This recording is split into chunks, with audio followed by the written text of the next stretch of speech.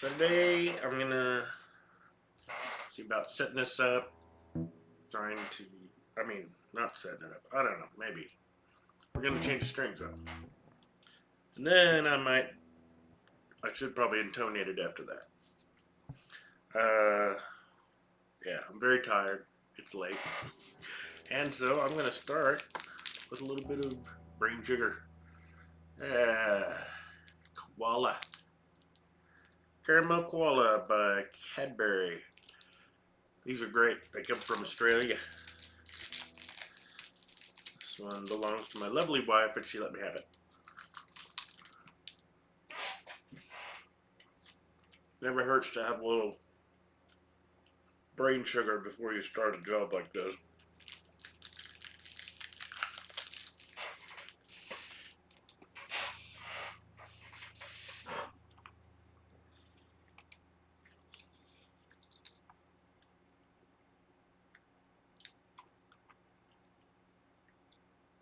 Why can't I see my thing? What the hell? It jumped to another screen.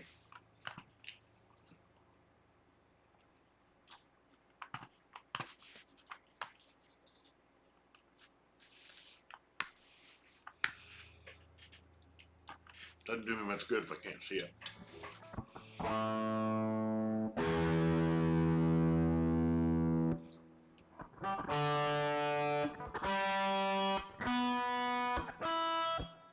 Looks like everything's a little low. But, gonna be restringing it on the bench here. And something you have to remember is that the bench is not reality. Like, let's see.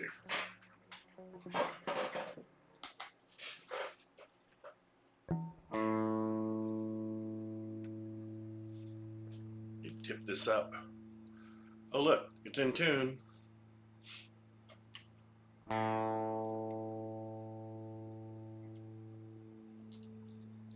Playing position. I'm supporting it here from the heel, not the neck, so there's nothing except gravity acting on that neck.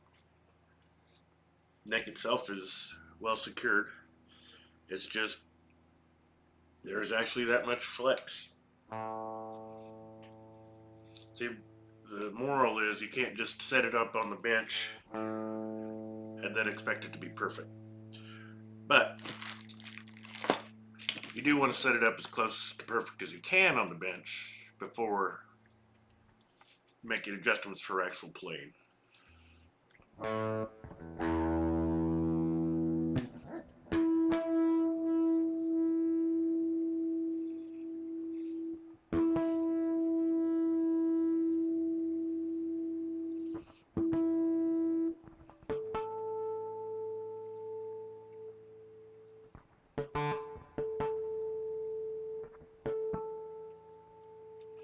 Can't really hear it well enough.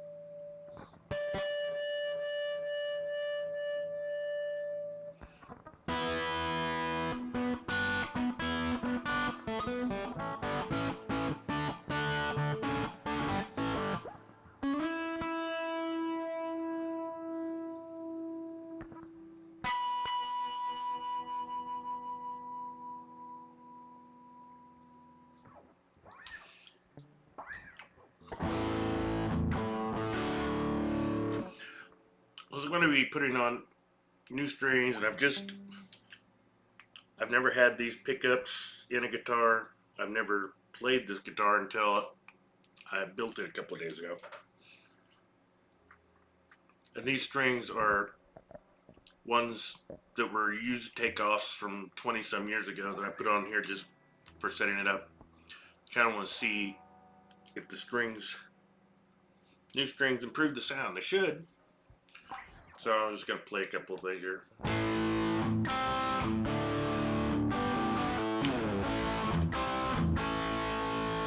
I can play later.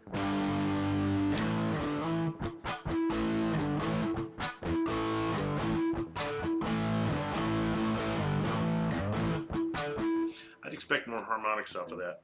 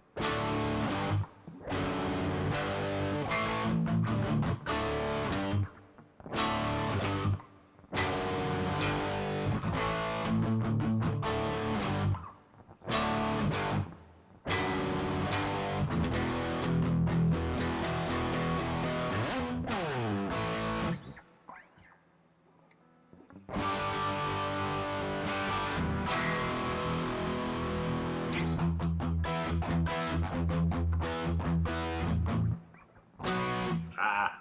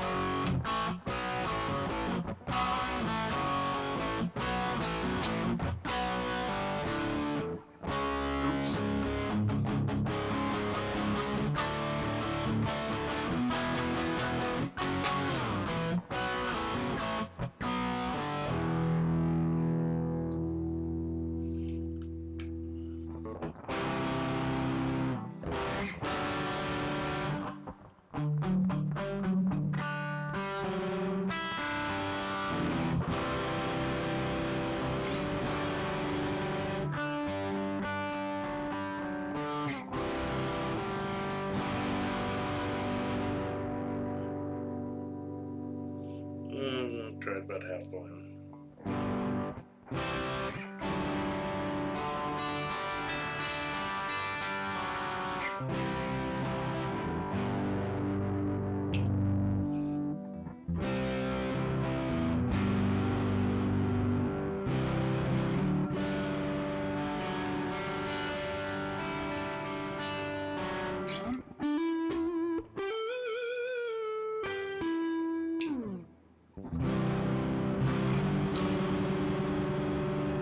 Hoping that cleans up a little bit. A bit muddy.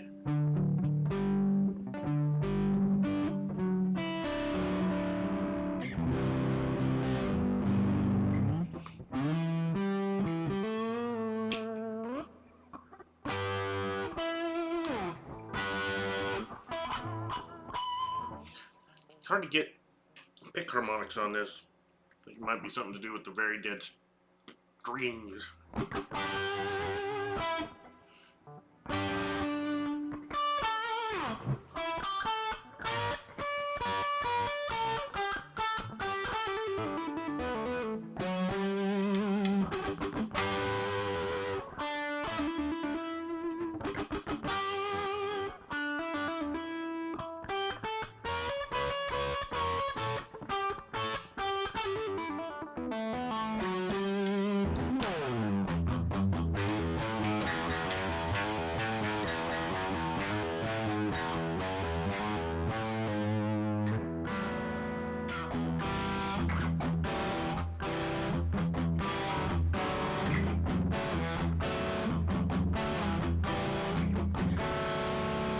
That gets less muddy too.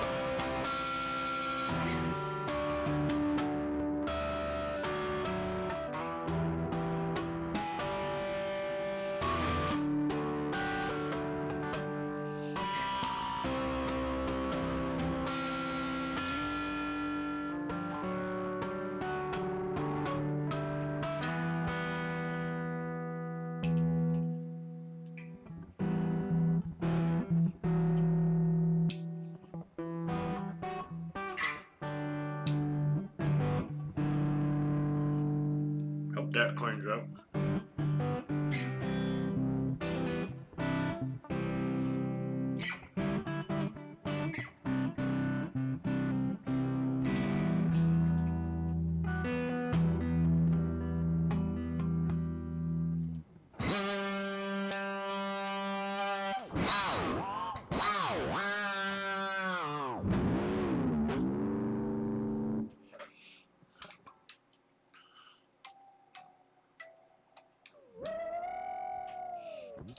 Alright, those are things I could probably do again.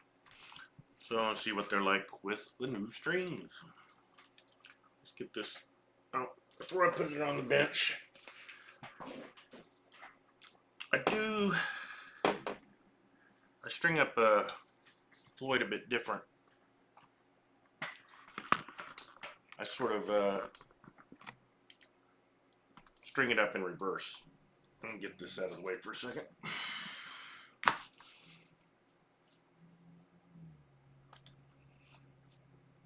You know, any kind of floating tremolo, stability is your main concern. And there's a couple of things about the Floyd you could take into consideration.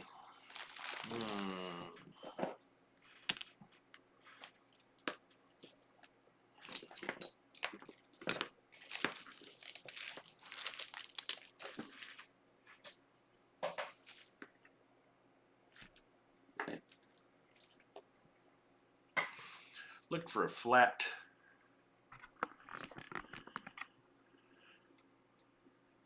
nice flat rubber band. This one's actually square. I don't know how well this is gonna work.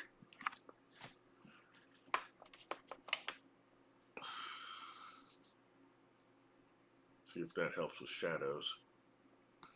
Come on, freaking focus.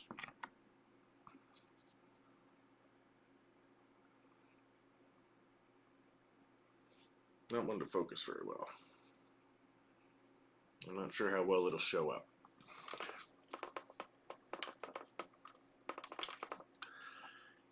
I have an idea.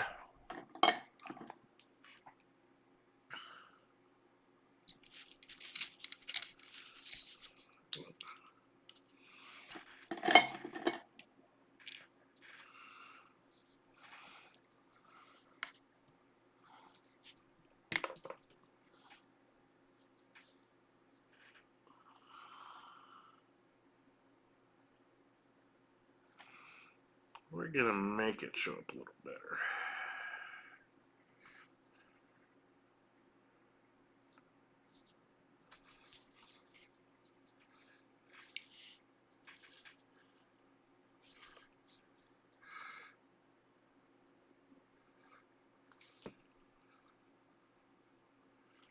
Alright, that ought to help for my demonstration.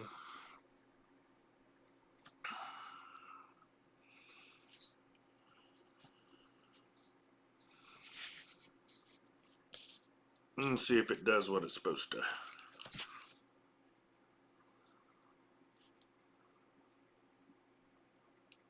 Just hook this little puppy in here. And in there. And in there.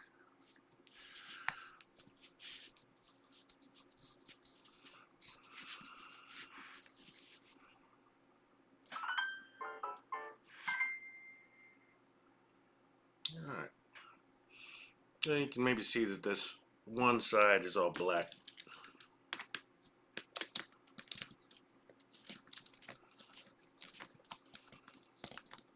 Oop. That slipped off. Then I gotta do it again.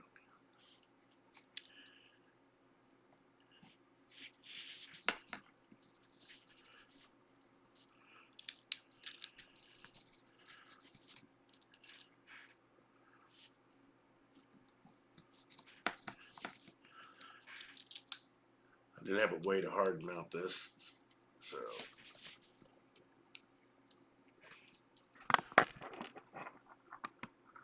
that's weird.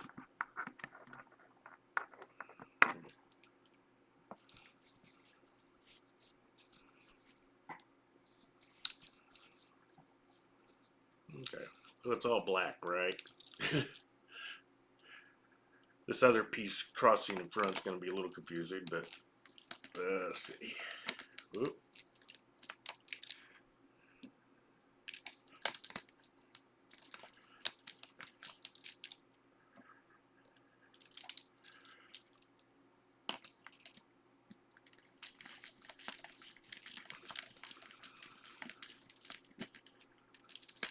Well, that's kind of doing what it does when it hops over another piece of string, but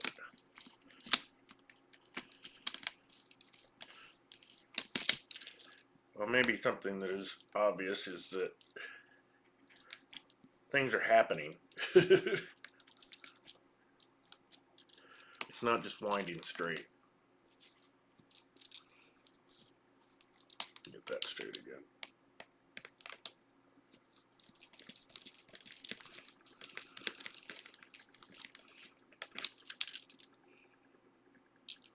Even if it doesn't ride up on there.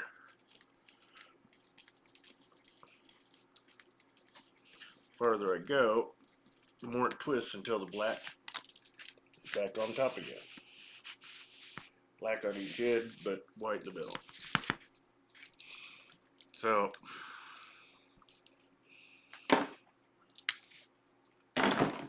what I'm trying to demonstrate is torsional load, which is not something we generally think about with guitars.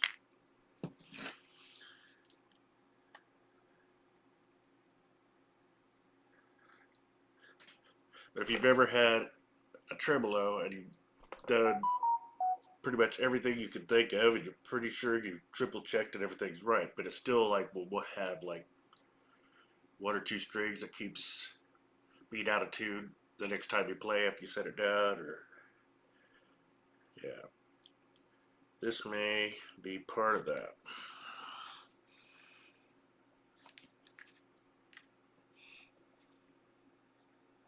So yeah, we're used to this sort of tension because that's like loosening and tightening the string long ways. Pressure that's going in, we don't have that kind of tension. I mean, we don't generally have that kind of load. Shear, I guess if you grab a string and then pull it, but that's not too important. What? Rotate, rotate. Ah, stupid picture. There it is. Bending, we do a lot of that on guitar. But then here's the torsion. Why is it still telling me what picture I've got? I know what picture I've got. Stupid freaking technology. But see, it's twisting one way and the other way. The pressure on the string. So let's get this black side up again. as you wind your, this is going to be a bit exaggerated, but as you wind your string around the tuning peg, it'll tend to do that. See, when you let up the tension, goes one way, pull it tight, goes another. That's not just, you know, normal end-to-end tension. And so what'll happen, even if you have the string stretched out, if it's twisted, then after a while it's gonna wanna, I don't know if it tightens or loosens, but it's gonna be off. And it's not gonna be as good at returning to the exact same spot, because it's not just a stretching load, it's a twisting load too. It's compound. And one thing you may have seen, well, let me get the guitar up here, may be able to show it. Like if you've ever taken the string out at the bottom and you know, it gets bent, so you'd think it would be pointing straight down, but sometimes it's like pointed out at an angle, and like trying to put it back in is difficult because you have to like twist the string to get it to go in there.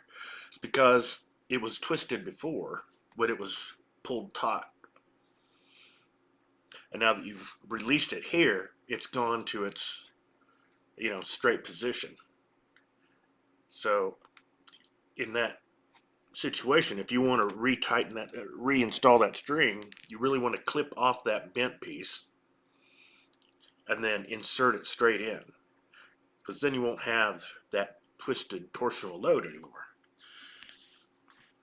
And that's actually part of how I figured this out, was I had a freaking G string that just kept wanting to, as soon as it wasn't played for a minute or two, it would want to go out of tune, or it'd be in a different, I'd have to retune it. Let me put a few things away here.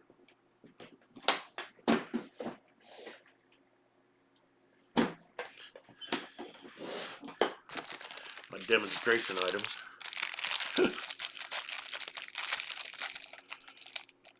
Thing that originally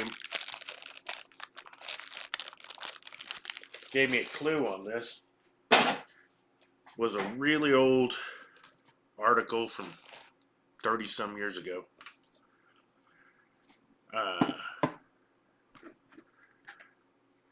An interview with Eddie Van Halen,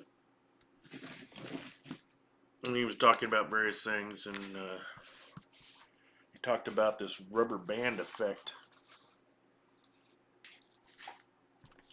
with your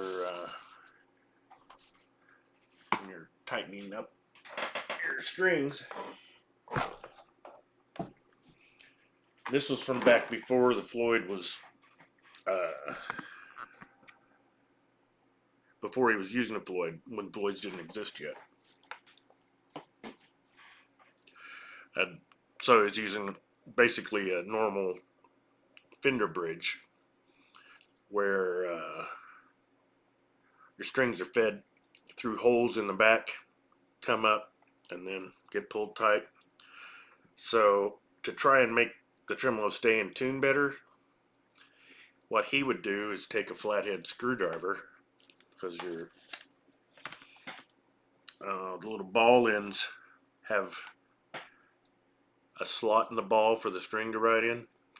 As he was tuning, he would stick this up into that groove and rotate the ball to keep the string from twisting. He would turn it as he would tighten it. This it's a lot nicer to do it this way. But one thing you can do is, if you've got one of these strings that's just keeps doing that thing. Oh, and another thing that got me on this road to looking at it was I would often, it would be imperfect. Could do whatever you wanted on the bar, and it would just stand too fine as long as you kept playing. But if you set it down for an hour and come back, like maybe this string might be low, this string might be high, or whatever, a couple of them would be out of tune, and so you like tune it again and you start playing. But what I was noticing was that, like, after a few minutes of playing, I would have to tune the same strings the opposite of what I had just tuned them. Like if I had to tune it up, I'd have to tune it back down again. So it was it was getting annoying. I tune this string up so that I can tune it back down in 5 minutes.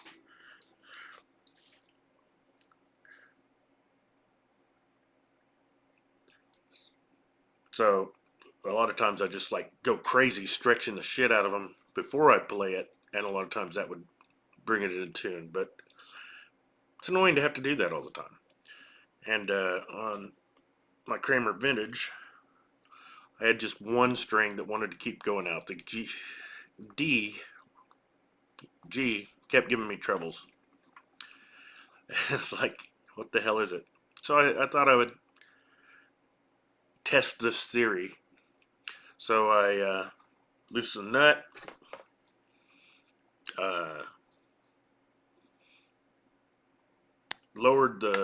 tuned it down a little ways, pulled it tight. You have to actually tune it down a fair amount, get a fair amount of slack in it. Pull it tight, then lock the nut enough that the string can't go back. Then take it out here. It'll be, instead of being straight up and down, it'll be like at an angle. Clip that fucker off. Put it back in straight down and centered, and tighten it up. Loosen the nut, tighten up the string, tighten the nut, and no more problems with it. Once I eliminated that torsional load, it would just stretch like the rest of the strings. Anyway, so the way I do these now when I'm changing strings, I try to avoid getting that problem in the first place by starting at that end, locking the nut onto the string with enough extra string here to get it in. Put it in, lock it down, then go and tighten it up.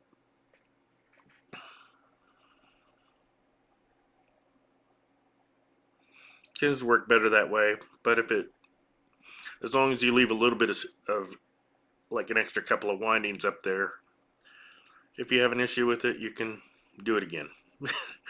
Clip it off a little, stick it back in. One of the beauties of the Floyd Rose, and one of the reasons I wanted one so bad when I was a kid and didn't have one, was that you can, if you break a string down here, you can just cut it off, if it's a little frayed. Unwind it a little bit, stick it back in there, and tighten it back up. Strings last longer, which, that's a thing when money is tight. So we want to get this basically in tune before we start changing the strings. Doing one from totally unstrung is a lot more complicated. It's better to have it strung up, get it in tune, get it level, and then just change them out.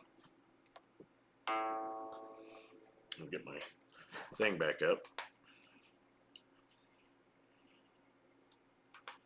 Where did it go?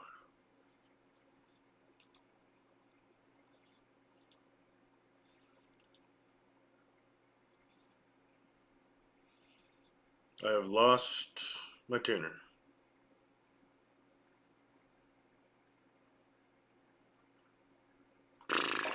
Oh, there it is.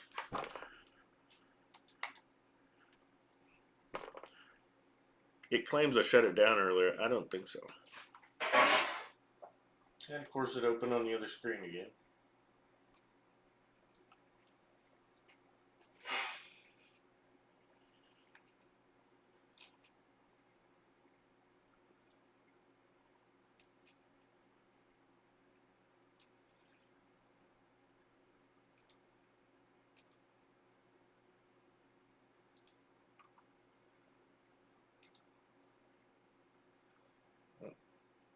Make it visible.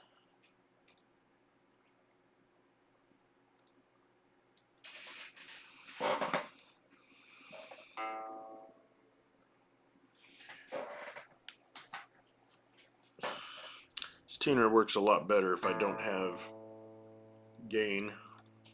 Oh look, pretty darn close.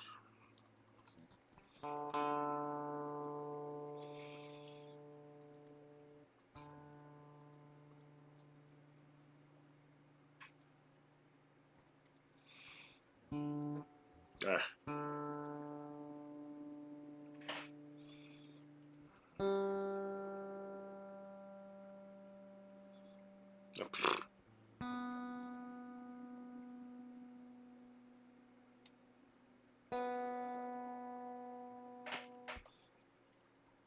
You don't want to put any pressure on these other strings, because like if I play this note and bend this note, that note goes down.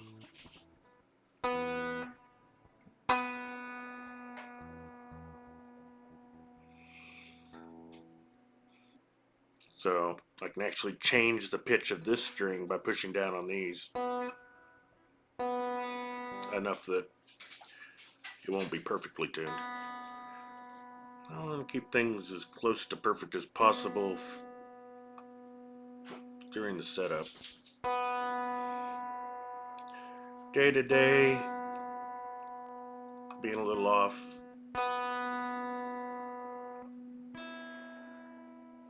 isn't going to matter so much. Dog, why are you licking my arm?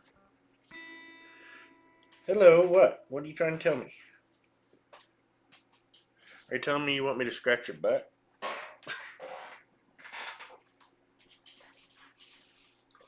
Emergency situation. This dog is very itchy.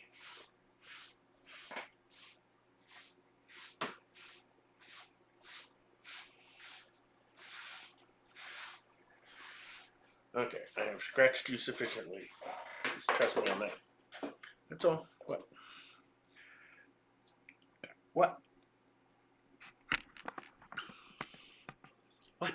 What? What do you mean?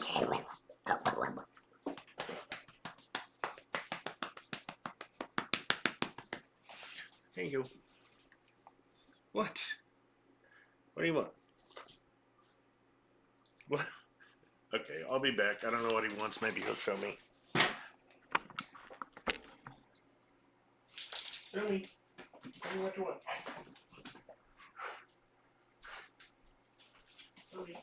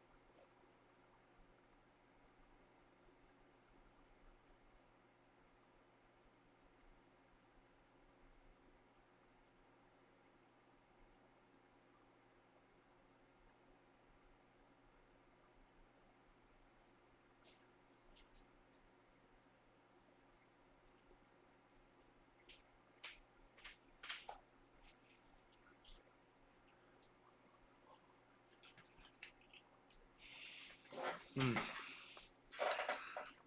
think that was what he wanted. Some tasty bittles.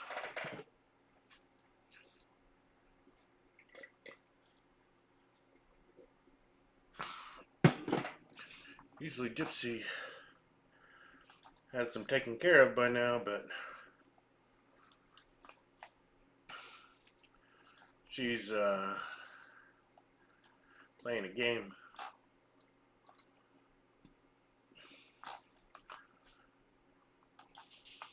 And that reminded me that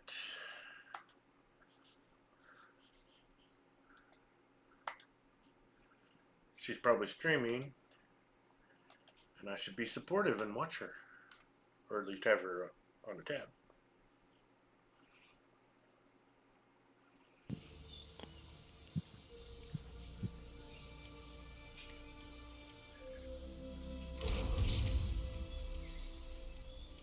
Use the spirit shrine. Or we could just...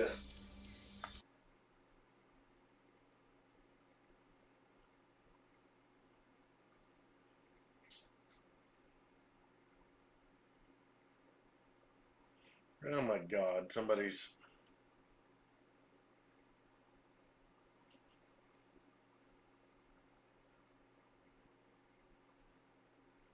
giving my wife grief over her name Gypsy on here.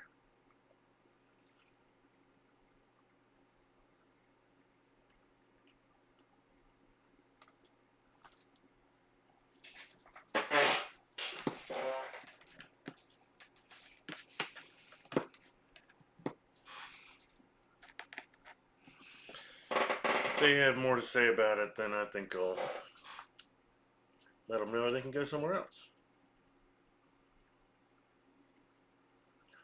Let's what do you know? Now we're here. She's on with Joy Boy. Do a ghost breath.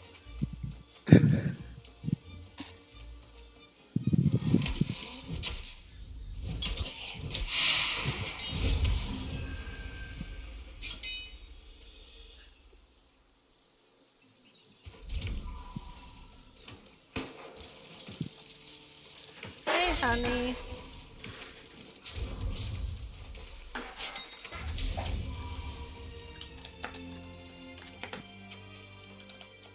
Oh, that guy left me a present. He left you a peasant? A peasant, yeah. Peasant? Oh, look, there's ore. Don't go away until you do the ore. Hiya!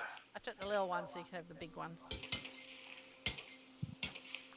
Oh, good thing I've been stretching. Oh, I should let her know that I fed the Oh, dog. a couple over here too. Dang.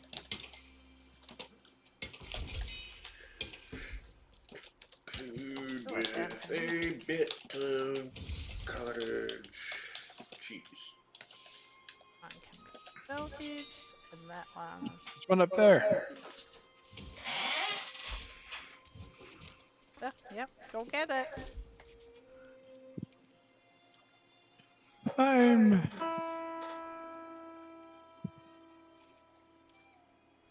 Hiya! Even though I don't need this, like, this is more up your alley. It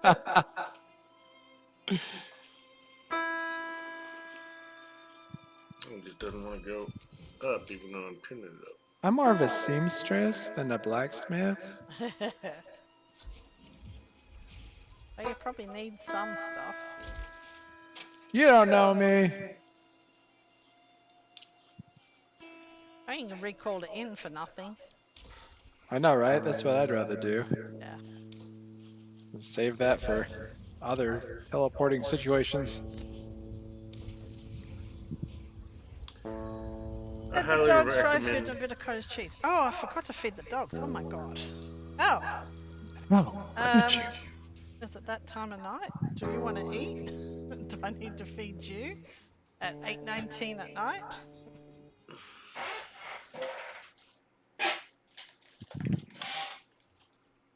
Ooh, it is that time, huh?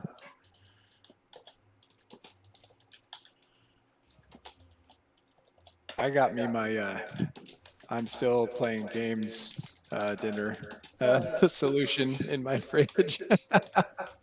Nice. It's basically Lunchables. Oh, nice. Okay, there's that and then that. So we turn this in first. Hey, there's some free honey.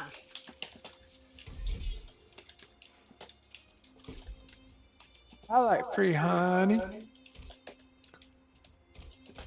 Oh, I guess yeah. Probably should store some stuff.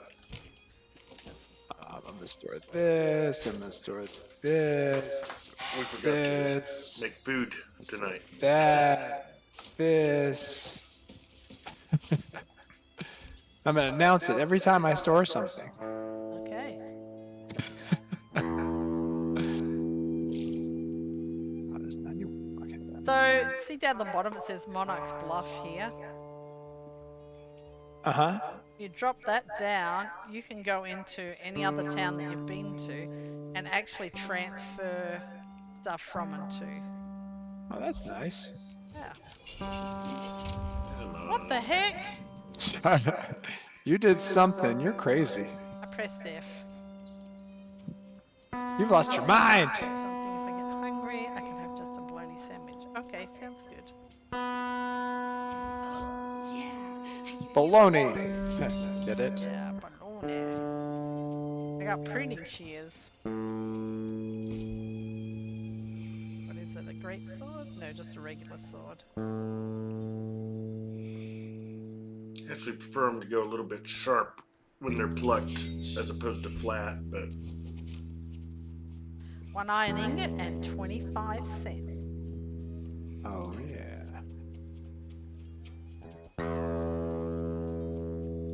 That's a quest item. Let's keep that.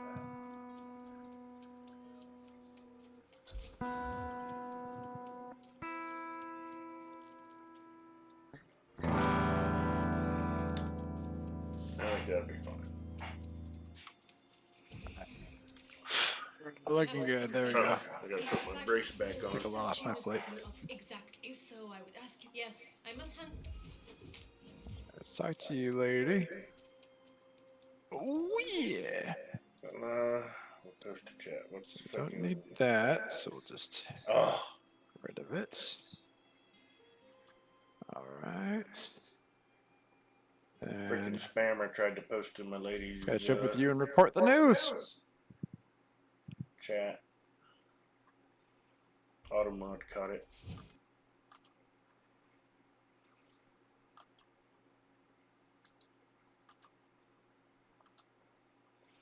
Sorry, this isn't a fast or concise video. I just kind of going at my pace and all of my stuff has to be done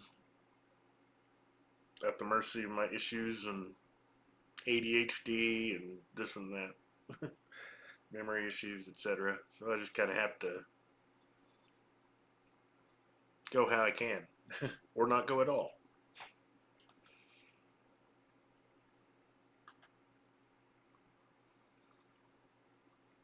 Go to my channel. No.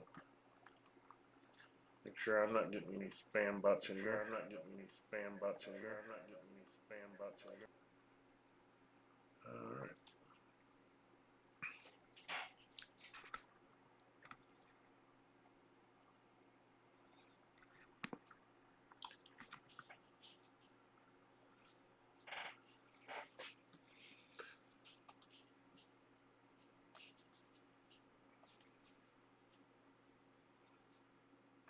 I'm gonna make that a little smaller.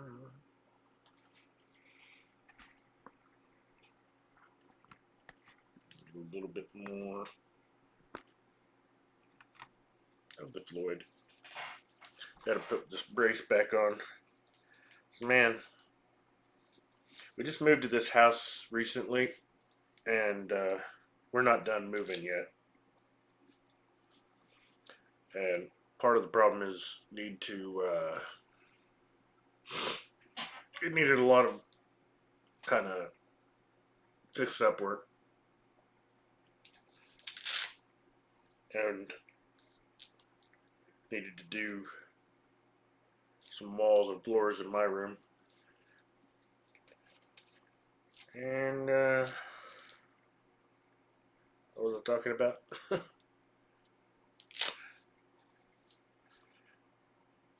Oh yeah, staining all these wood panels to put around my room, and got them all sanded and some of them stained, but we need to put them into another room so we can start doing some other stuff in there. And when my wife and I were moving the panels, I turned them, or turned my wrist, and freaking something like bam, bam, bam. Just, it's like if you do a really good pop on your neck, like if you go to the chiropractor, like, but it came from the wrist, and Jesus Christ, I don't know what I did in there, but it hurt, and it has. I've had to be careful with it. Luckily, my wife had a brace that has been helpful, so I don't turn it too fast. I had to take it off to play. Alright, so let's start changing some strings. Strings and things. Just gonna use some Fender 9-42s. Used to use, well, back in the day, PV 5150s. They stopped making those. I don't know if PV even makes strings anymore. Then there was the Ernie Ball equivalent. Those are 9-40s.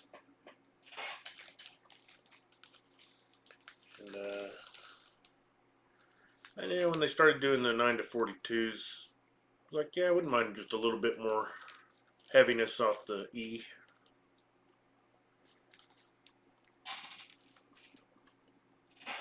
I did some, tried out some 9-46s. Seemed like, I don't know, I was feeling that the tension was a little bit too uneven on the tremolo system. I think it affected stability a bit. So I'm using 9-42s again. I miss individually wrapped strings. What if I gotta look up the color code?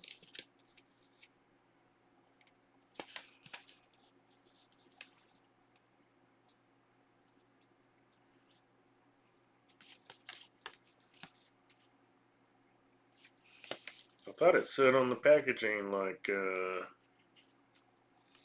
gold is this string, etc.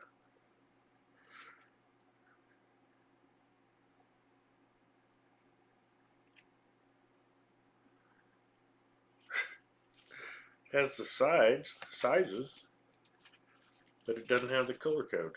What the hell? Oh, man, I think it's on the plastic package that I just threw away. Oh, there we go. Brass gold, huh?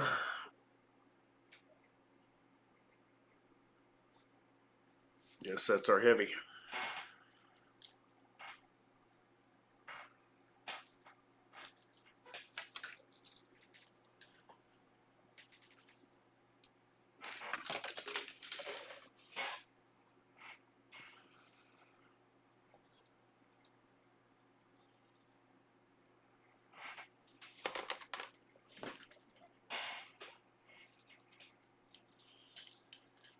Try not to poke my eye out here.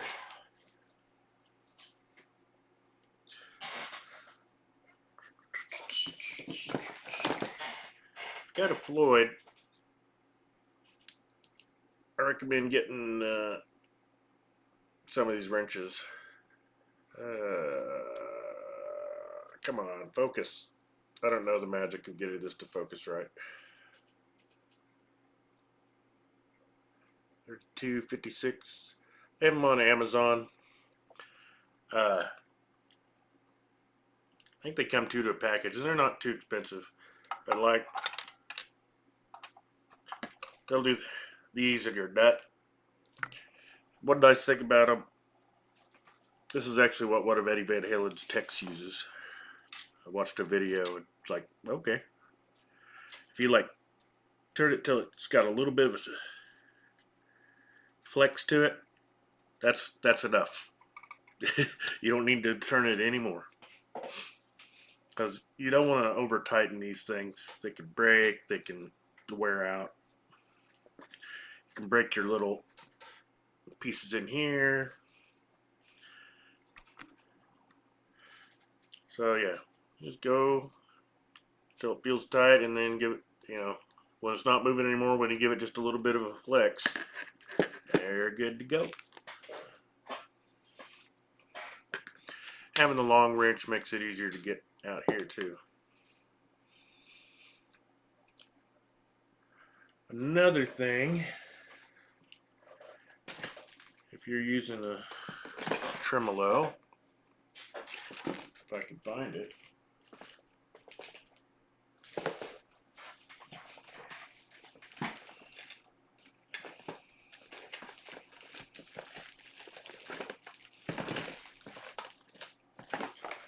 Been doing so much work on these last couple of days that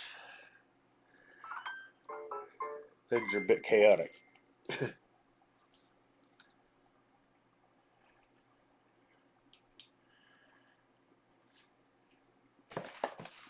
let's go over here.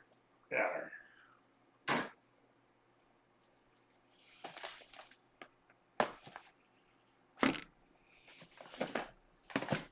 Oh, here it is. This is where it was supposed to be. It's just a little bit buried. It's just string tensioner. I mean string stretcher. Stretcher, I guess. Patent pending. I don't remember exactly where these come from. I don't think I would buy like an Etsy one because if it's made of cheap plastic, it's gonna wear out. But what you do with this puppy is put the string in there. You got another groove here that rides on top. So you're stretching the string like so. But you're doing it up and down. And you go several times all the way up and down. Used to always do this number all up and down stuff. This does a much better job. It's much more consistent and reliable. Eddie Van Halen's tech also recommended this, which is where I found out about it. Figure if somebody, whatever you might think of Eddie Van Halen, it's a demanding job to be his guitar tech. And you've got to be good. So, he actually has 3 of these. So he'll like and do the next one. He'll do 2 at a time, switch 2 at a time, because this actually heats up a bit. And when they change their strings, they go so fast gets hot enough to start. I don't know if it melts or what, but gets soft and probably wears down more.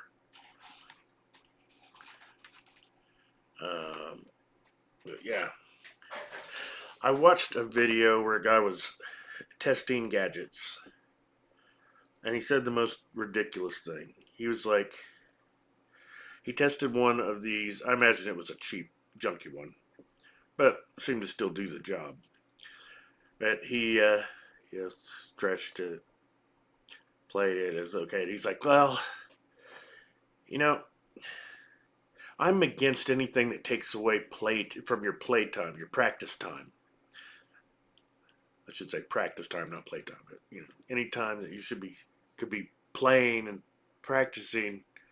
If you're wasting it with something like this, then that's taken away from your practicing. He's like, so I'd rather, you tune it up and then, play it, and, it'll, you'll be stretching it as you play it, and that's better because you don't take away from practice time. And I was like,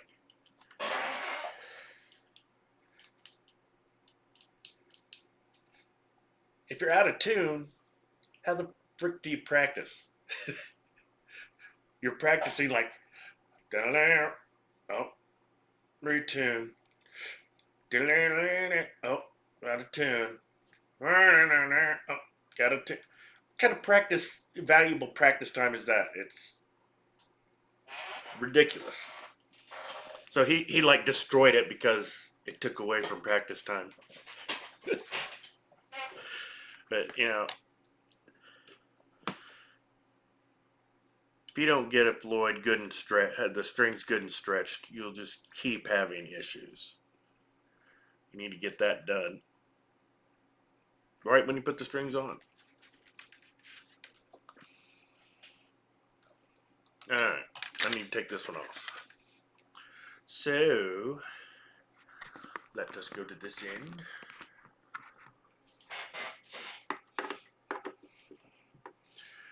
It's the same sort of thing with this. If you're tightening it, once you get to the point where it stops turning and it just has a bit of flex to the wrench, just a bit, you're done. You don't need to tighten it any more than that. Any more than that might, cause damage. Oh, my wife helped me modify this little thing so it would actually be the right height. My lovely wife, Gypsy. Thank you very much, my lady. All right.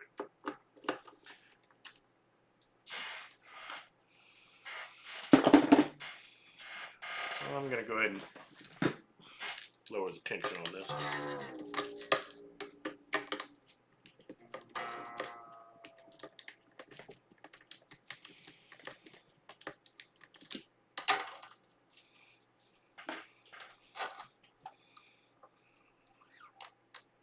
That's pretty floppy.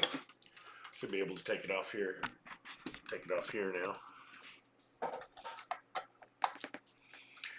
You have something. It's not a bad idea to have something under here while you're working.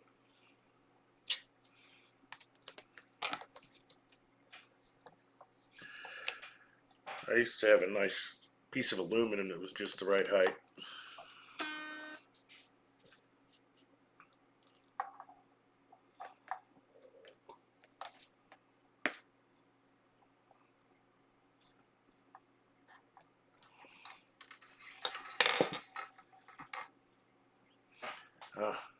Should have kept that locked.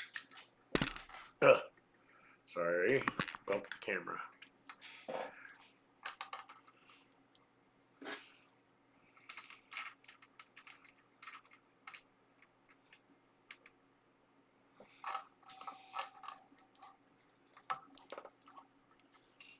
Yeah.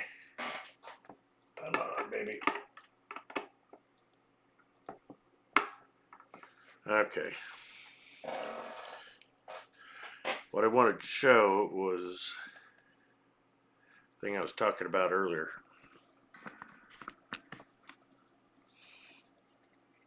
So I just pulled this out of there, and you'd think it should go straight down, but this is actually going straight sideways. When I put these strings on, I didn't try to do it in a way that would, keep things stable. I didn't use the method I'm going to do here. I just stuck them on and wound them up, because I was just trying to get everything put together. Oh, if I didn't mention it, I just built this.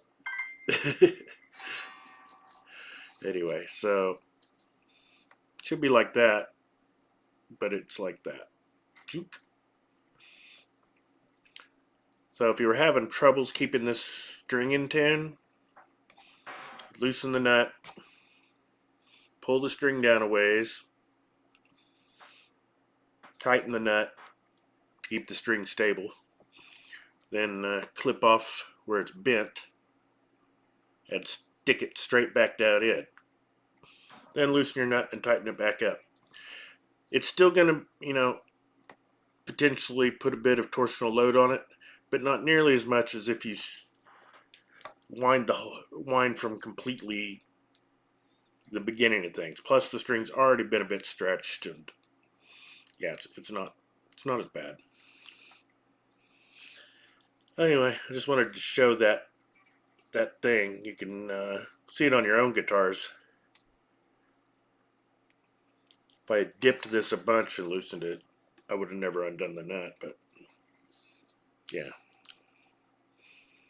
This one was twisted. Once it was released down here, it went ahead and unwound.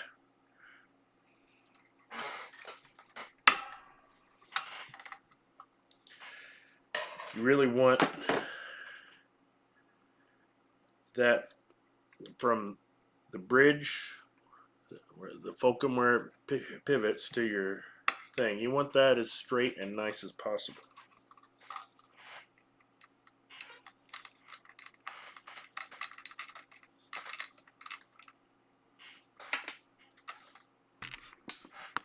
I'm just pulling it off of here. Do do do do do do do do. Bong. What? It didn't stay in tune?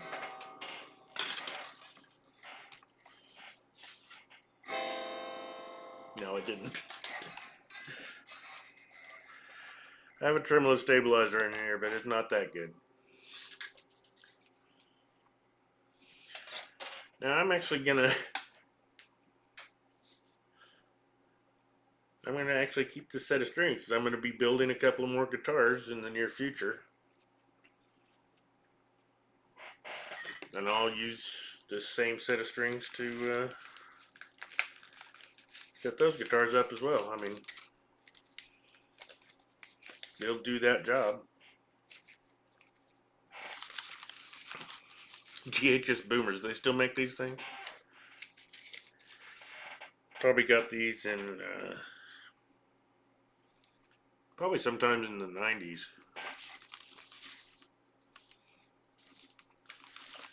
It could have been, I did buy a set early 2000s. Maybe 2001 or 2 or 2000.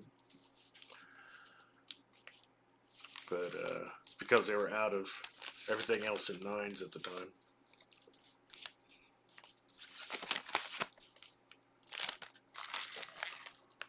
.42, that's the one I want.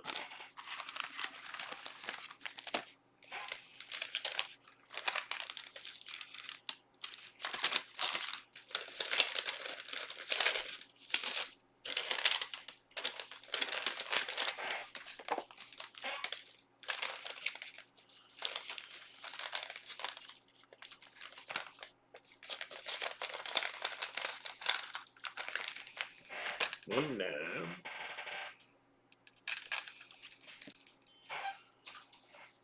The brass one was our happy thought, right?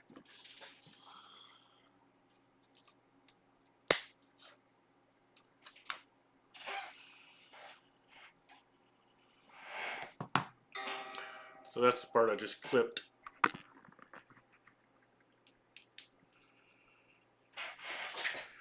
And now what I'm going to do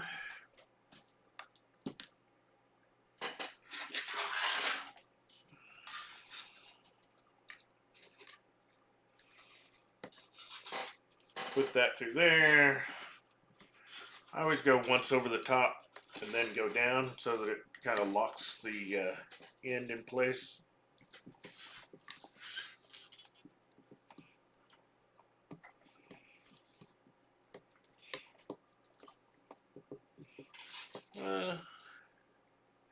Deciding how many windings I want to put on there.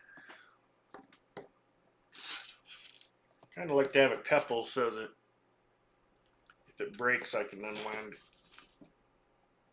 Yeah, I'm gonna go 3. No, I'm gonna go 2. Because I'll be pulling it tight a bit. Under your string retainer. This is flat one way and curved the other. Make sure to put the curve the right direction.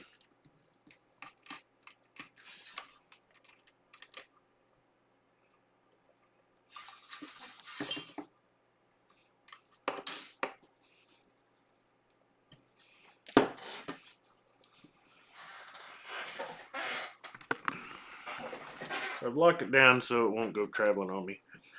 I think I want about here. If I screw up, everybody can laugh at me.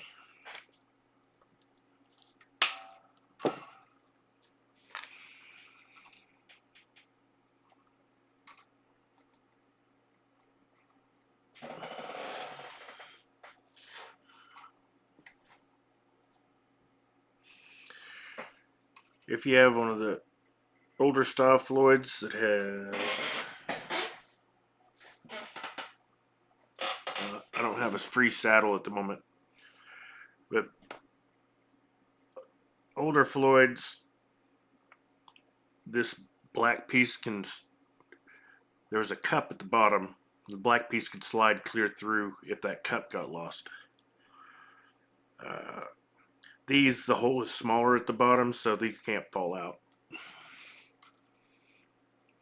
Also, your strings could end up going down through the bottom and hitting against here, so it would screw up, tuning. I want to make sure I have enough travel. The instructions of the detune tell you to just barely touch this, but I like to have a bit of tension on that. Otherwise, you can't go. You can't loosen the damn string. So, but if you've got it too far down, this thing will be at a severe angle, which is not good. Yeah, I didn't tighten that yet.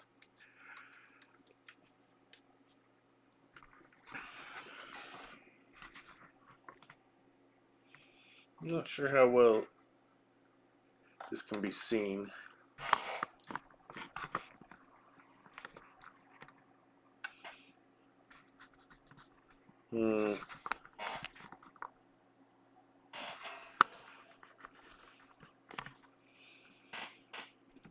But you could have the string in, any angle here, but you want to make it straight with that groove. So it comes just straight where the groove, right where the groove is, not off to one side, and straight up and down as you can get it before you lock this.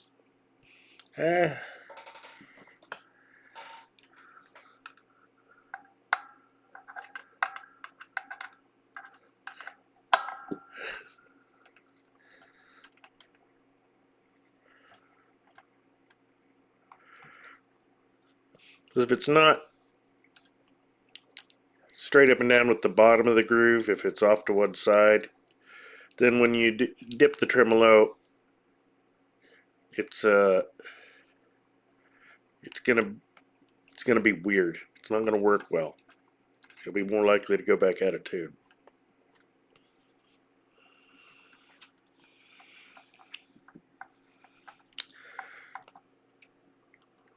Taking a little bit of extra time getting this set up right could save you a lot of time retuning down the road. Time and frustration. I think my string tip is a little bit funky and it's causing it to want to slide around. So I'm going to bend that, get a little tension on it. Maybe keep it in one place. God damn it.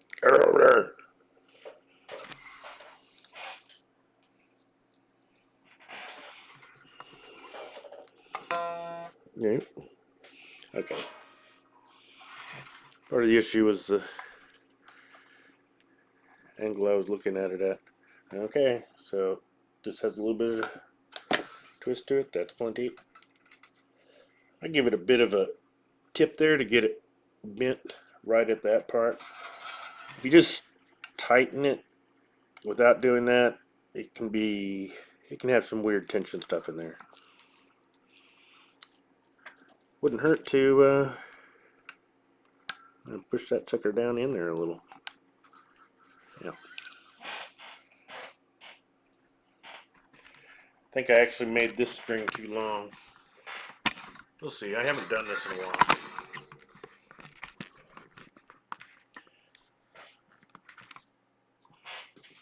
That seems like a lot of slack to take up.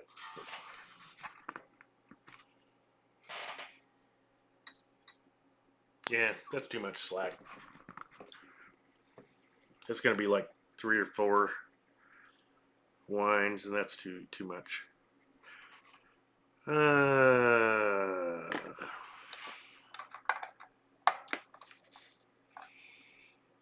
last time I did this, or previous times, I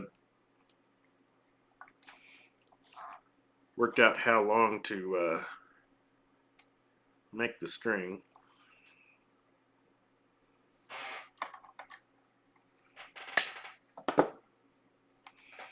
Let's go about there. See how that works.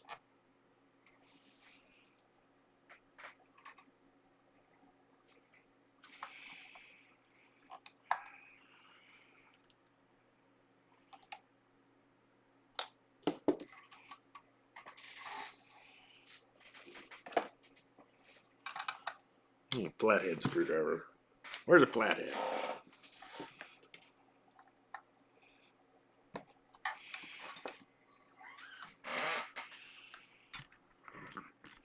I haven't done that before, but it seemed like a good idea. Now, if you haven't already checked this, you need to. This bar needs to be, this string retainer bar, it needs to be low enough to angle down a little bit from where the string comes out of the nut. This piece is curved down. The string gets stretched over it. It comes out there, it goes to your peg. But if it isn't all the way down at the bottom of that groove, then when you tighten this piece, the lock, okay, so yeah, this piece is curved,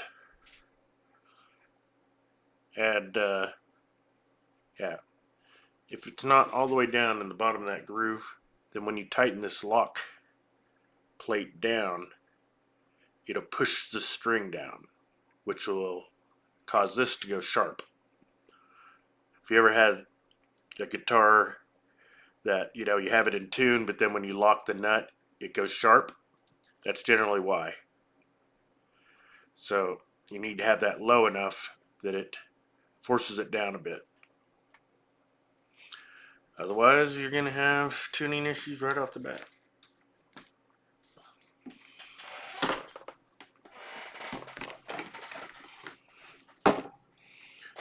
Alright.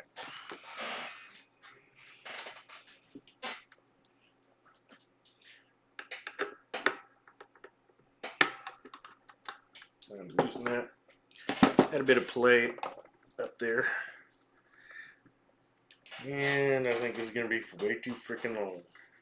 Shit, yeah, it is. Well.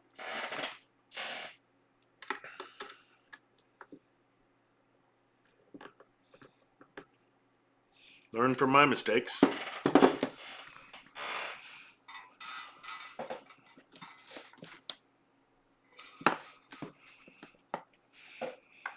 Maybe by the end of this video we'll both know how long this string needs to be. I'm going to go pretty short. I'm going to go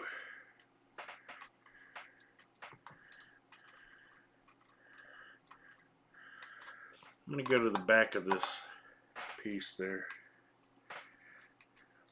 Well, I got to be able to get it down in there. I don't want a lot of slack. We'll go to the back of that.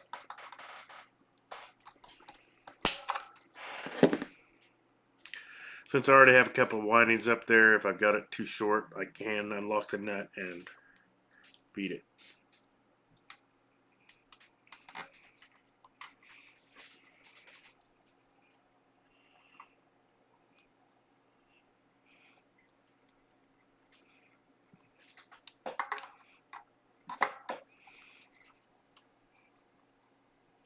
It looks good and straight. Oh, jumped at the bottom of the groove. That's tight. I'm gonna give it a little push here to get that angle done. And we're gonna try this part again. If at first you don't succeed, try again. Try again. That seems more reasonable. Alright.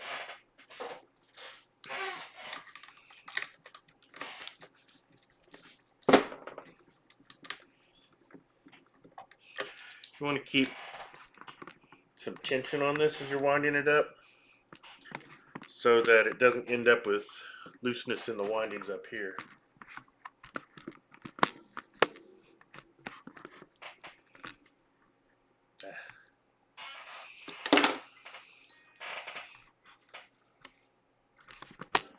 Arr, arr.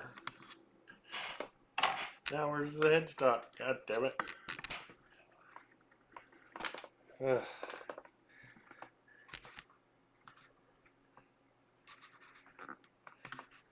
Oh. Man. Okay, so I've got some tension on there. Probably should have only done 1.5 windings there.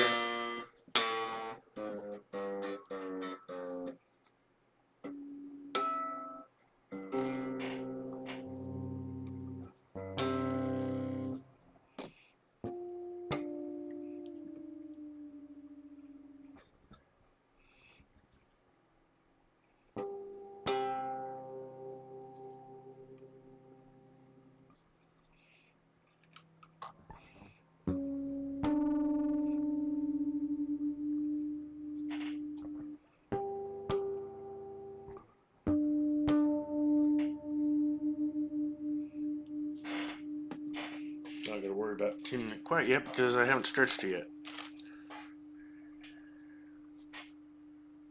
I have lost my stretcher. There we go. We got the stretcher. Get up here so you can see how it's done.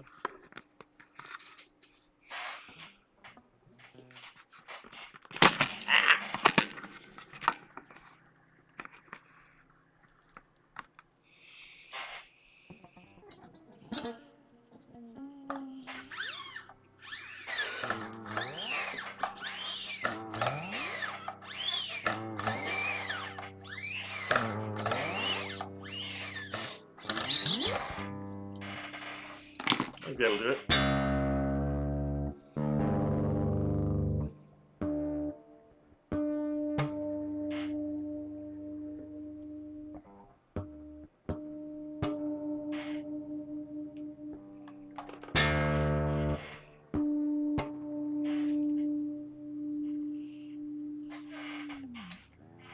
Oops.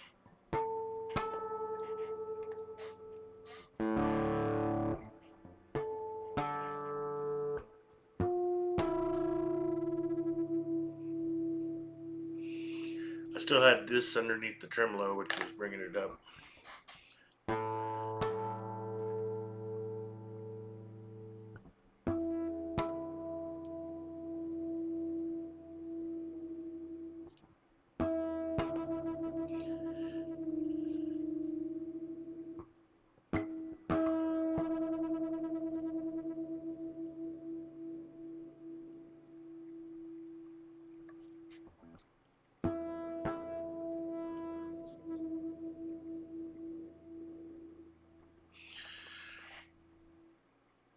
when I'm tuning, if I get too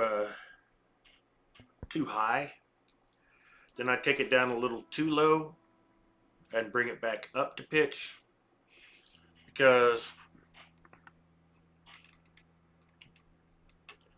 if you're tuning up here, it's got friction and things here. The tension will end up being higher on this end than on this end. And it's this tension that matters.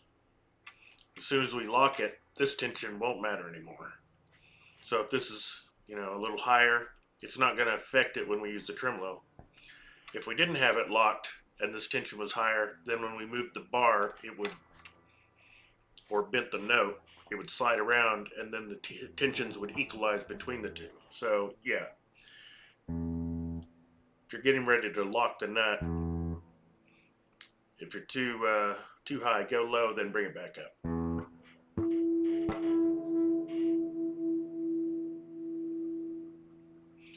Drop your tension there. Oh,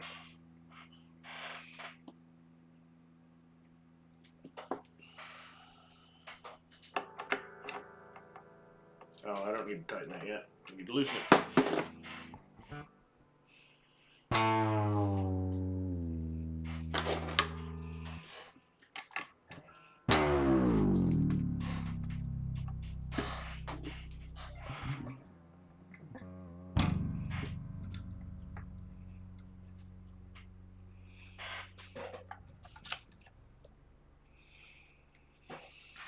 Reblock the tremolo. I'm gonna loosen this puppy.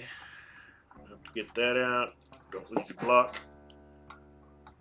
This was a bit in an angle too.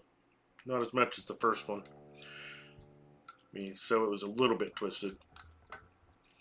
Again, when I put these strings on, I didn't feed it from reverse. Because at the time I didn't really care if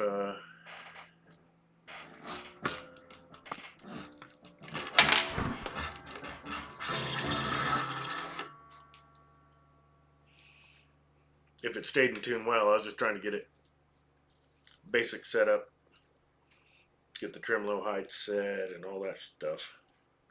So I knew I was going to be loosening and tightening the nut a bunch and maybe doing all kinds of stuff.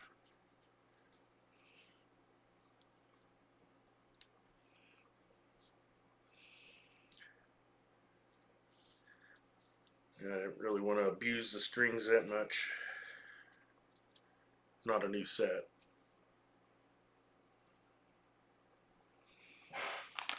Okay, boomers.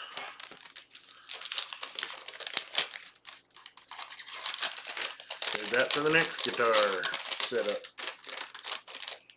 which will probably be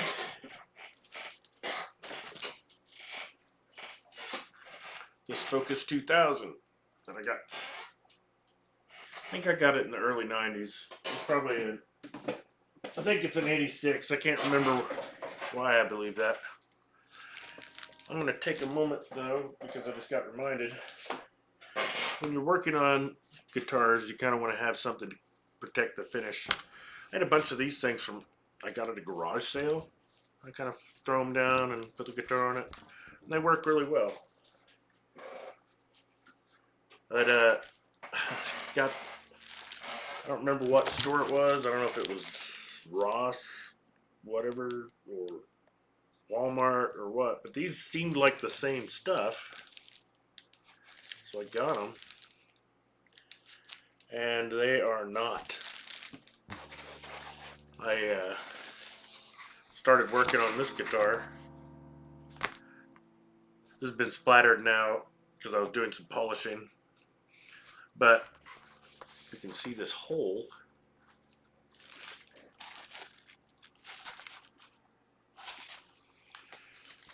I had the neck setting on here, and I was sanding on the headstock to take off the pink paint because it had a pink headstock. And the vibration of the neck wore down through.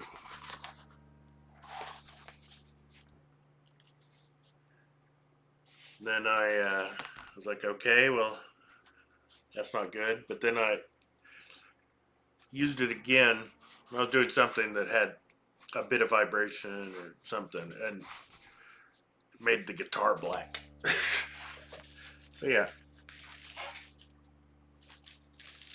I do not condone the use of Hello Hobby foam sheets. But these that I have no idea what the brand are, these are great. They work just fine.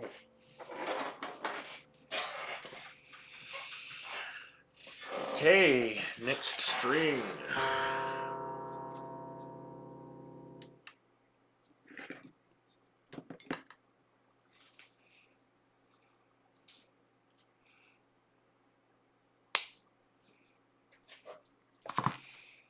Let's start with a clean string there. I put it through so about a 1/4 inch sticks out of the peg. And I wrap over once. So when I tighten it, it'll lock the string. Then I go under. And I'll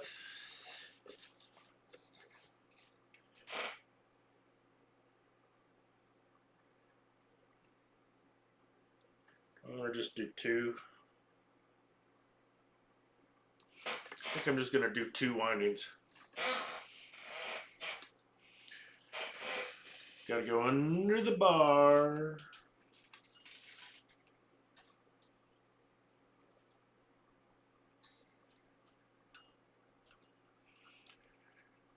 Taking off the bar to do this wouldn't be worth it because freaking things, the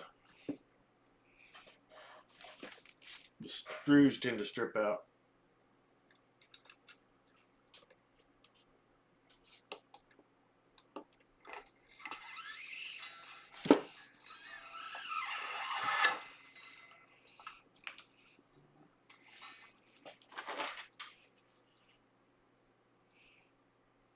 Once again, make sure you got the curve against the curve, or you'll regret it.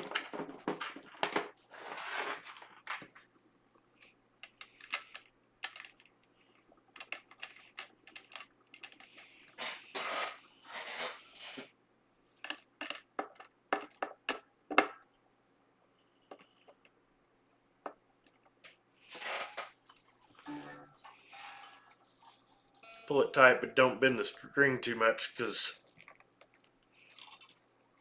if you like kink it, that could be a problem.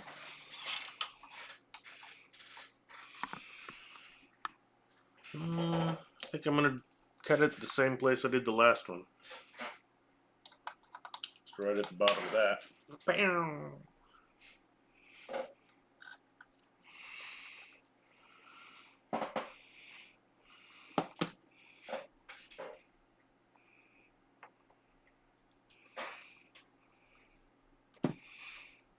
When I ordered these, it came as a pair, but they actually sent me 2 pair.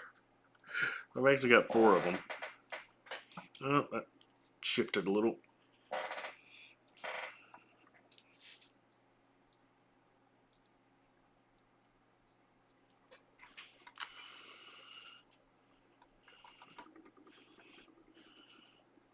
There we go. Wasn't quite at the bottom of the, wasn't centered at the bottom of the V groove there.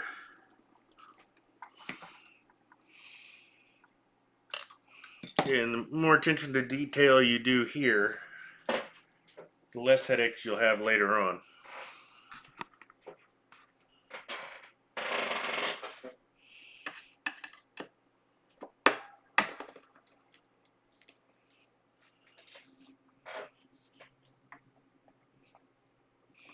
Keep a bit of tension on the string.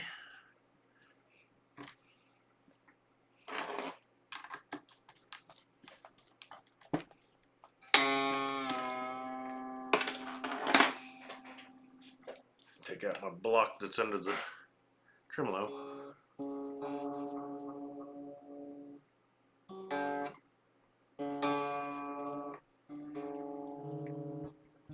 Wait a is that the right direction? No, it's the wrong direction.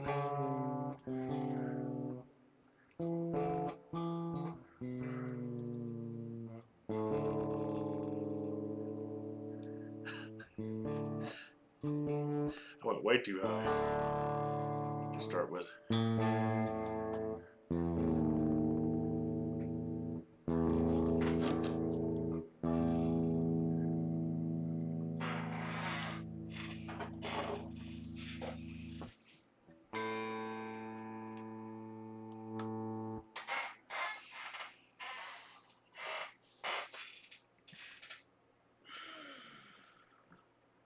That tuner shut off automatically. Oh, I'm just gonna tune it to this string.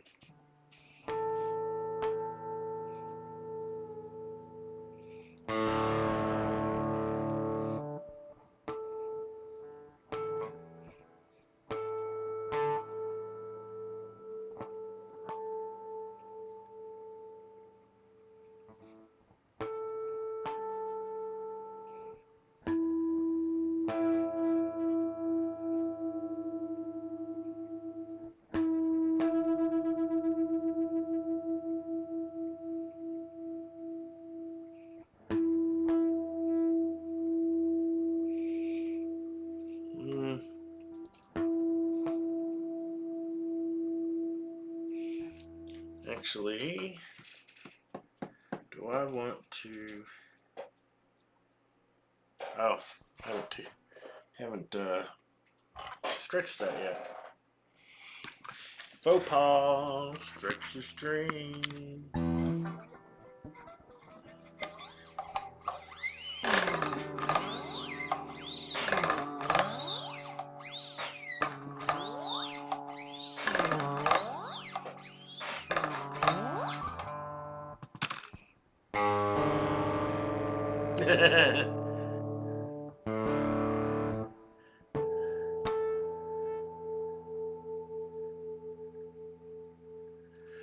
Tell how much that stretched out.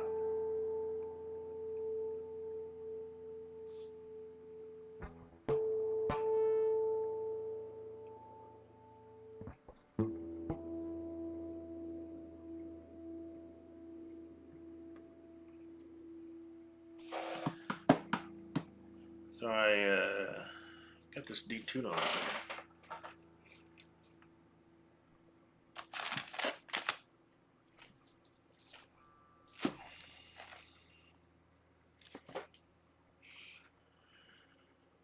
And it's a little off, so I should probably check it again.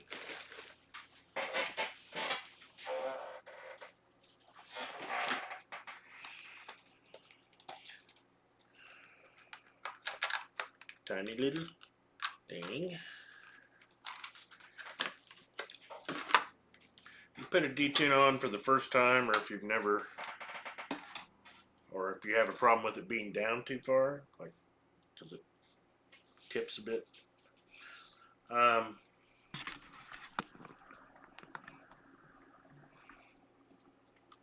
it's got this little set screw.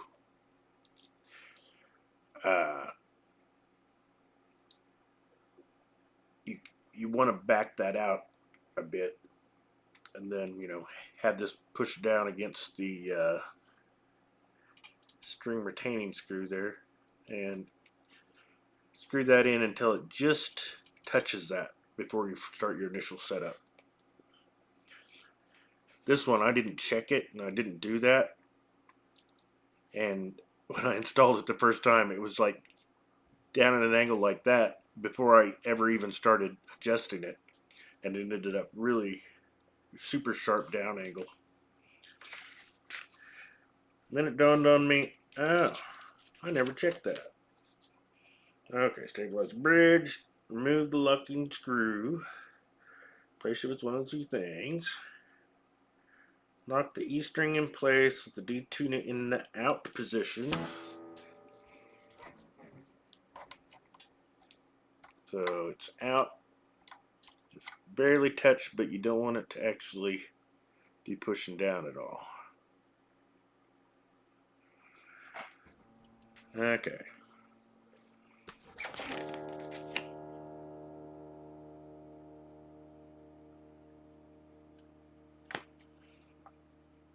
Tune E string to D on the headstock.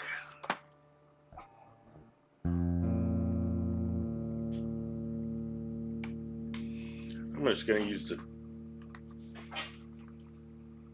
tuner on the computer.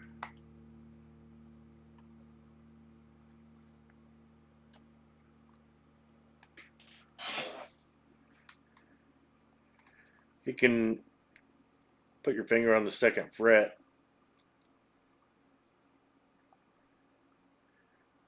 Or, yeah.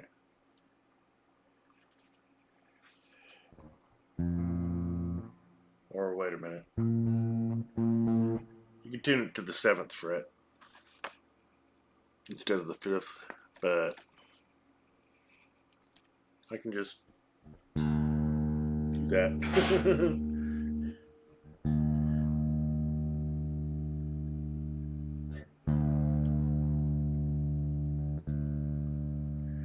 Want to have your strings stretched out, of course.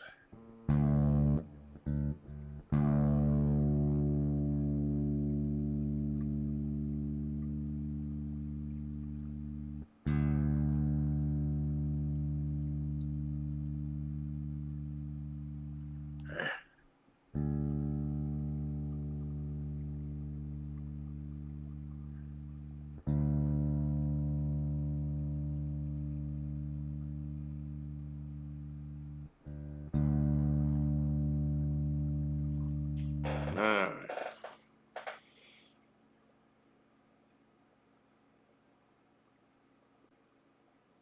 Lock the string at the nut.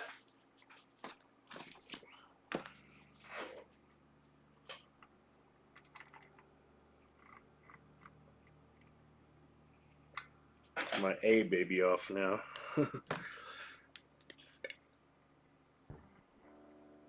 And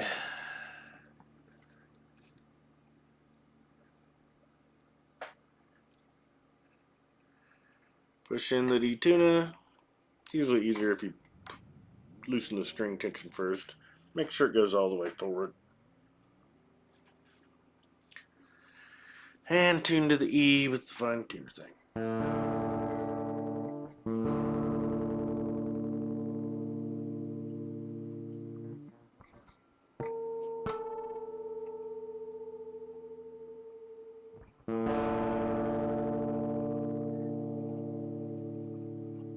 The hell?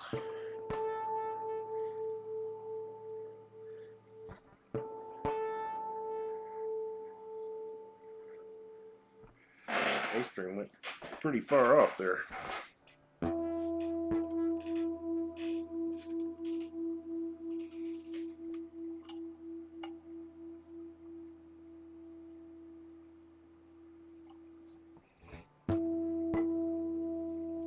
I guess you want to have it in a little ways because I had to go left.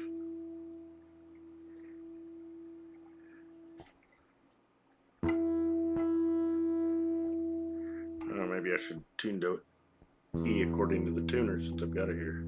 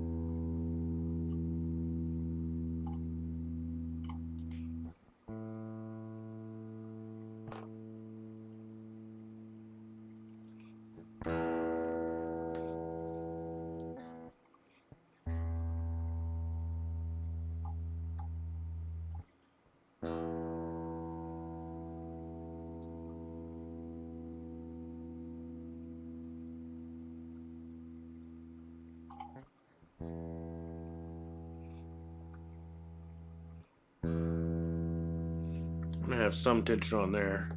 I want that to end up being down a little ways, but not too much.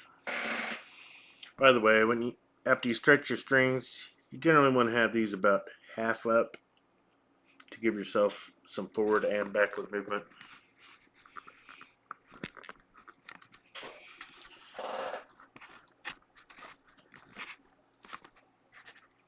Why is this thing so damn loose? Stop being loose.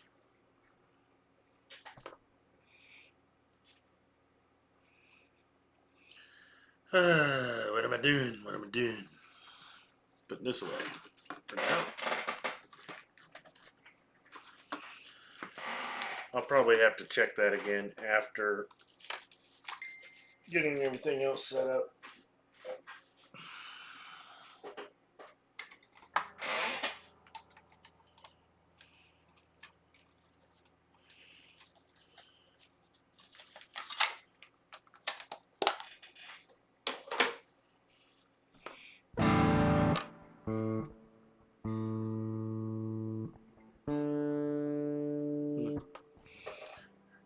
Oh well, time to change the D.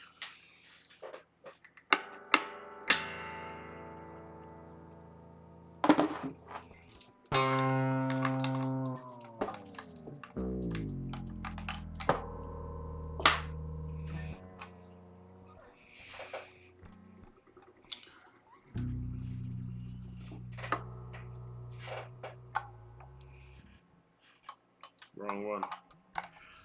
Having your finger over this hole when you first loosen it might not be a bad idea, because if there's some tension, it might pull that little thing out, make it fly across the room.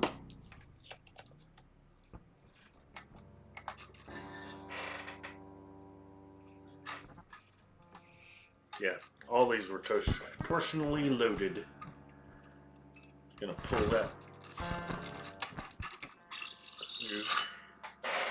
If you're not gonna save your string, you can just cut it off above the neck, save yourself some time.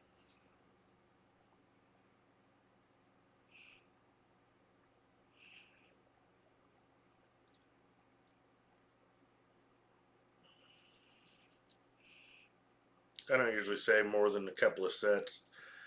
You know, sometimes you need a used string. Get you by. Or for various things. Or you can think to creatively use a guitar string for it.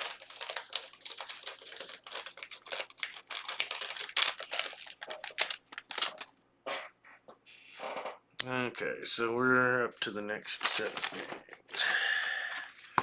The next pair.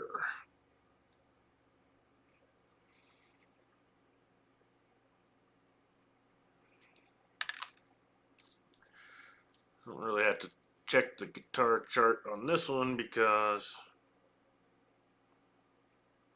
kind of ball way did they wind these things?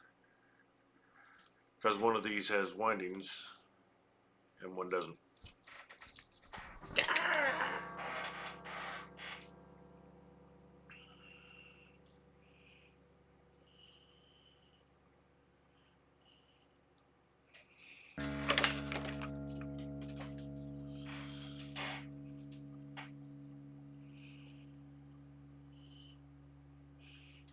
Yeah, when you go to cut this off,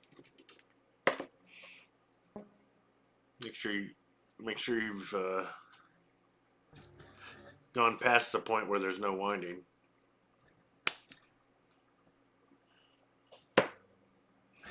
I'm gonna set that there. Just put it in my trash. Okay.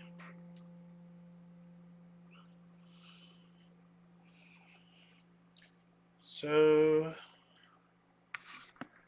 okay, I'm gonna be a little smarter this time. And stick it under there first.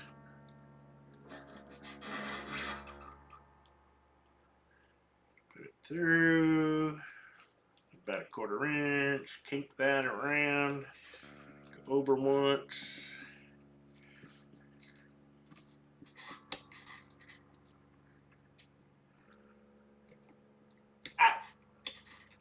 Got poked under a couple of times. I think that's where I'm gonna leave it. Pull it tight. Lock the nut. Come down here. Go to the end of that. Cut her off.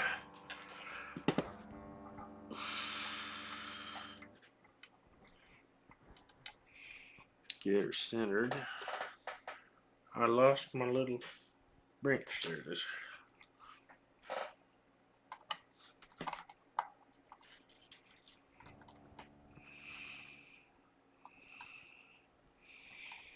Get her centered in the groove. Tighten the retainer.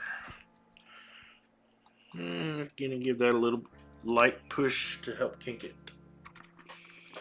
Back up to this end.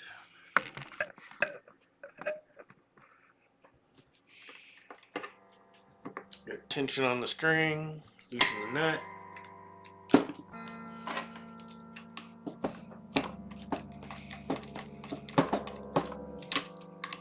Keep tension on the string until you get up a little. Get it fairly tight.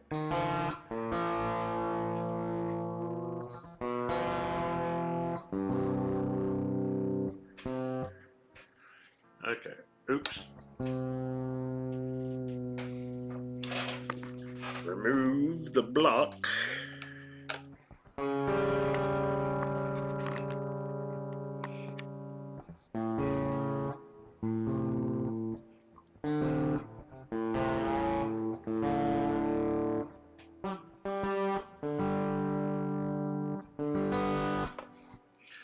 Okay.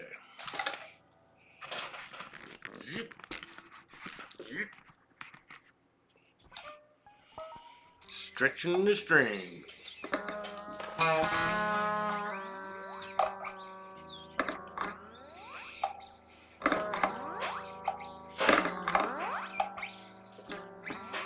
I'm gonna go 6 because I want an even number. I don't know why.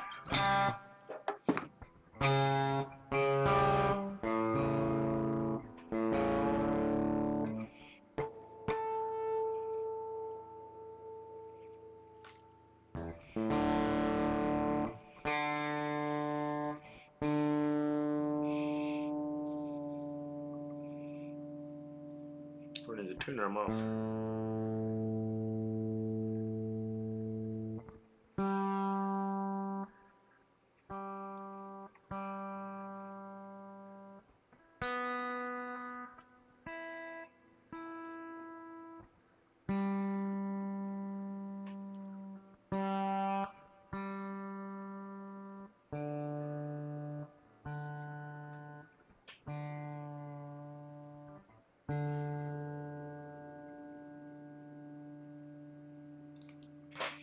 Alright.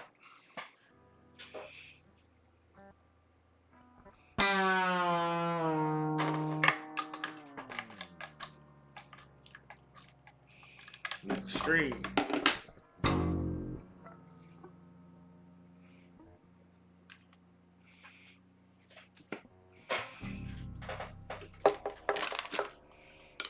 Lock the trim. Cover your hole. Loosen this thingy. Cover your hole. Pull up the string.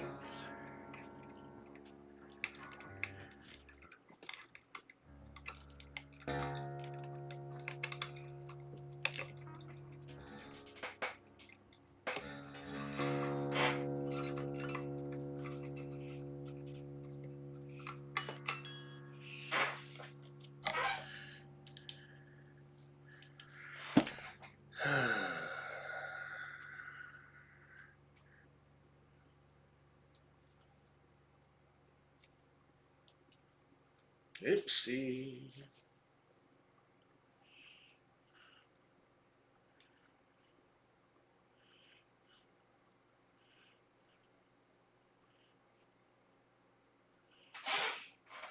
Come on, get in there.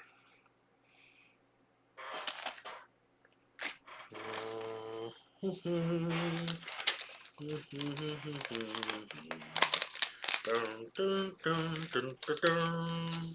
Dun, dun, dun. Dun, dun, dun, dun, dun, dun, dun, dun, dun, dun, dun, dun.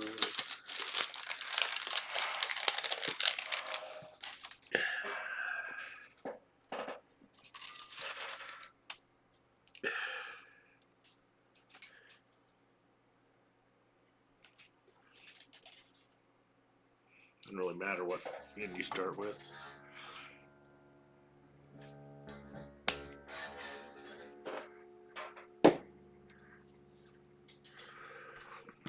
Do, do, do, do, do. In a yellow submarine.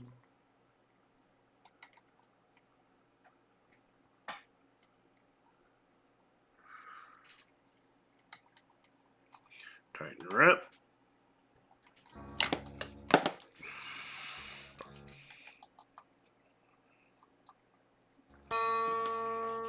Push her down a little.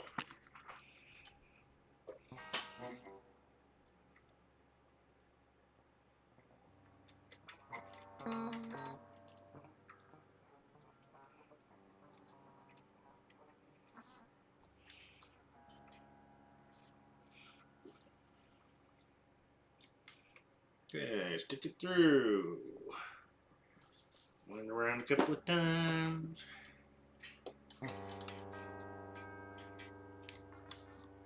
Try not to kink anything. Tight. Why the hell did I lock? I screwed up down there totally.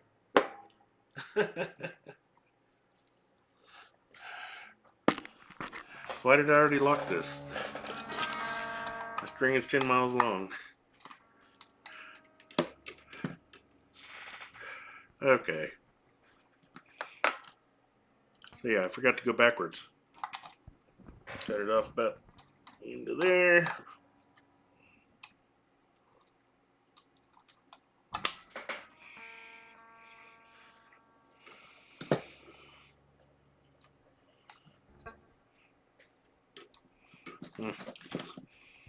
Too much slop in there.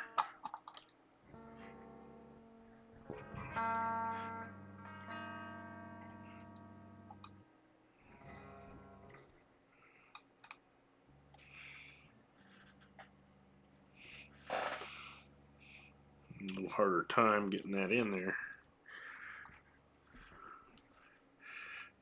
Wouldn't mind having that a little bit longer this time. It's slipping in my fingers.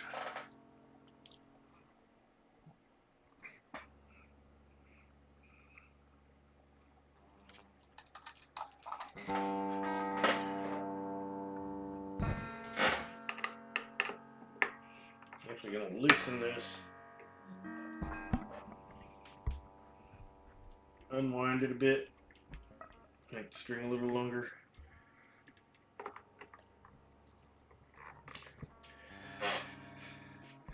See, we don't have the torsional load right now because we aren't attached at both ends.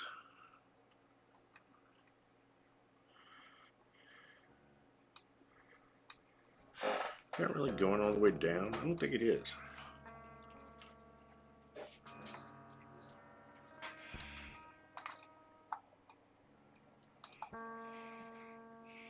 Might have to use pliers. String's so slick. Okay, I felt it hit the bottom that time.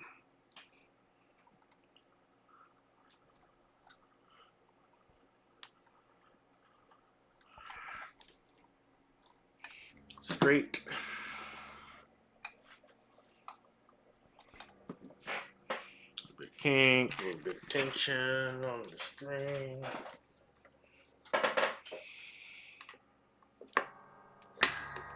Loosen that enough to tune.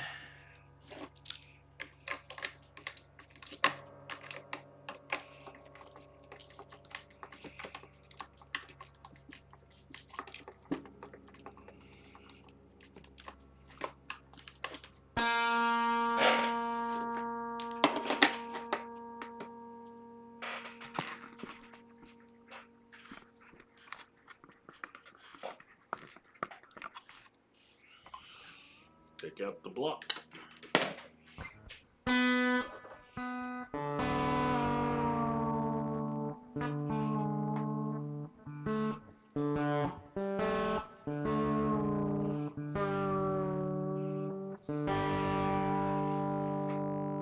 I did not have guessed that I had that much tighter. Okay. Stretchy time. 1, 2, 3, 4, 5, 6. Rip.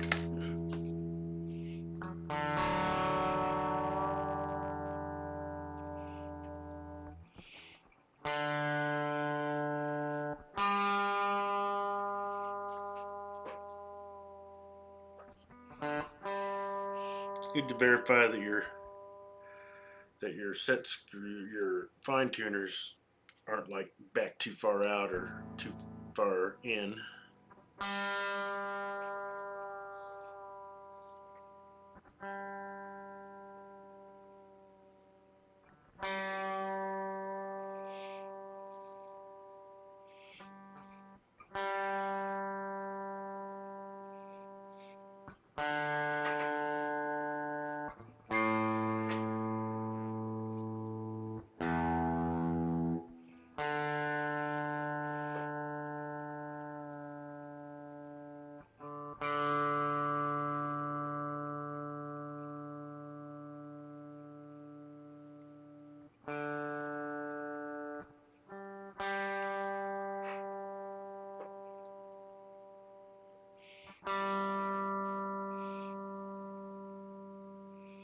I'm gonna change that.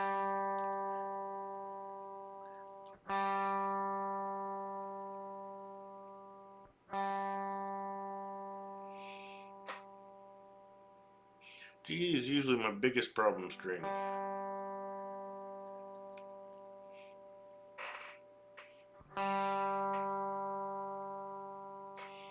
Alright, tighten that before it has a chance to move.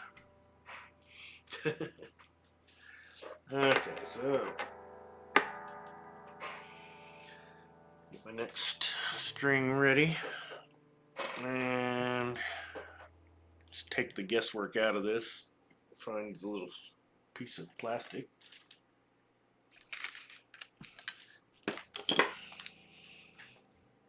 Yellow. Graffiti yellow. Okay. I don't like sun yellow. Yeah, it's like that. I like this yellow. It's more orangish yellow, I guess. I don't like the pale yellow like you dumped white paint into some yellow.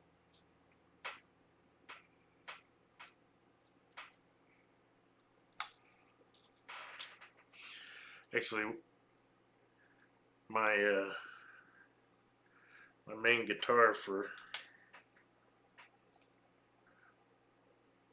just about forever.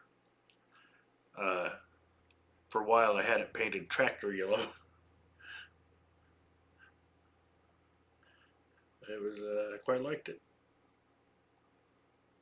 Okay, yellow's the one we want, right? Yep. So let's not lock it this time because that was dumb. Bam. Oh, that one's prepared. I don't have anywhere to put it yet. Snap.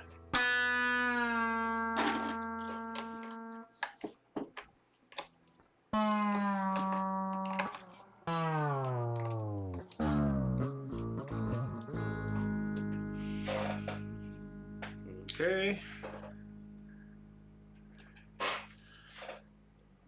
Lock the trim.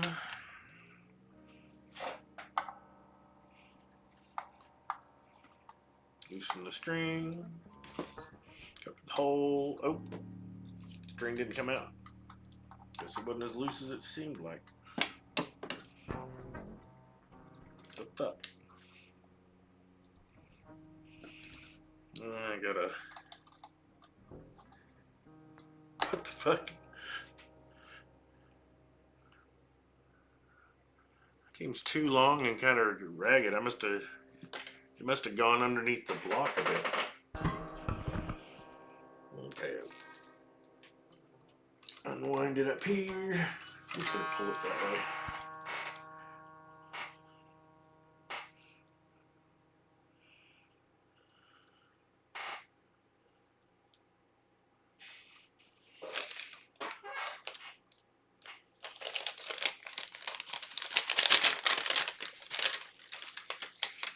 Damn.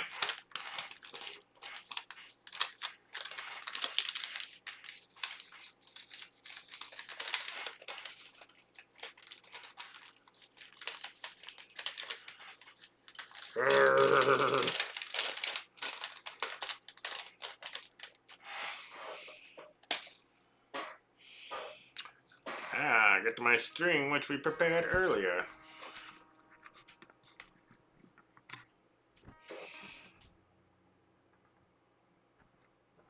Slide it down there, under the retainer. Always make sure it's under the retainer.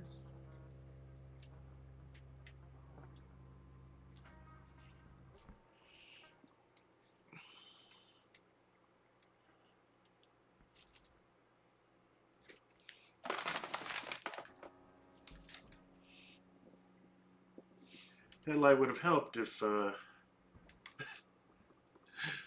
hand wasn't in the way. Alright. You can do a couple of extra winds on these because they're so much thinner. Alright.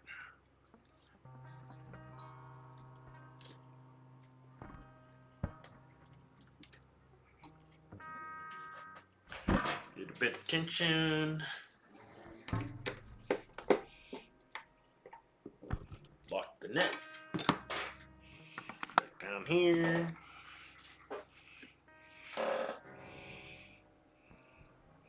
I'm going to go ahead and cut it off there again. Hopefully I won't have as many problems.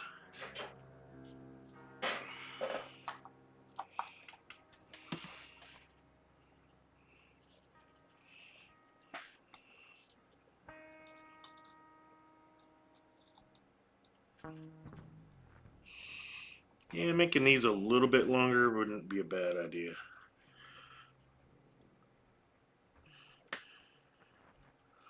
Right, she's centered.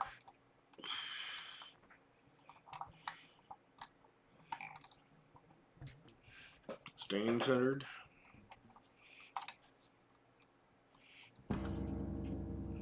Yeah. Oh.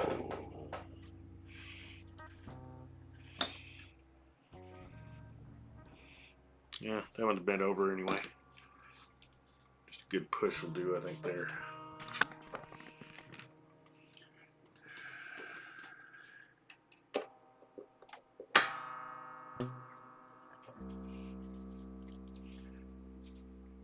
Tighten her up a bit while keeping a bit of tension on your string.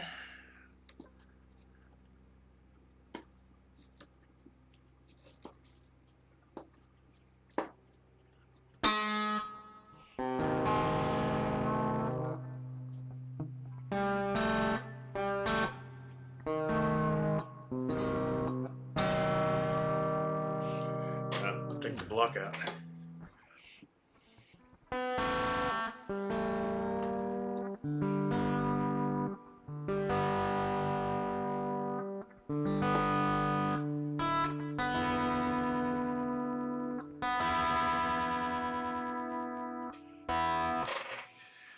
Alright, string stretchy.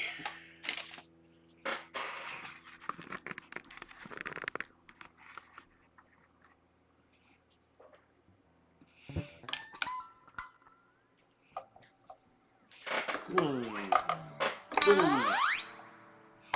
3, 4, 5, 6.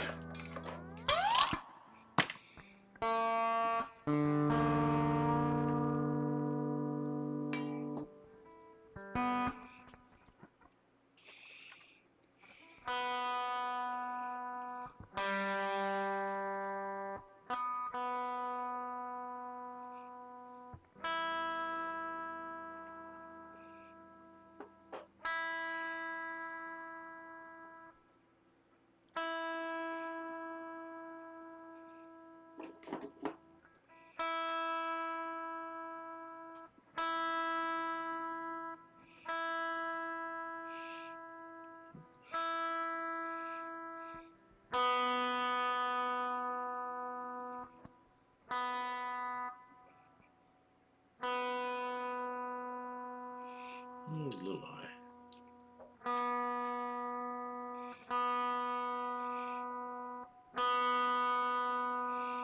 There's been a lot of trapped tension out there because I barely turned it and it went way down.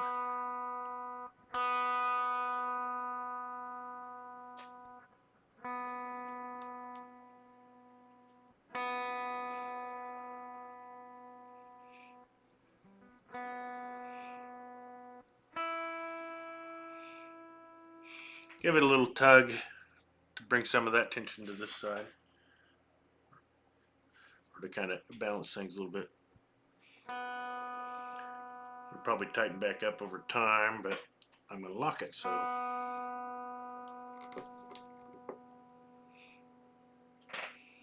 Actually, I've already stretched it. I don't need to lock it. I need to take the E off.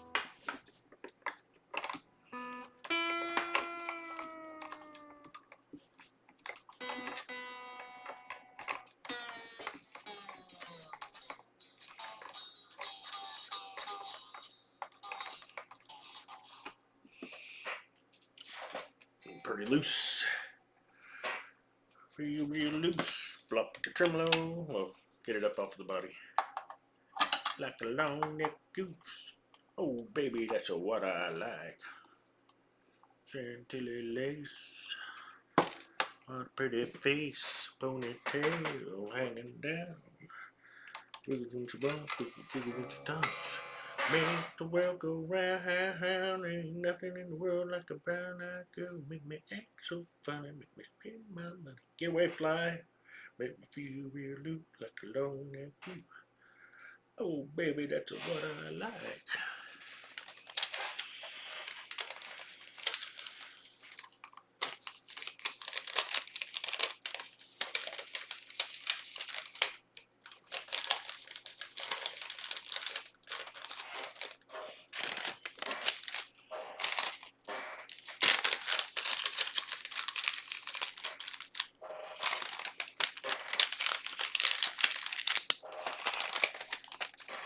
Get these put away and out of the way.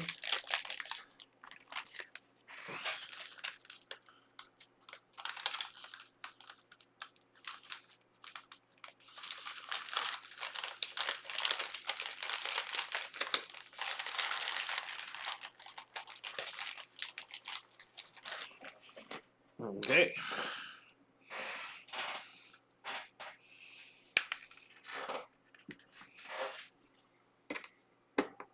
So, once again, we get ready up here first.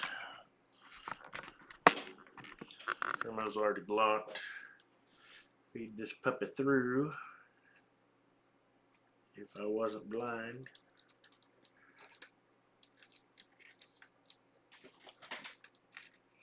Under the retainer.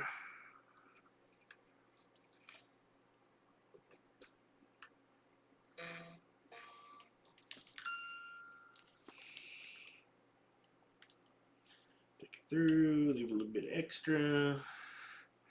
Over, under. Oh no.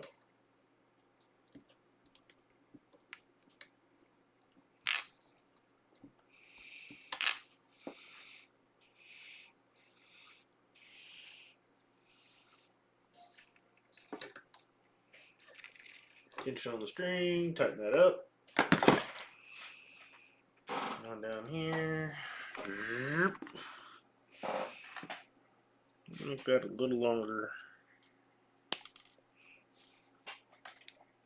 than that. It's just, for whatever reason, not as easy to get these lined up. Or get these in there. Tighten that puppy up.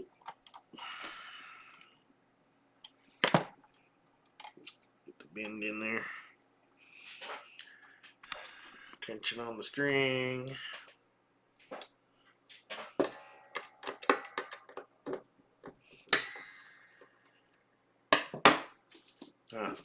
Just leave that there.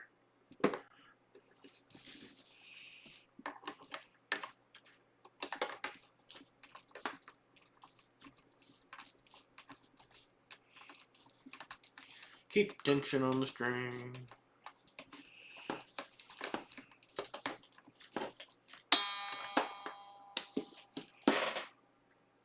Take the block out from under the tremolo.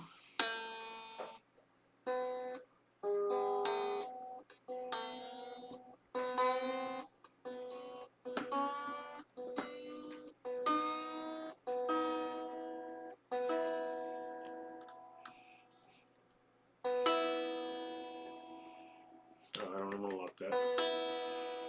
Okay. That silly tuner has some kind of timer on it. Shuts itself off after a while, I guess.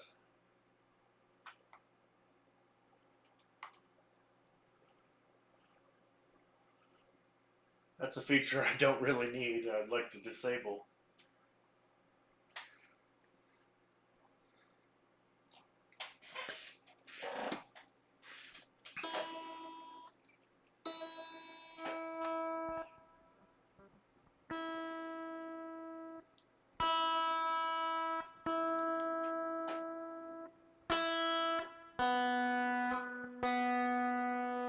That's close enough. So I gotta stretch it anyway. Alright. 1, 2, 3, 4, 5, 6. That's the last one.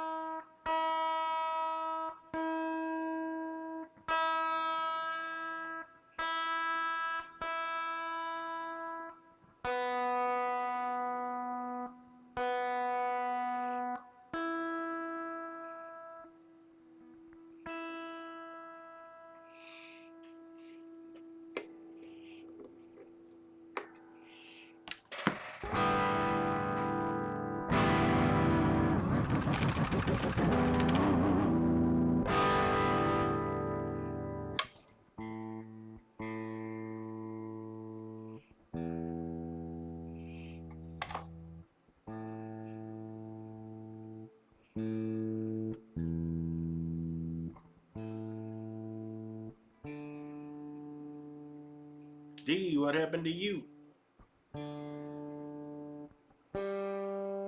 Check the others. D and G are both up a bit.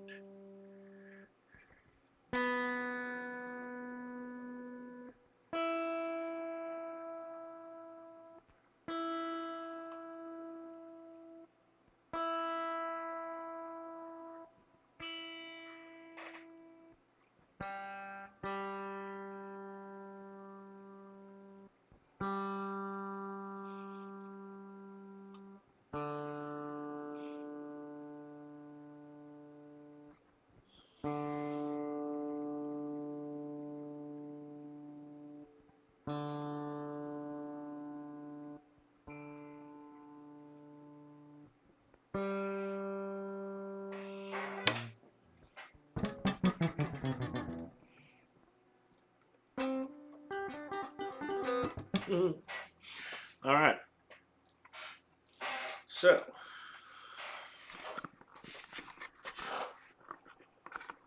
why the hell is this so loose?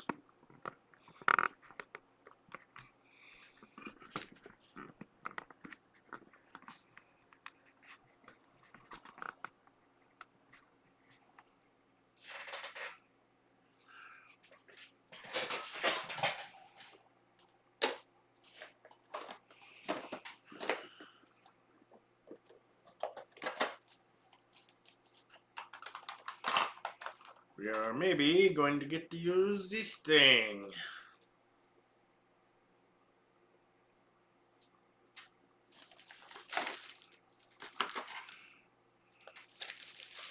And we might need another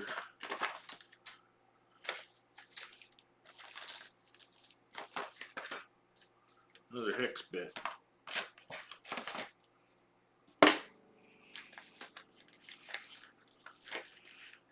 Let's see if these are the right size. I swear, just because it says it's metric or SAE or whatever, doesn't really mean anything. Because sometimes things will fit and sometimes they won't fit, even if they're supposed to. Oh, it actually looks like the one that I want is not in here.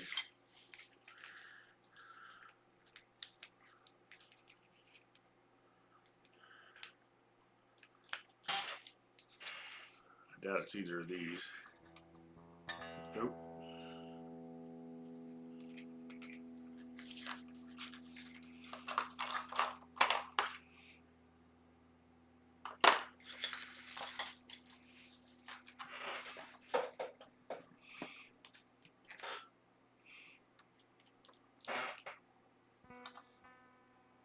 Oh, look, it's this one.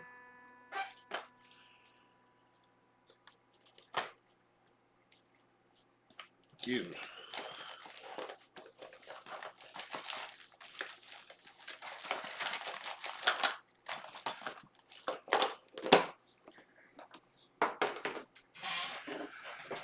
So, we're going to intonate this, and this is to help keep these things in the right place while trying to intonate it. And does this thing have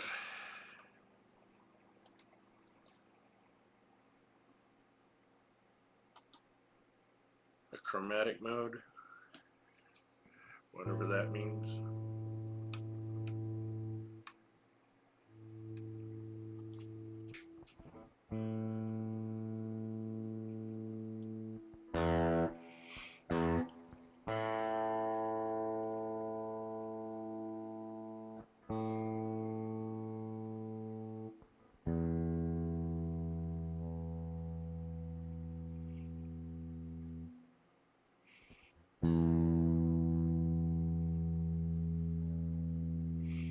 On this, I want it to be close as I can get it to perfect.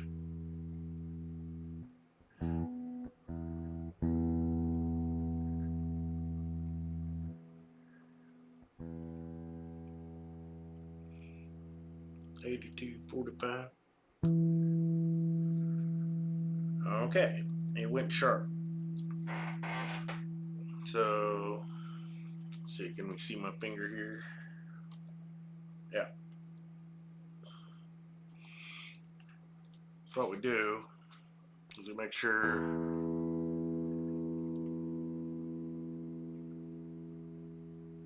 now it doesn't want to settle.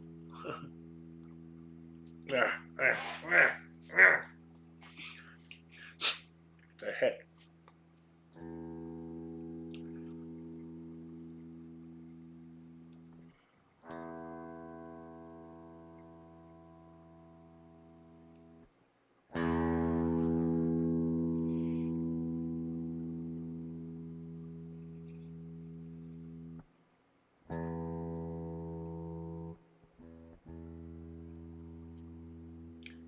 Come on.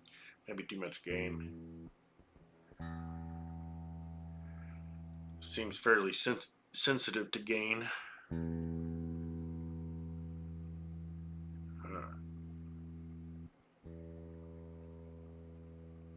Okay, it's staying there fairly well. We're doing it exactly on the 12th fret, and it's a little bit sharp. And with the detuner there, I don't think I can use this.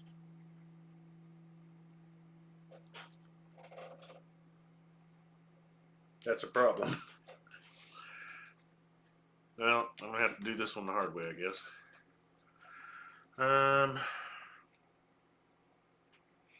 I don't remember which direction is sharp or flat.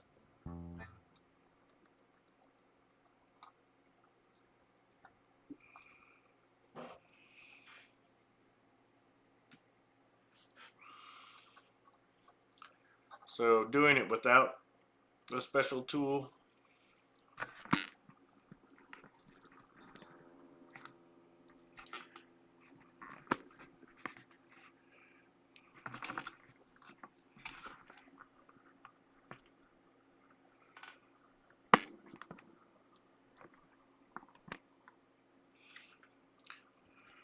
Um,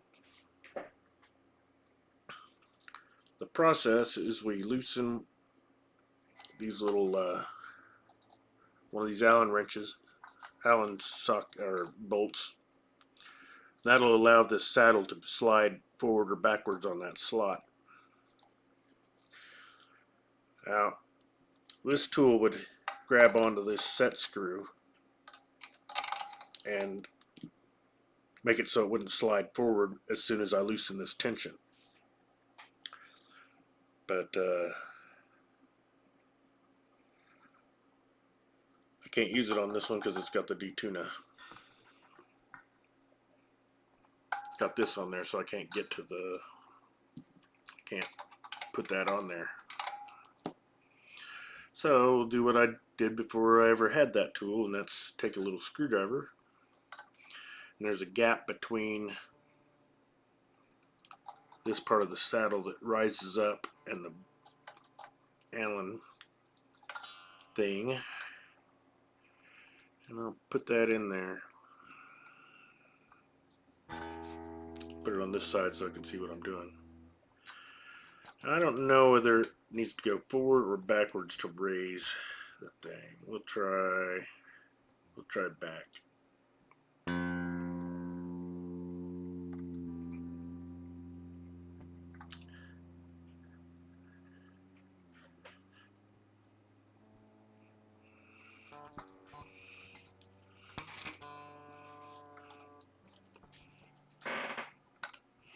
It's hard to do it this way because everything's moving around and you can't leave the wrench in there because this thing's under there. Oh yeah, by the way, moving this forward or backwards changes the pitch of your string. Fuck. Change it so much, I don't have enough play on here. So I'm gonna have to actually loosen the nut.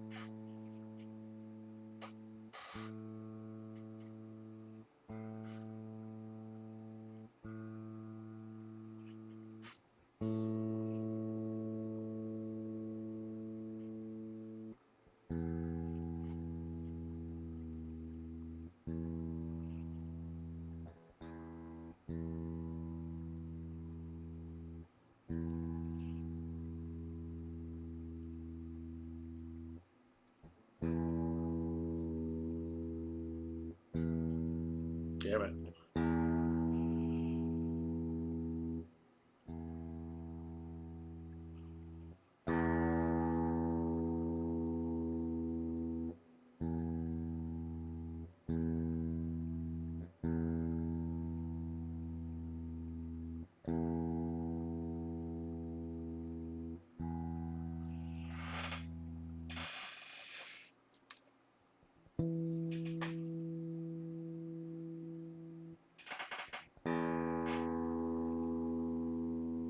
Yep.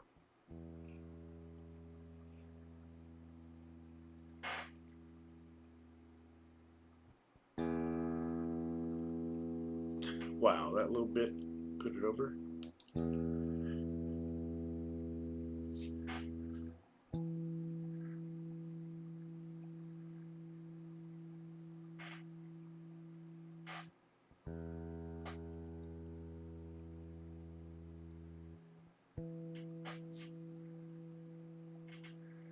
That is, I'm going to say close enough. Let me go ahead and leave that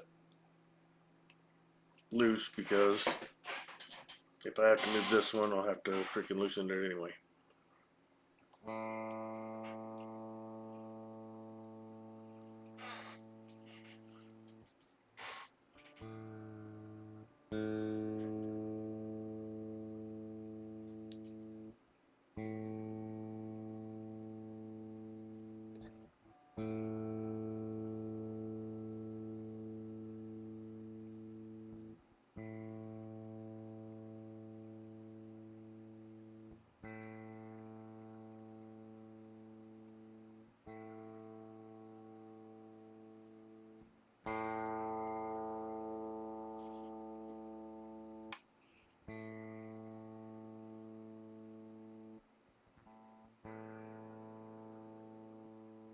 The hell?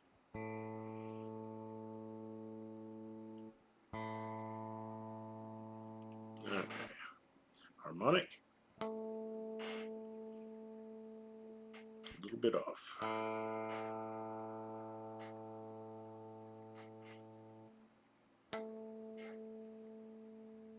It's really close considering I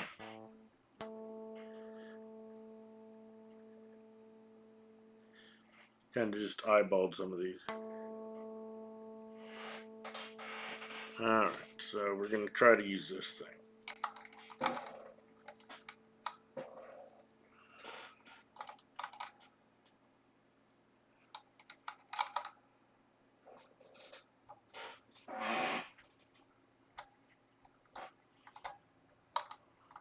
Screw this out until it holds onto the thing.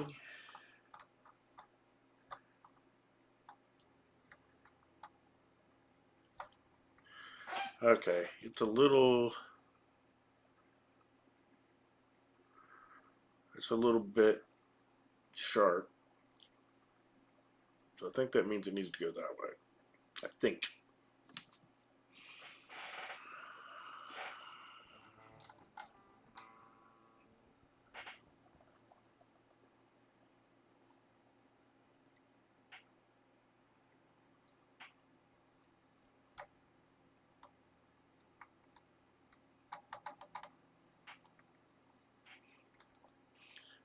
Hopefully that's not all the way against it.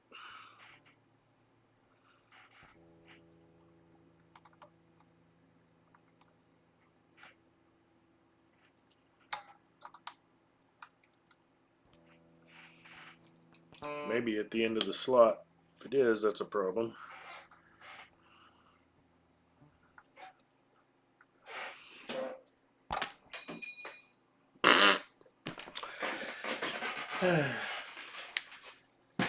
It's a problem when something's got a little bit of a loose fit.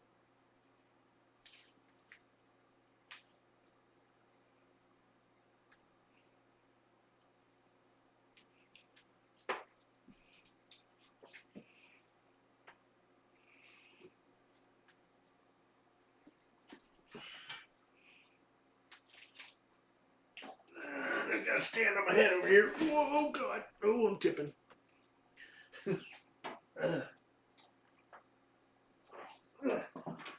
Get my pencil on back here.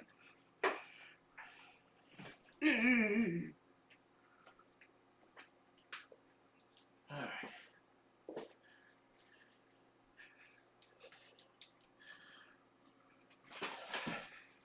I think that was probably tight, but let me check.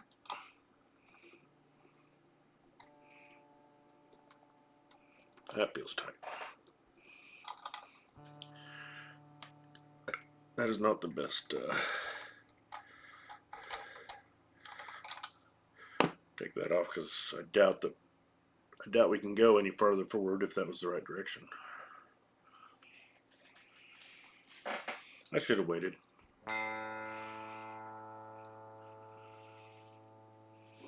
Well, we must have moved because we've gone quite flat.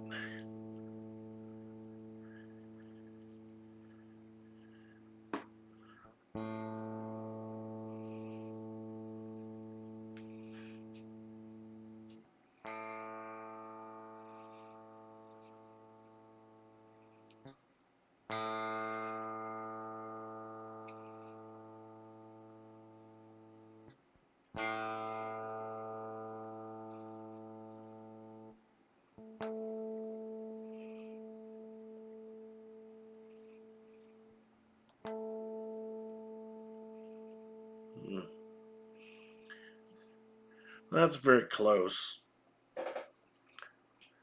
The only way I could get it closer is to either move the neck down or like take this saddle off, get my Dremel and go a little more. Like take a little bit of the end of that slot. Actually, now I can take that screw and put it into this slot. Well, what the hell? Might as well demonstrate this.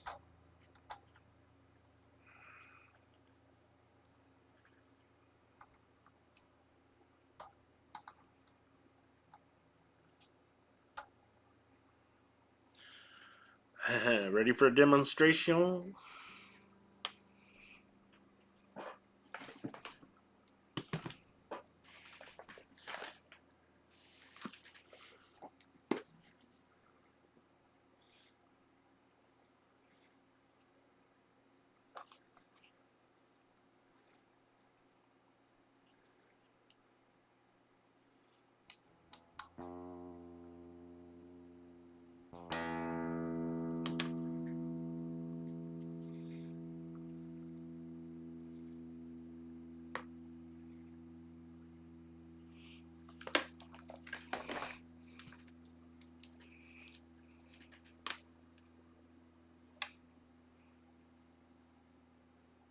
Oh, that's fucking square.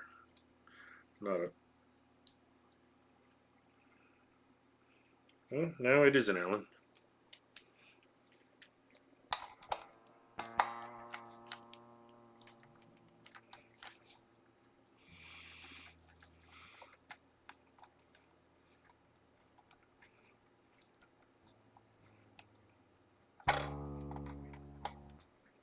The hell?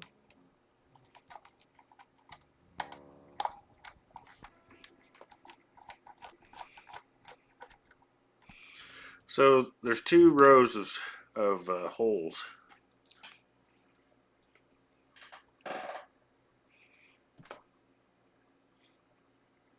That thing should not have done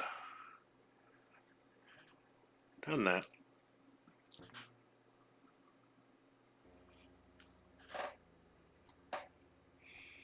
Oh my golly.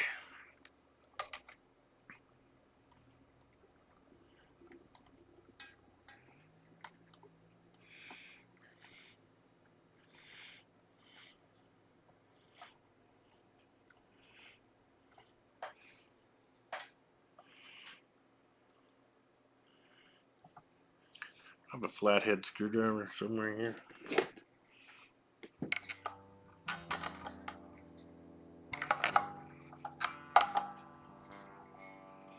Hmm.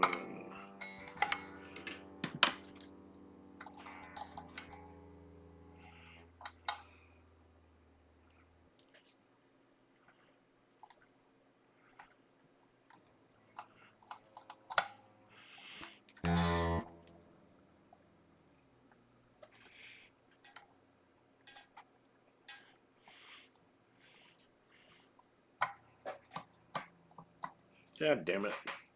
This thing is actually hitting the body of the guitar.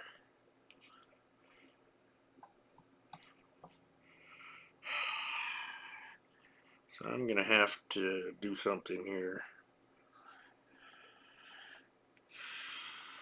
to compensate. I think it is.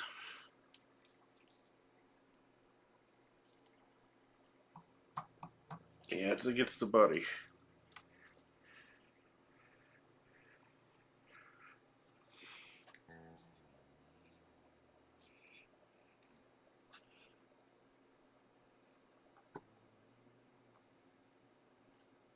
Which means the tool's kind of failing because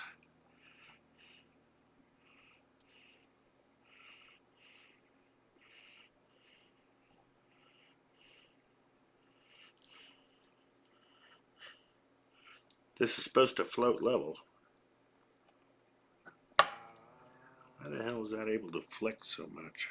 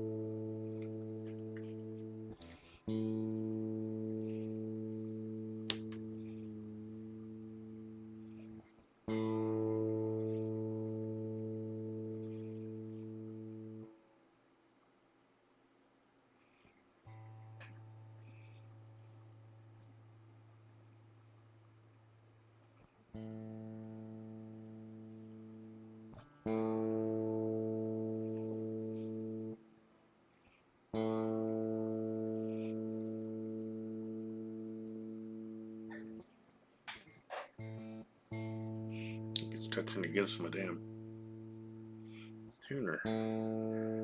As much as this little freaking thing cost, should have been better designed.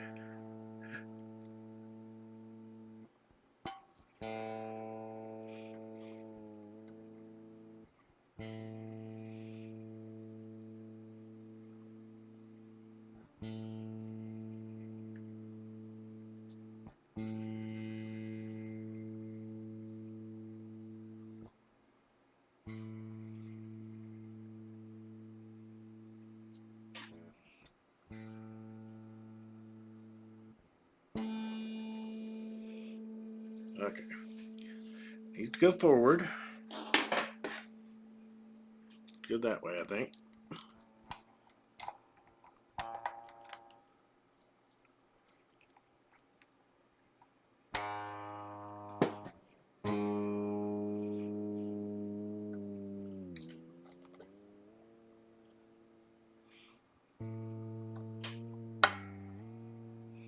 Fucking thing.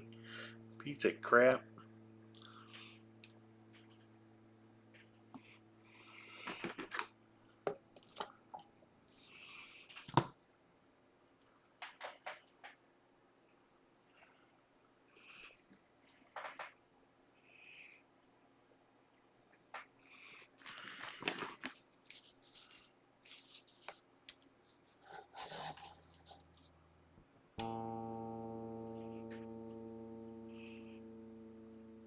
Need this thing to stay where the hell it's at. Doesn't really matter that doing the tuning and stuff with the bridge under tension means that it won't be in tune once I pull this out, but as long as it's in essentially perfect tune for the duration of the setup, that's all that matters.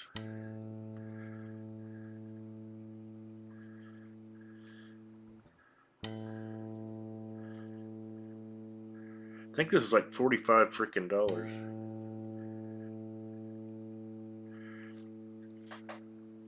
It's like sliding around and coming apart. What the hell?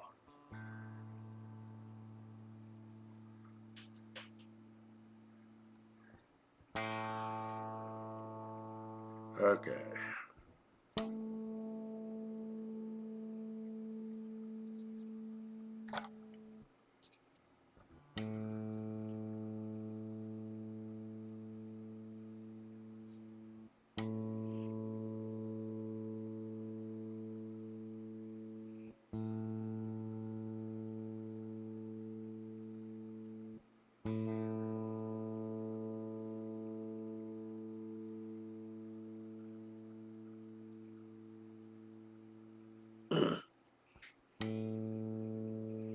God damn it. It's making my fine tuner unusable.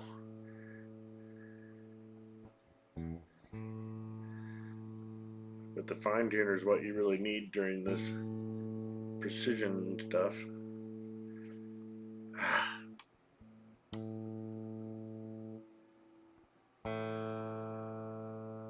What?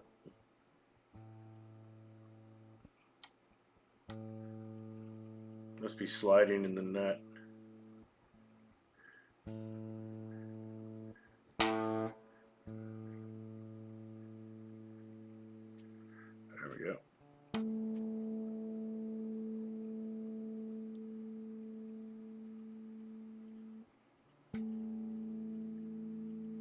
What? I'm gonna pick.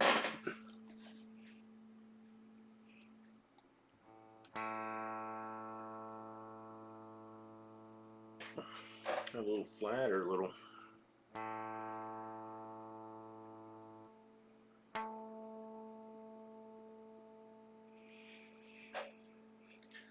I'm going the right direction.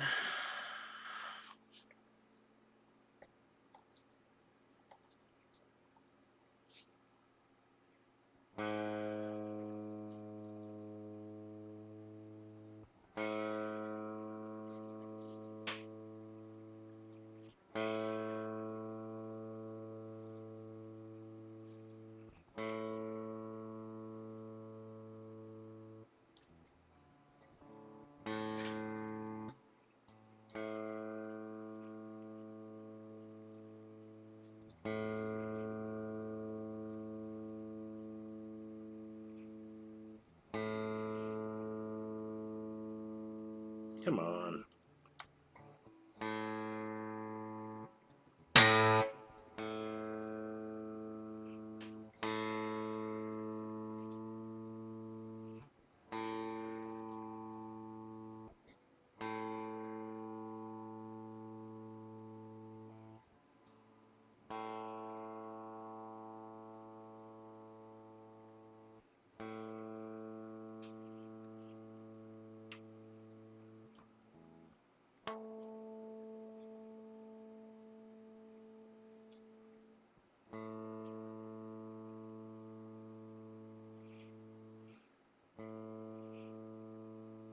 There, a little flat.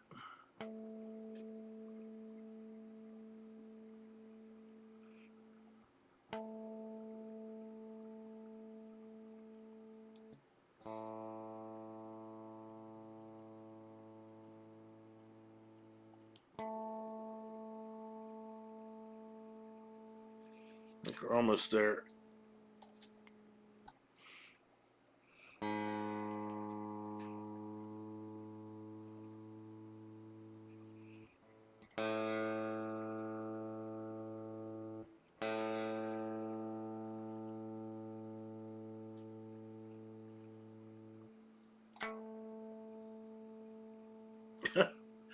Keeps wanting to.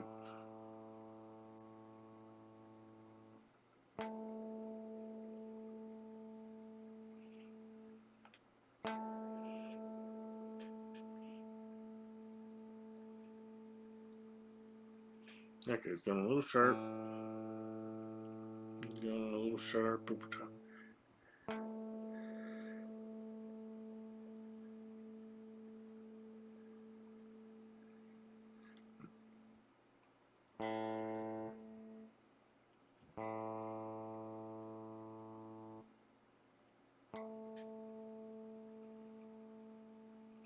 It's like I haven't done anything.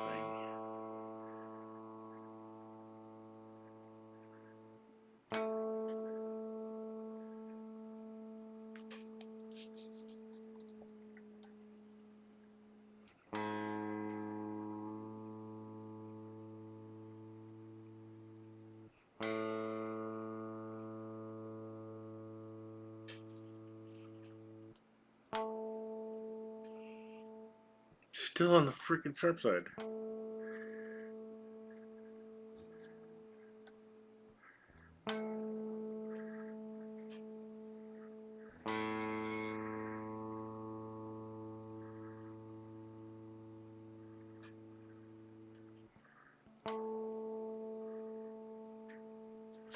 They're getting worse or better? That actually seems to be worse. Oh, well, or is it just tuned worse? It's gotta be getting worse.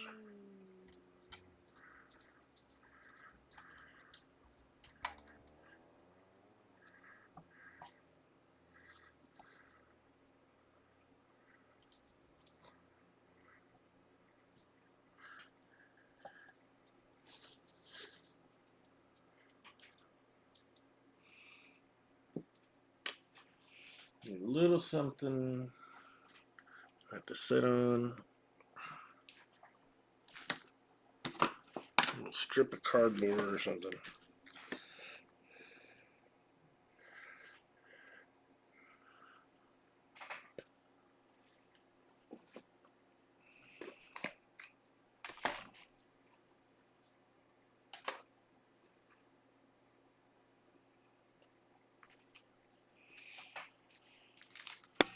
There we go. No. A lot of times I use pieces of Coke boxes for temporary shims. Oh, look. It's a piece of a Coke box. Oh, there's one already cut. If I put that over there, just fold that.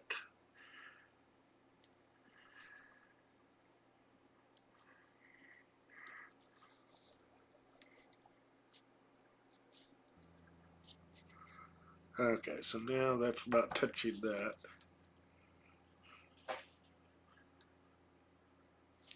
Oh, but that isn't stayed.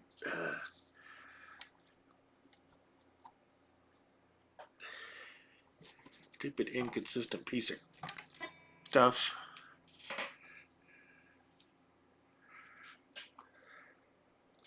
Bet a guitar pick.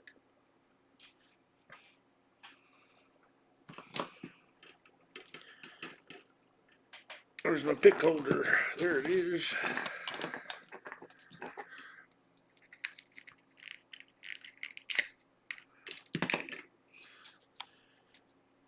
Oh, that's one. Try 3. That's all that's in that one, so.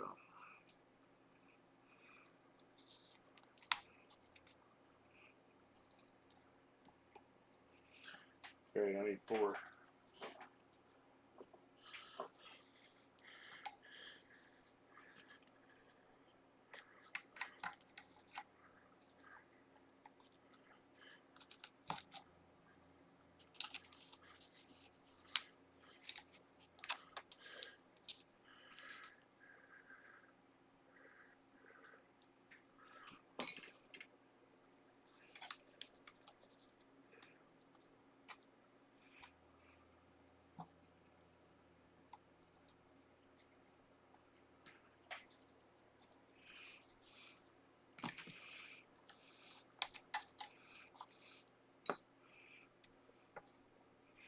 Alright. Oh, god damn it, that tuner shut off again. God, I was using it seconds ago. Well, like 45 seconds.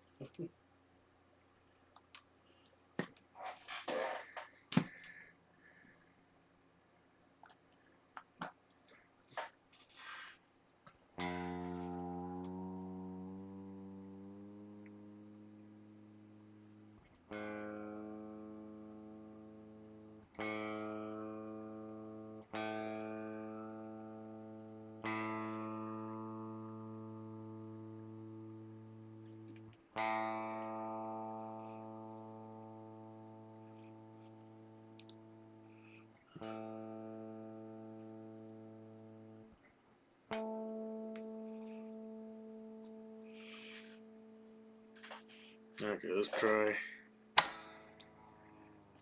Tighten it. God. How much for ease of use?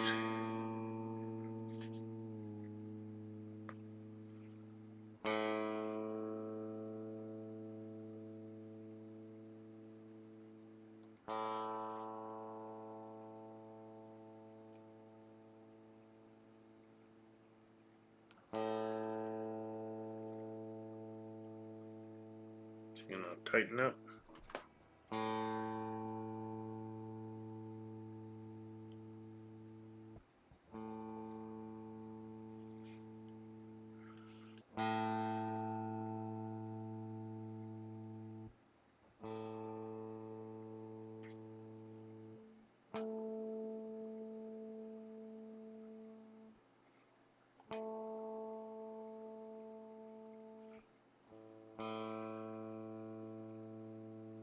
God damn it. The string is loosening.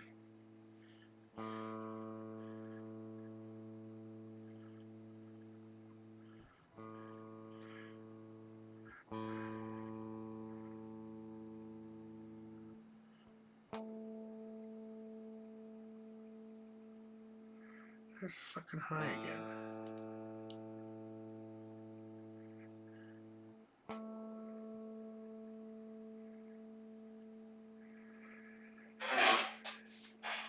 Seems like no matter which direction I go, it's wrong.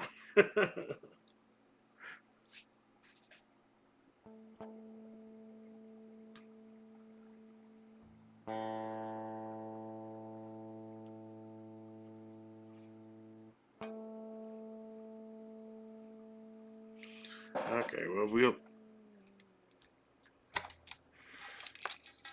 oh, great, my damn shims went flying in. I will try that. Remind me to get those shims out.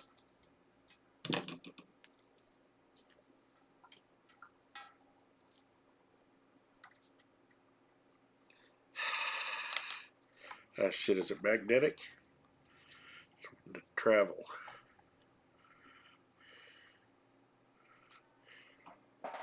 What? It's not even down there now.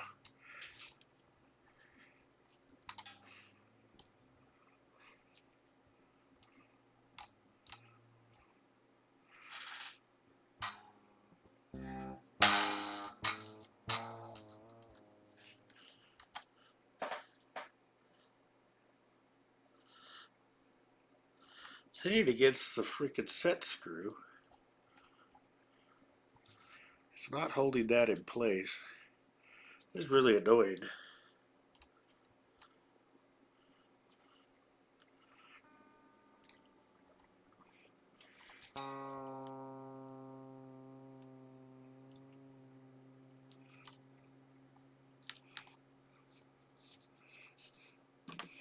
Why they made this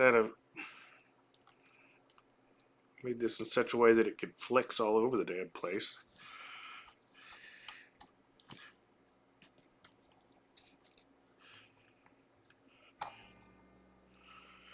Okay, so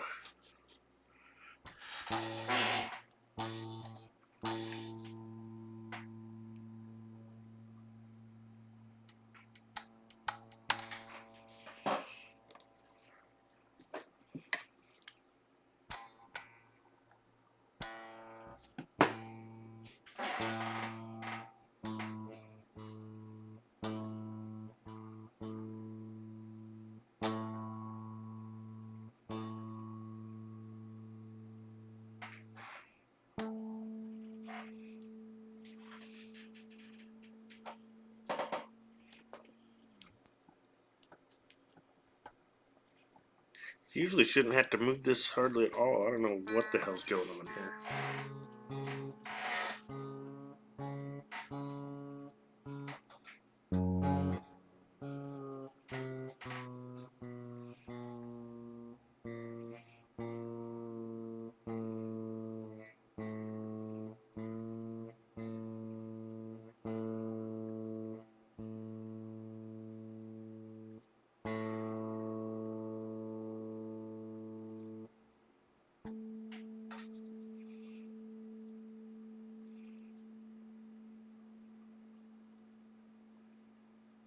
It doesn't seem to matter which way I go.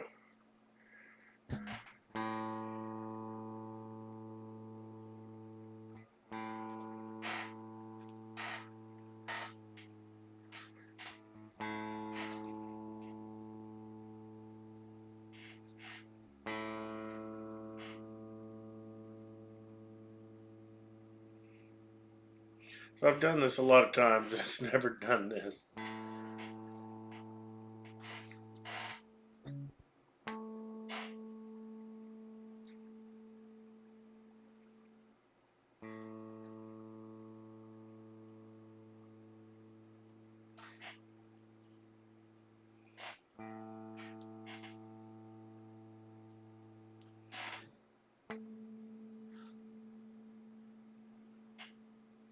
Has to keep going sharp.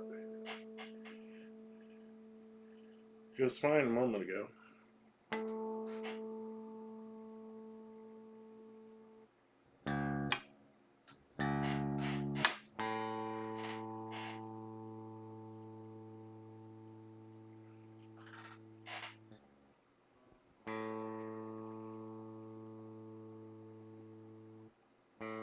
Pulled the string to stretch it a little bit, and that made it flat.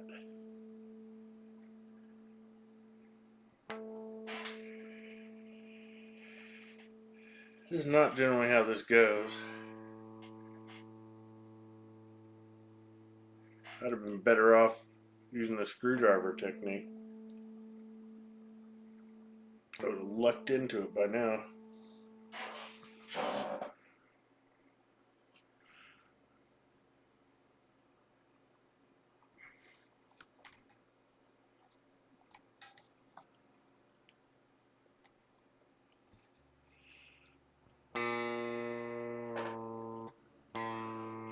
We know the saddle's moving because the pitch of the string is changing.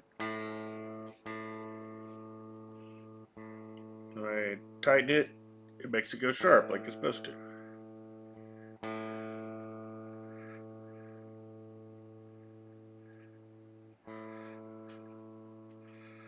Okay. That looks perfect. Okay. Now I gotta get this on there without disturbing anything too much.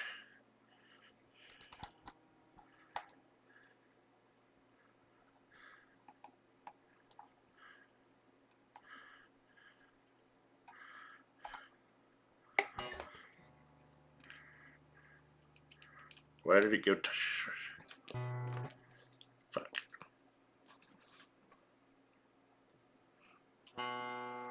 Why did it go sharp?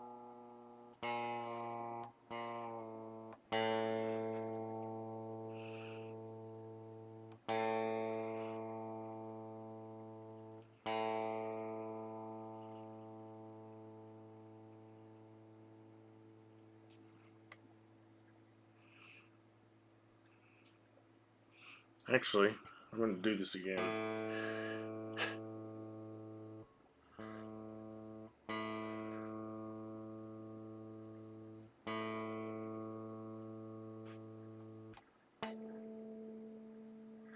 Okay, so I was going flat in the beginning. Now there's actually enough room, so I need to leave this thing where it is.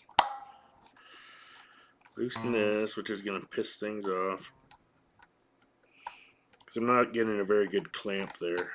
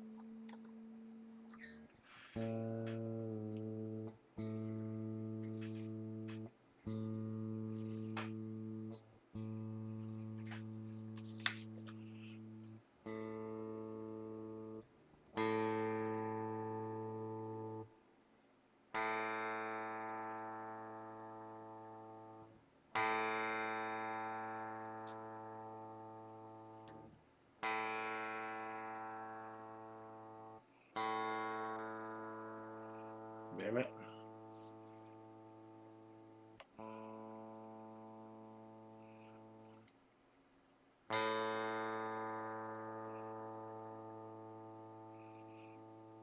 And right to the right of the moon. That could be a little closer.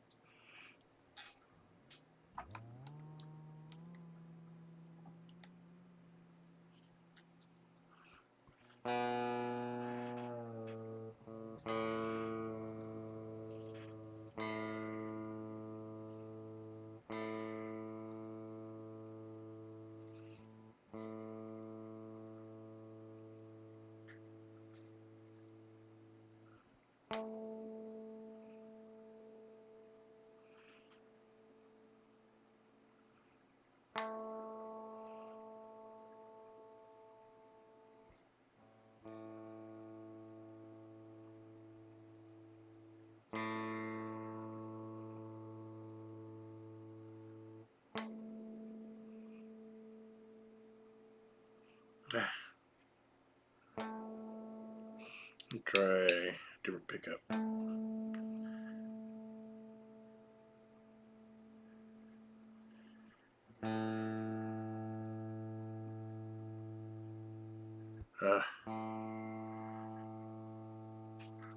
Going a little flat.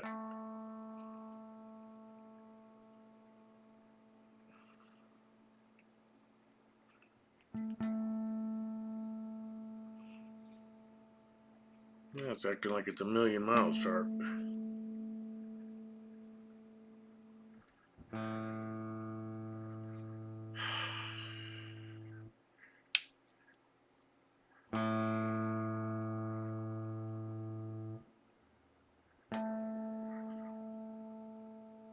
Okay, that looks good. If I can get this locked without anything changing.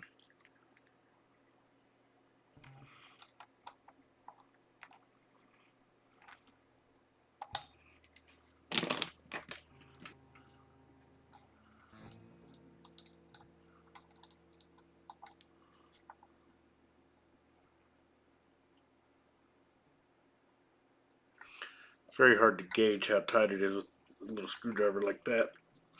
Oh damn, this thing is a piece of crap. Every time I get a good Allen wrench, I lose it.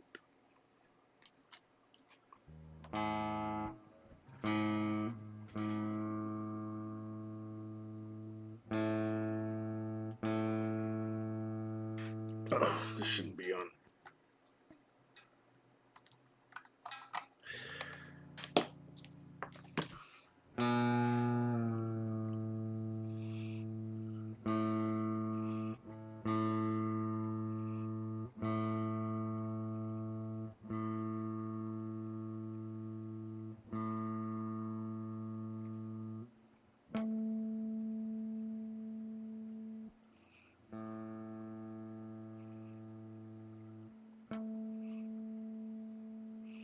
Yeah, I don't know if this is any better than when I started, but it's moved, so what the hell? Yeah, it's definitely moved because now I can see the end of that slot, and before we were pretty much against the thing. So now why in the hell is this so crappy?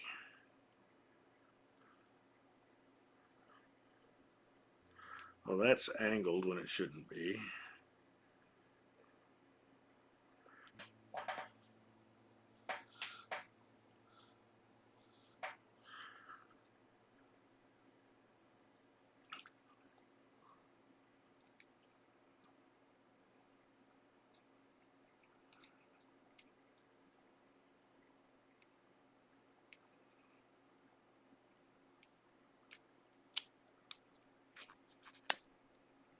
I don't know why it's... let's check it before I do first.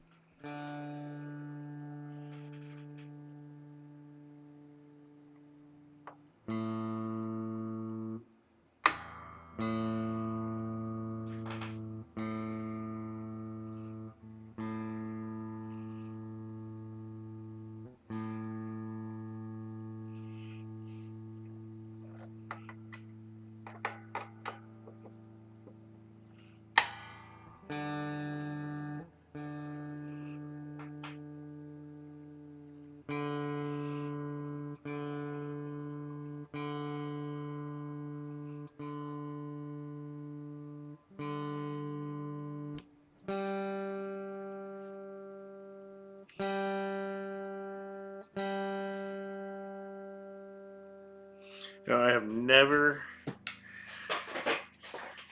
in the 30-some years I've played guitar, had so much trouble getting intonation done.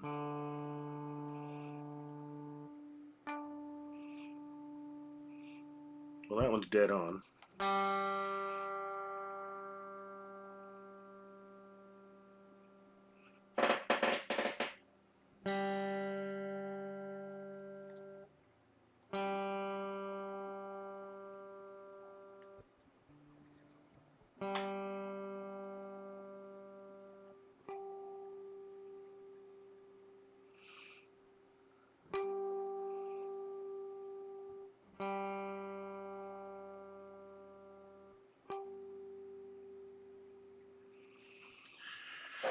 Okay.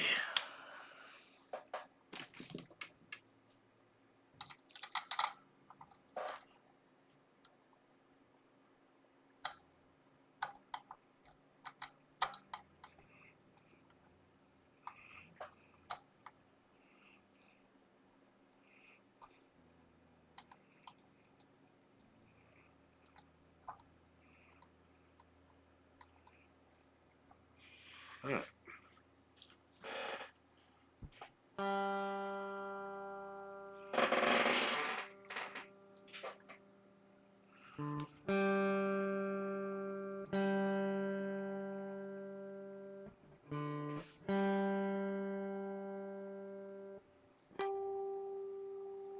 Yeah, it's a ways off.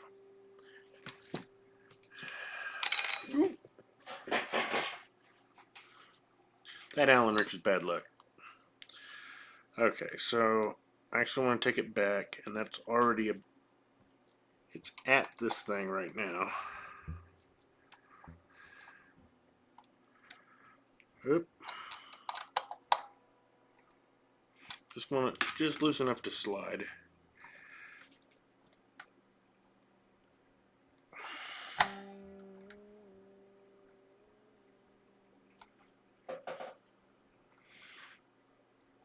God. It immediately gets hard to turn. And why is it?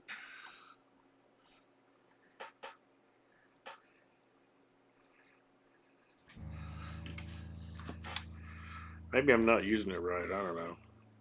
But I'm going to use it to. Okay. I can tell how far I moved that.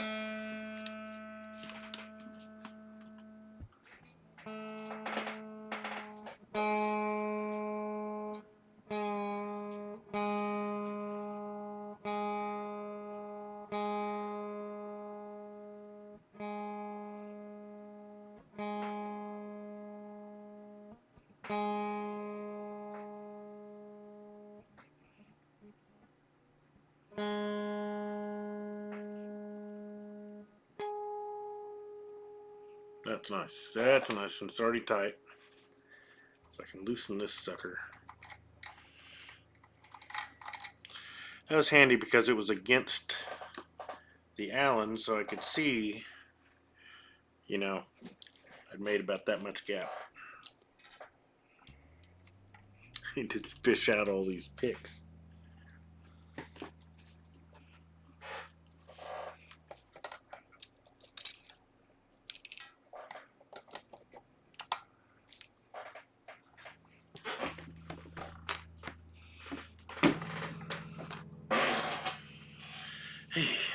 Okay. But yeah, if I rock it back and forth and lock it,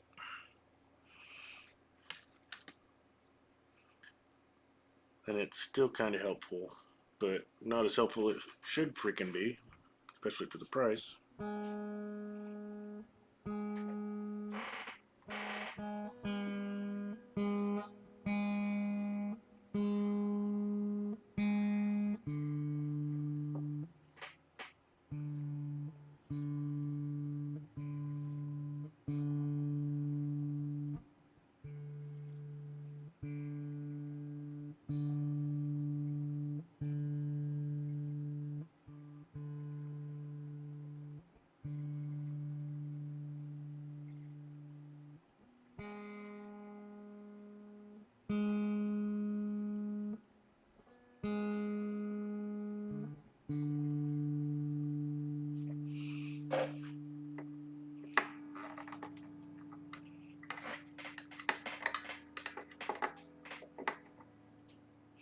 Gotta double check.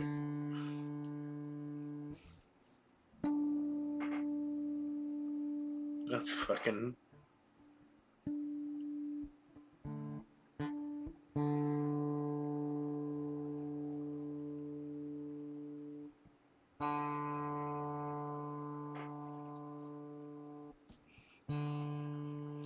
Why did it suddenly go so far off?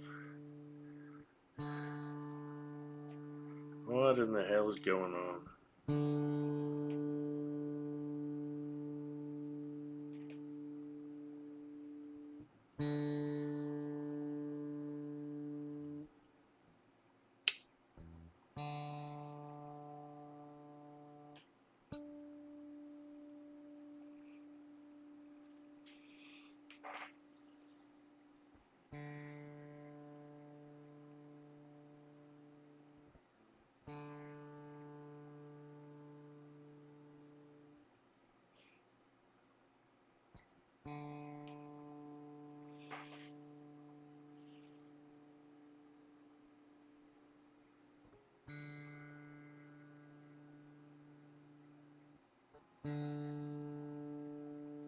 Makes me want to use a different freaking tuner.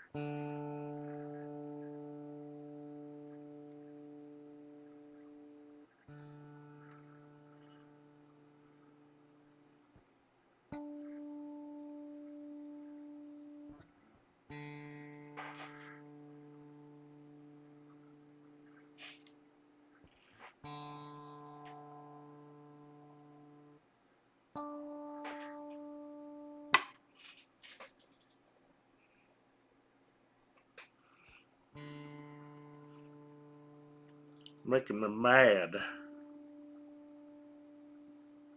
That seems like it's fucking flat. But now that's flat.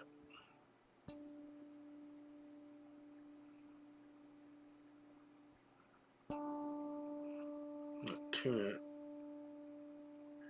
harmonically to D.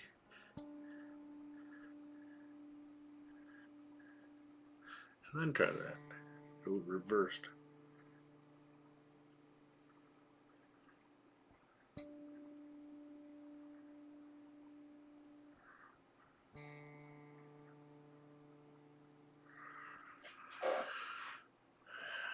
Like I said, I've never had this much trouble intonating. It must be the tuner. I just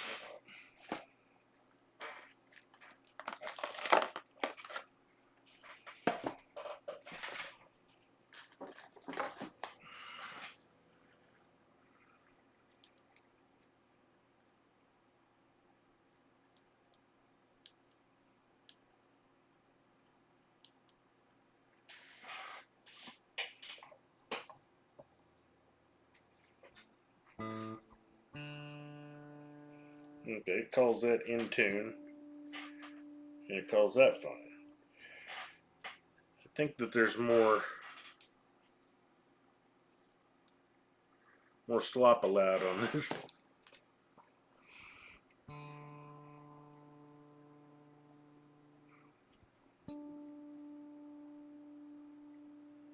Seems a little flat now.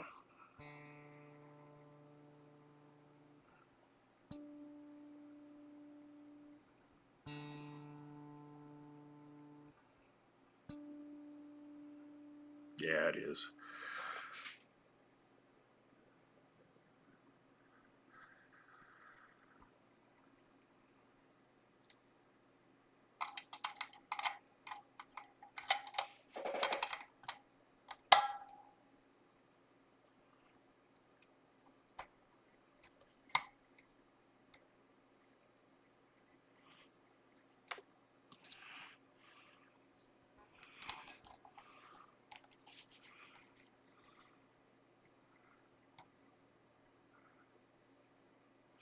Okay, I want it to go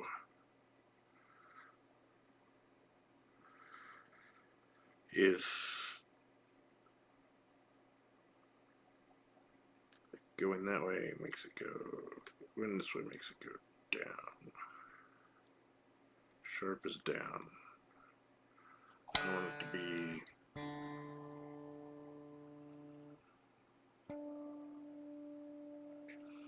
I need to go forward a little.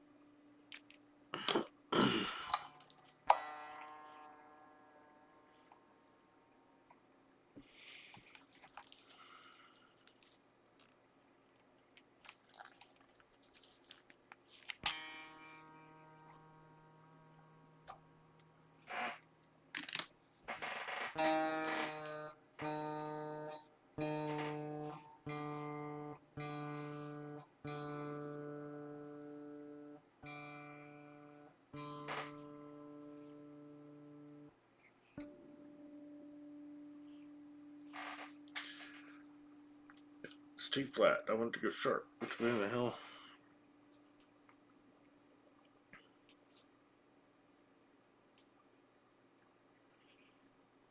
Maybe I went the wrong way. Try it the other way.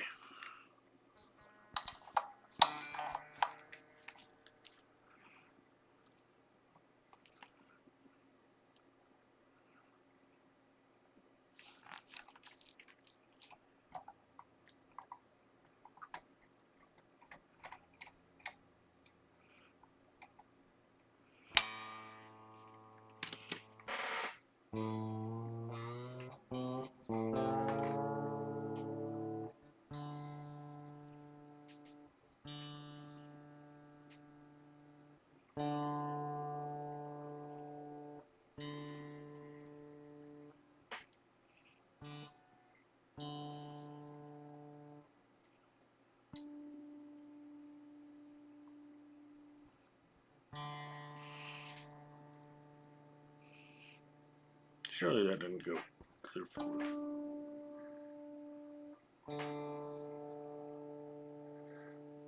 So it's still flat. What the hell?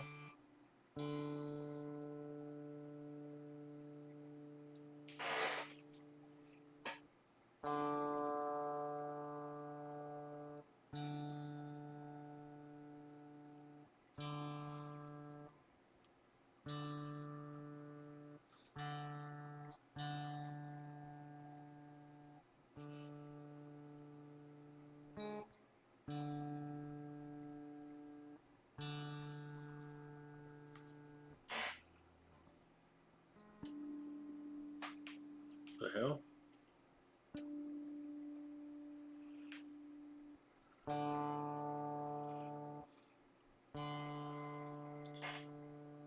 Hit on D. It's flat. I moved this thing a ton and it's still freaking flat.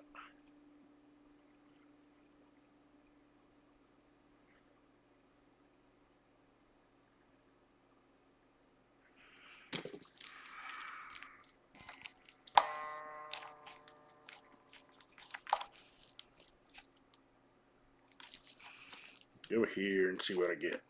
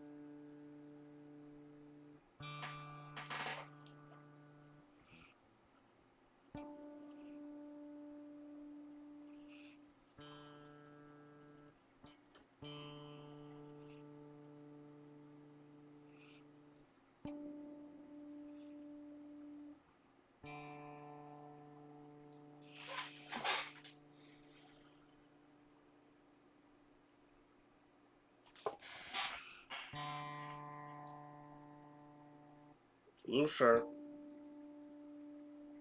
That's on the flat side.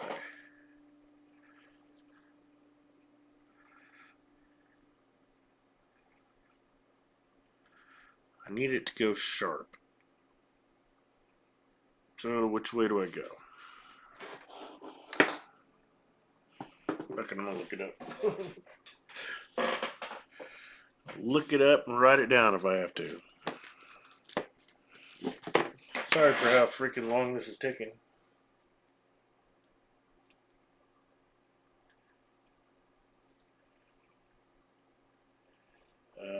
Got a text from my daughter.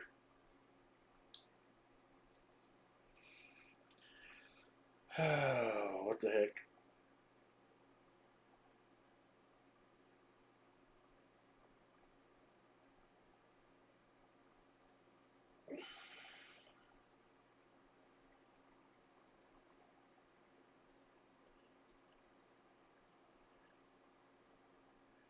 What in the heck? Well,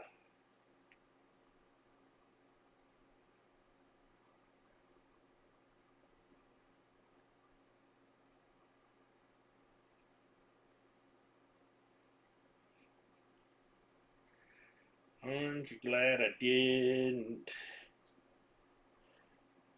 say banana?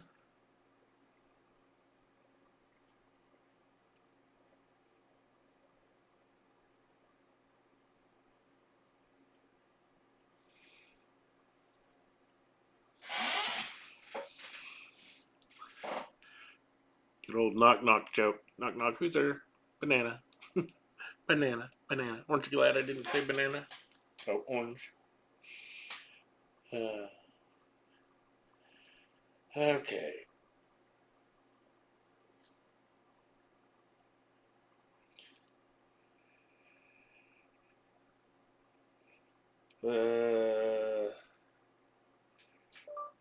Guitar intonation. Which direction, sharp or flat? Guitar's intonation. You move the saddle away from the fretboard if the note is sharp. If the note is sharp. Away from the fretboard if you want it to go flat.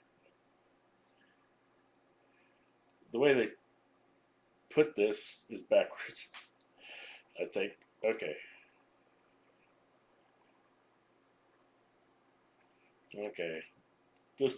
That's the AI version. This one is, if the note is flat, you need to adjust your saddle towards the neck. Okay, that's the way humans think. Flat, go left. Flat left, sharp right. Fly. Caffeine. Flat left, sharp right.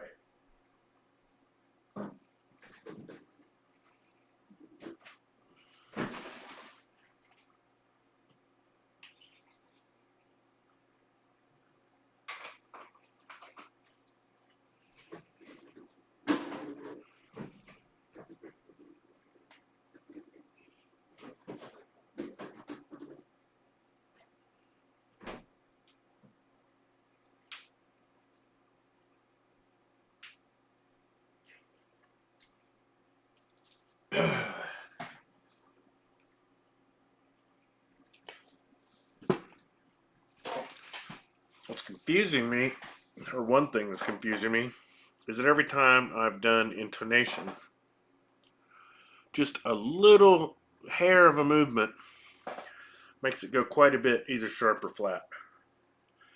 But this, I go like a long ways and it doesn't have a noticeable effect. I don't know what the heck. One easy way to remember this rule is flat forwards, sharp back. What? Flat, you need to go forward. Flat forward, sharp back.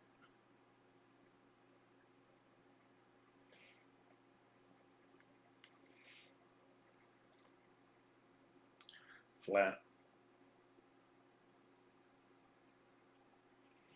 Flat left. Ah, that damn tuner turned off again.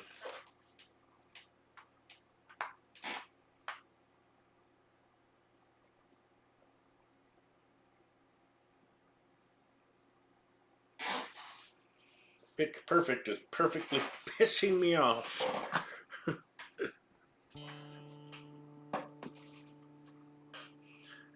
Oh, that's damn near perfect. Just not quite. Oh, it's staying there now.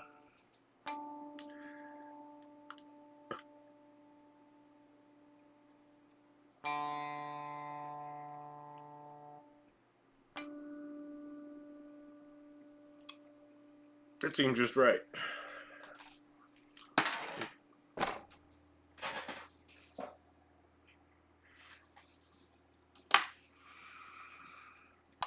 Gonna make sure this is nice and tight. I'm gonna use this thing again. Hopefully it won't fuck up.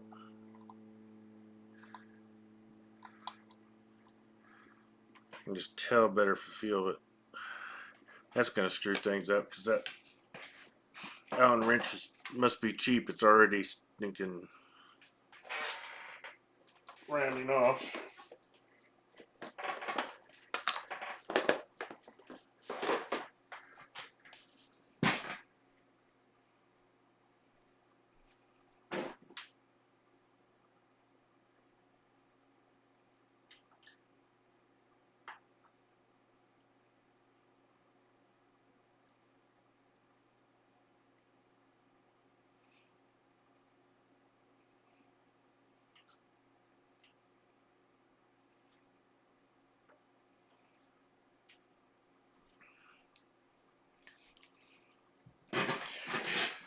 See if this is right.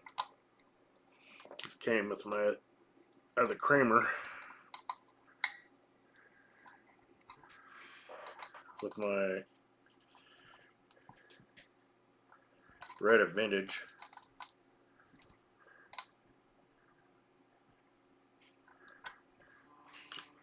Yeah, one of those felt loose. Well, not loose, but not tight enough. Okay.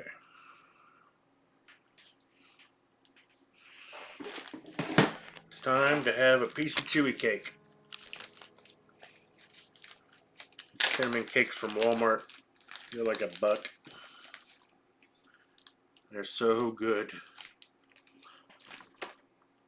I cut them into fourths and put them in my little bag there.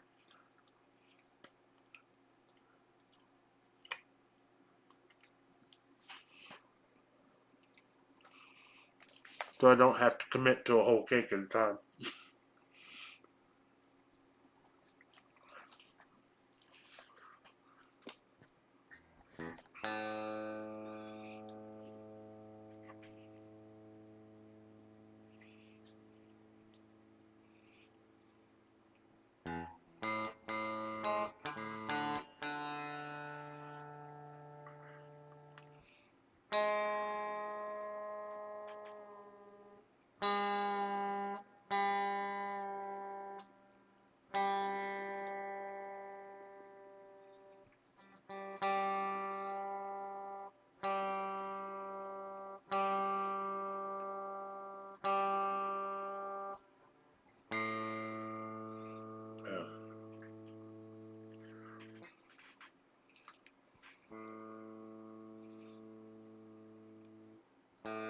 Went the wrong way.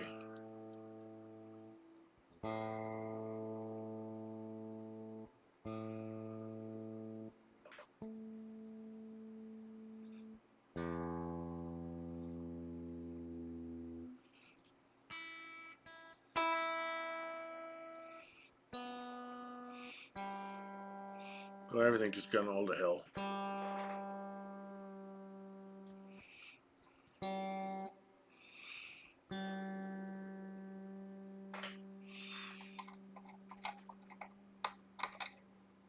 What the fuck now? Jesus.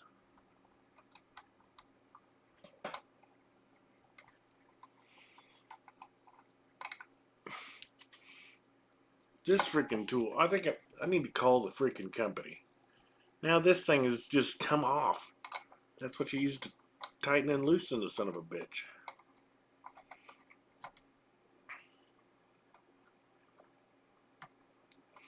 How the hell am I supposed to get it off of this thing now?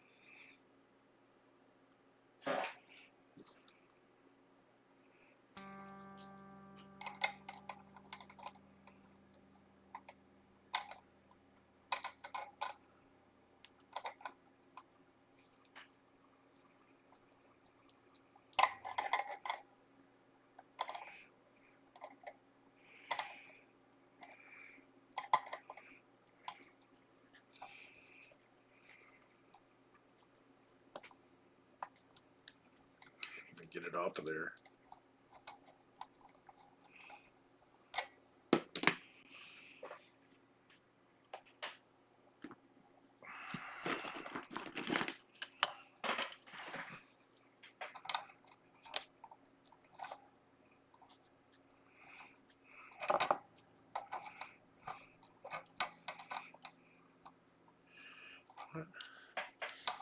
Why is this even...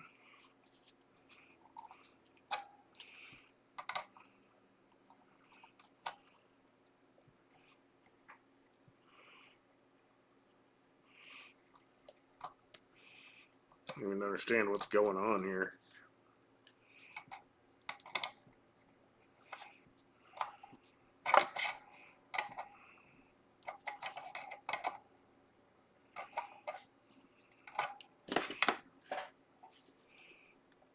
It has to either slide in the front or the back. How does it...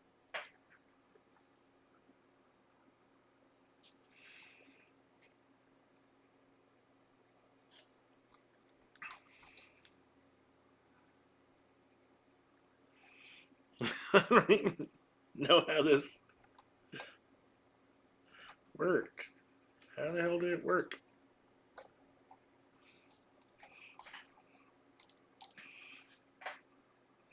Earlier this slid.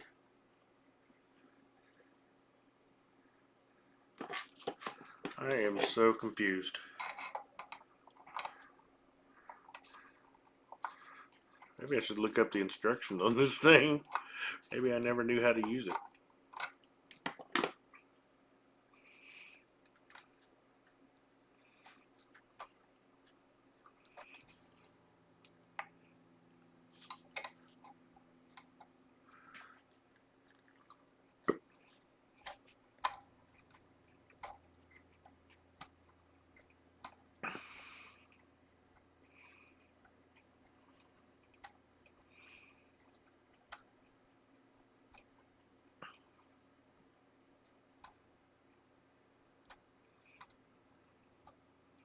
So I can make it tight, but I can't freaking loosen it.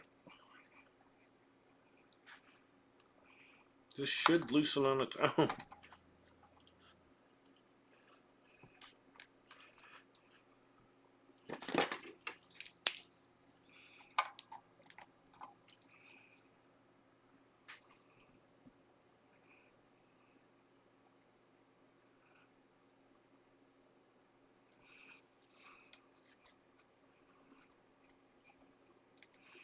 The problem is I can't get it back off.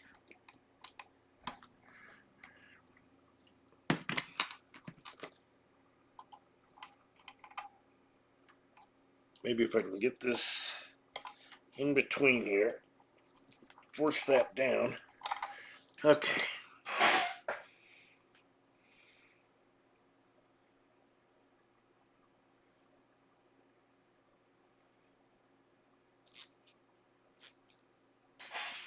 Okay, this is supposed to freaking slide. Oh my god. This thing is the biggest piece of crap ever. And it wasn't really cheap, I don't think.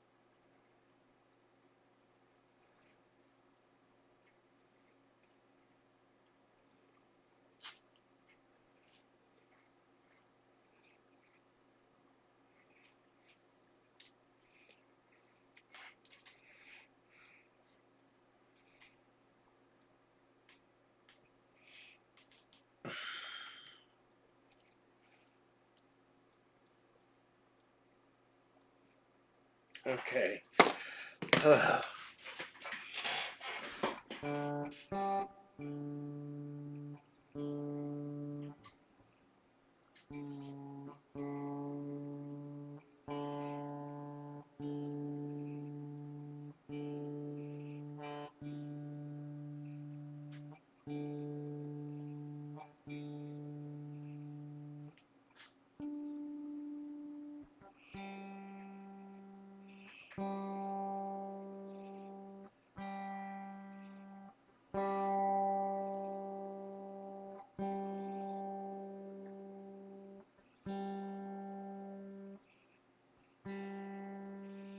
Love how everything's either too low or too high.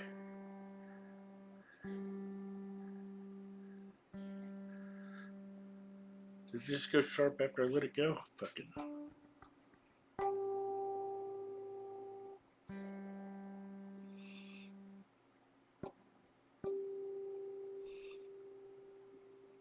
It looks substantially sharper than.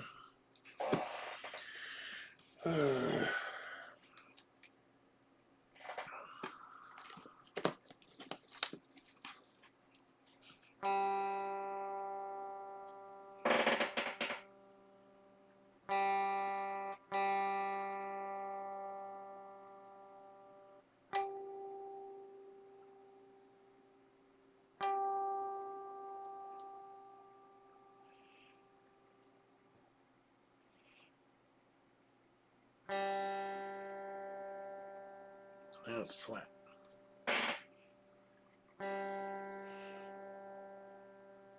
I didn't do anything in it.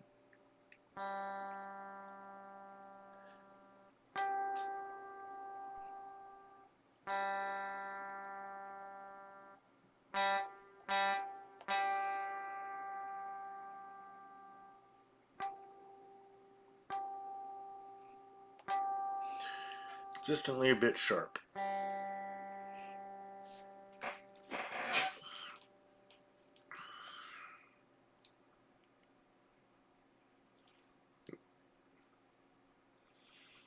Notice flat needs to go towards the neck. Notice sharp needs to go towards the bridge.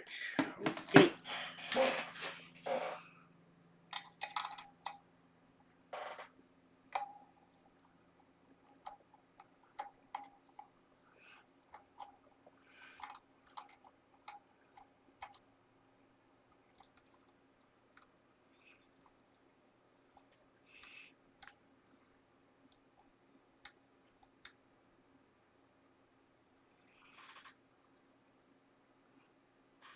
Maybe I really was using this wrong. Okay. I want it to go towards the bridge. It can only go tiny amount, so I'm just going to do all that amount. Oh no, towards the bridge is this way. So we'll go that way.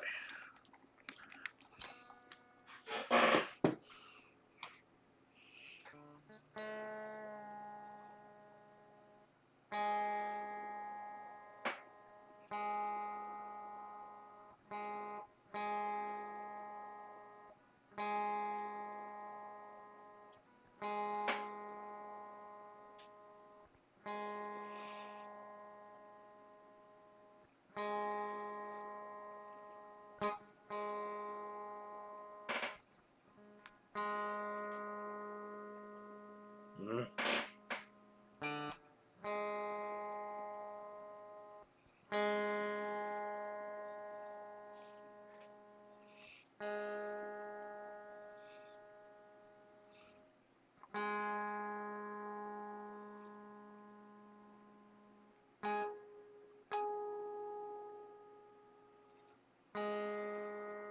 That looks just right.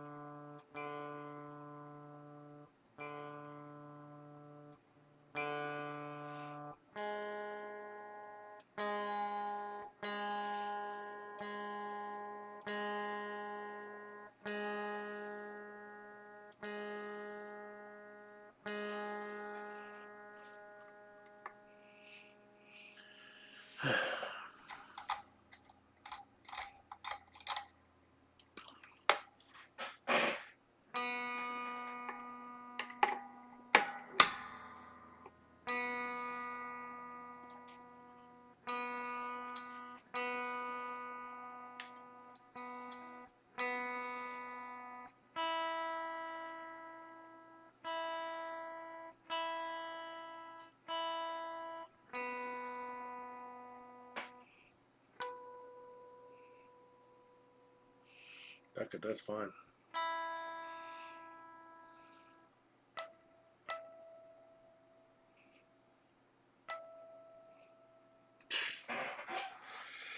Ironically, this thing was probably set up the closest to right from the beginning ever.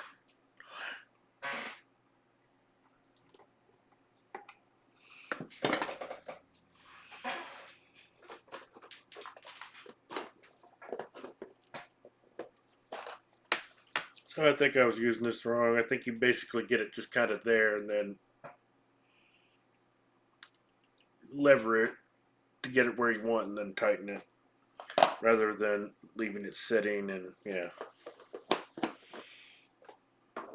Well, that might be my fault.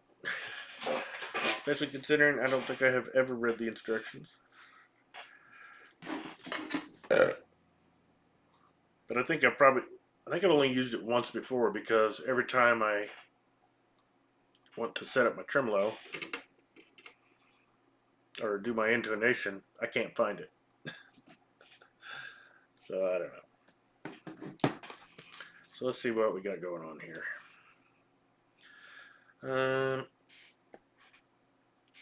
All right.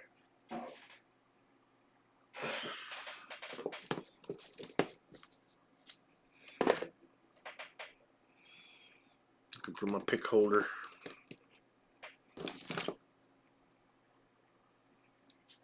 Well, I got a pick.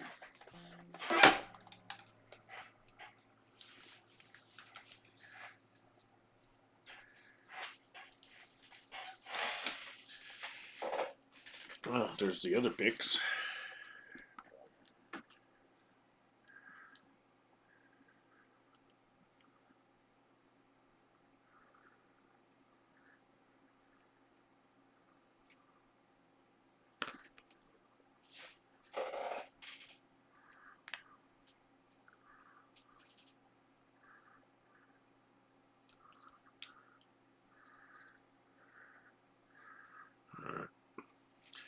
Bridge is level.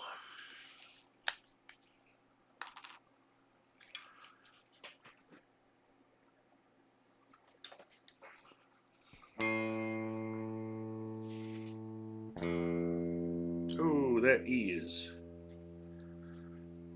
a long ways off. I'm not going to try to get that out of the fine tuner.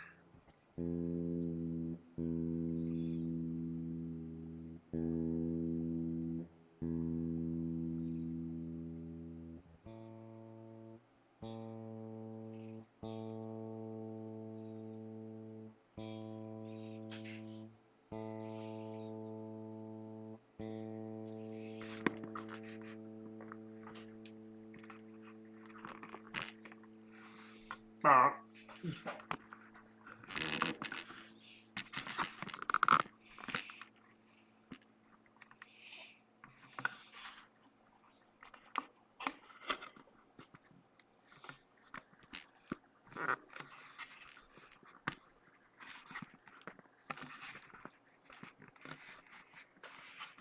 Oh well.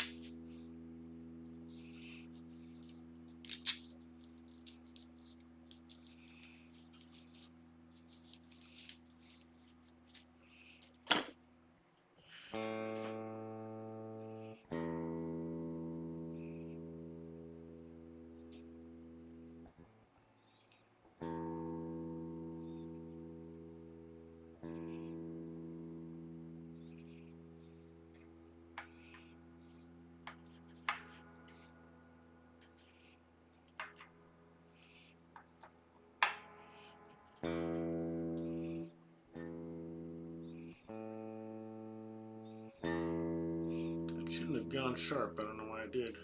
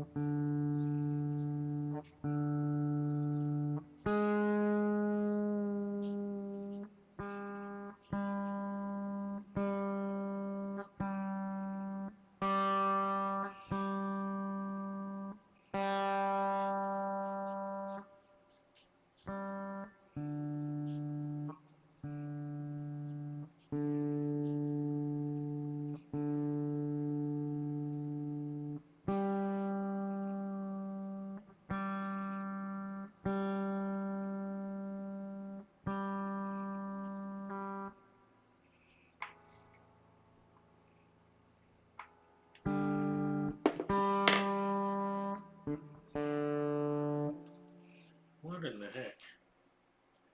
They should not be going sharp.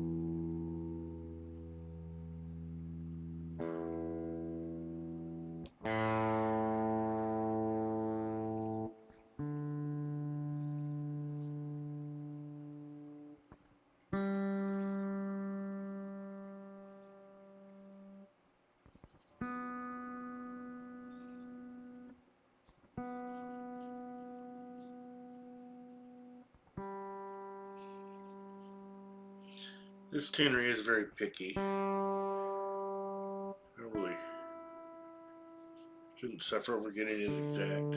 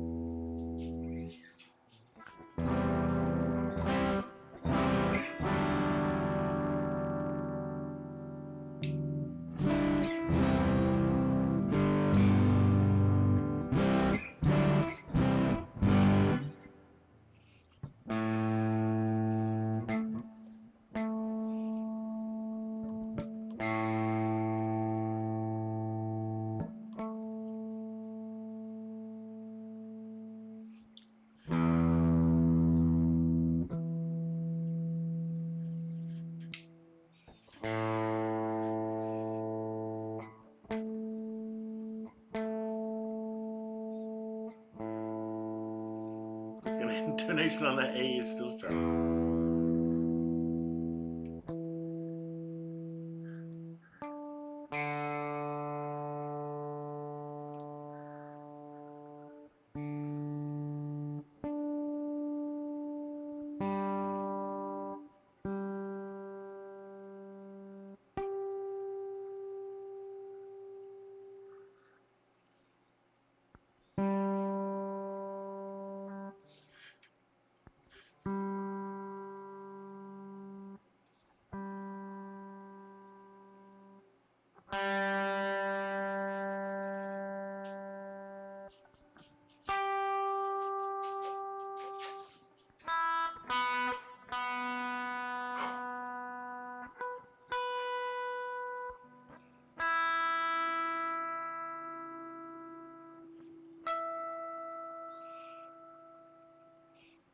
why this is acting so nervous. I already fed you, but.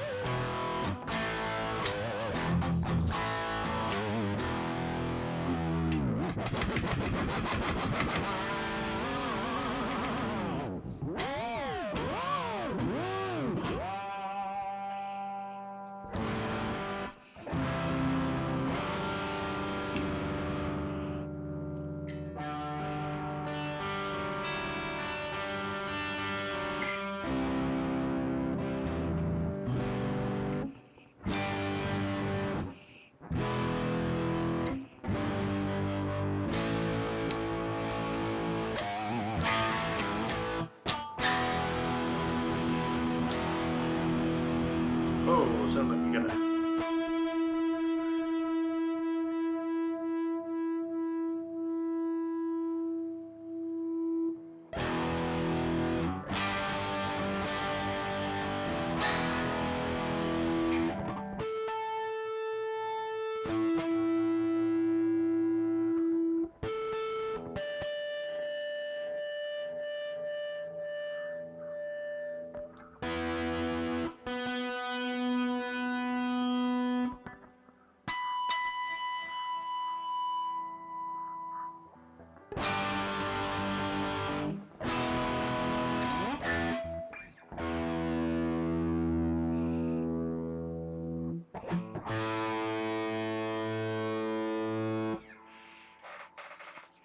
Okay, I'm gonna use that little tuner.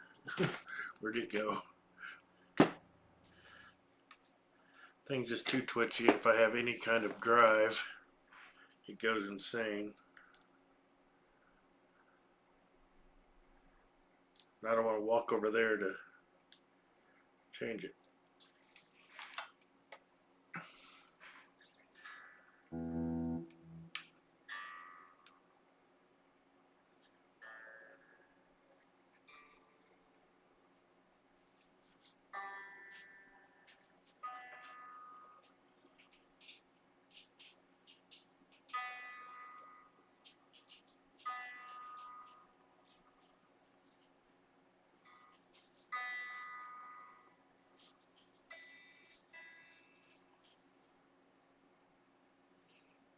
Can.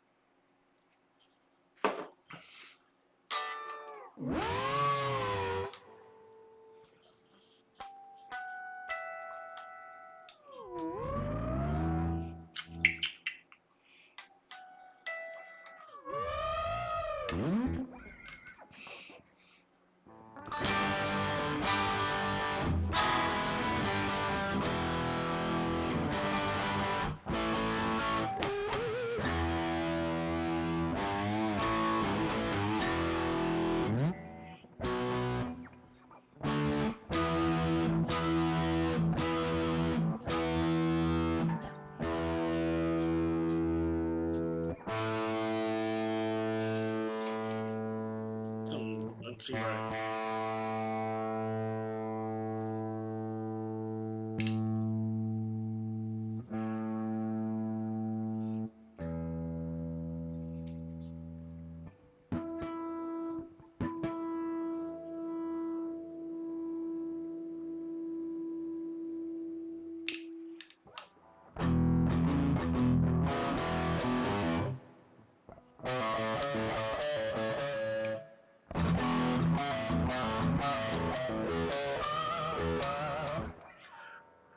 Harmonics are going off a lot better with the new strings.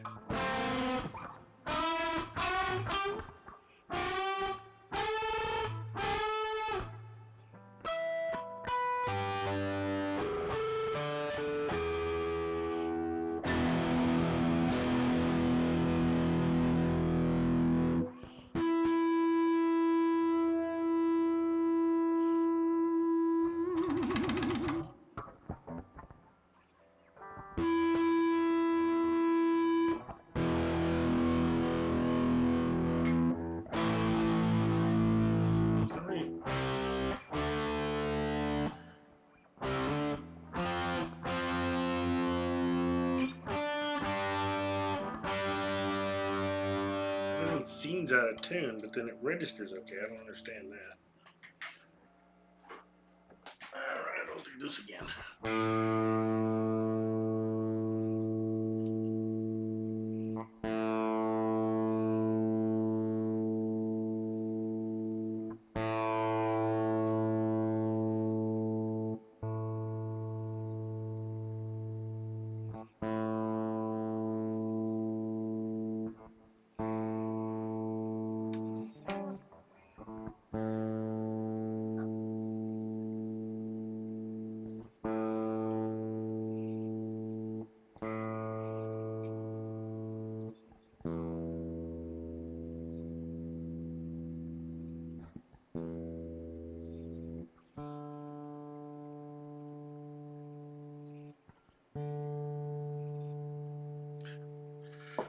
In the middle of using it, it shuts off.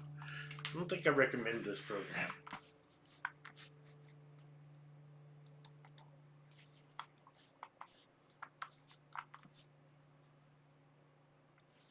If I want it to shut off, I'll shut it off. Jeez.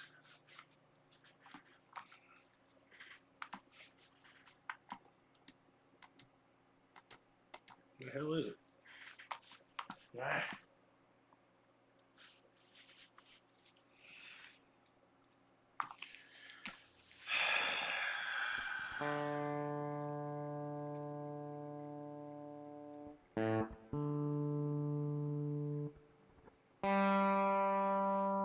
Oh, it might help if I didn't have a cold fan blowing right on it.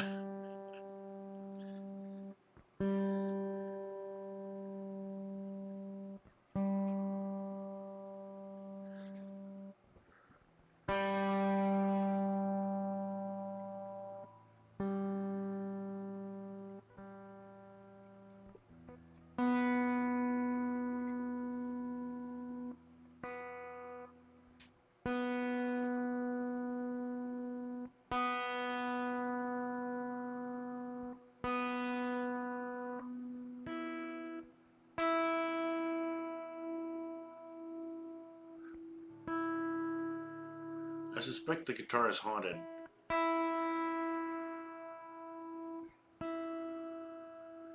And then I put it in a shop, putting on strings that were 30 years newer than it was.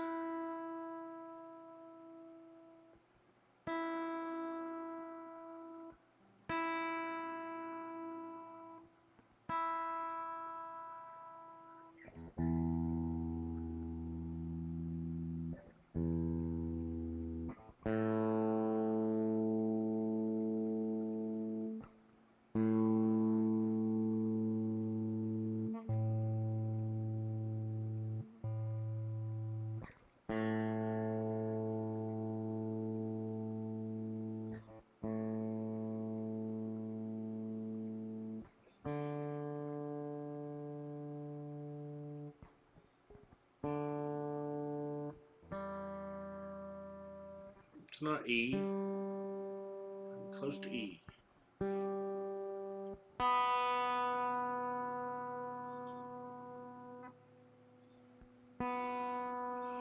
Hopefully once it's really tuned right, it'll want to stay there.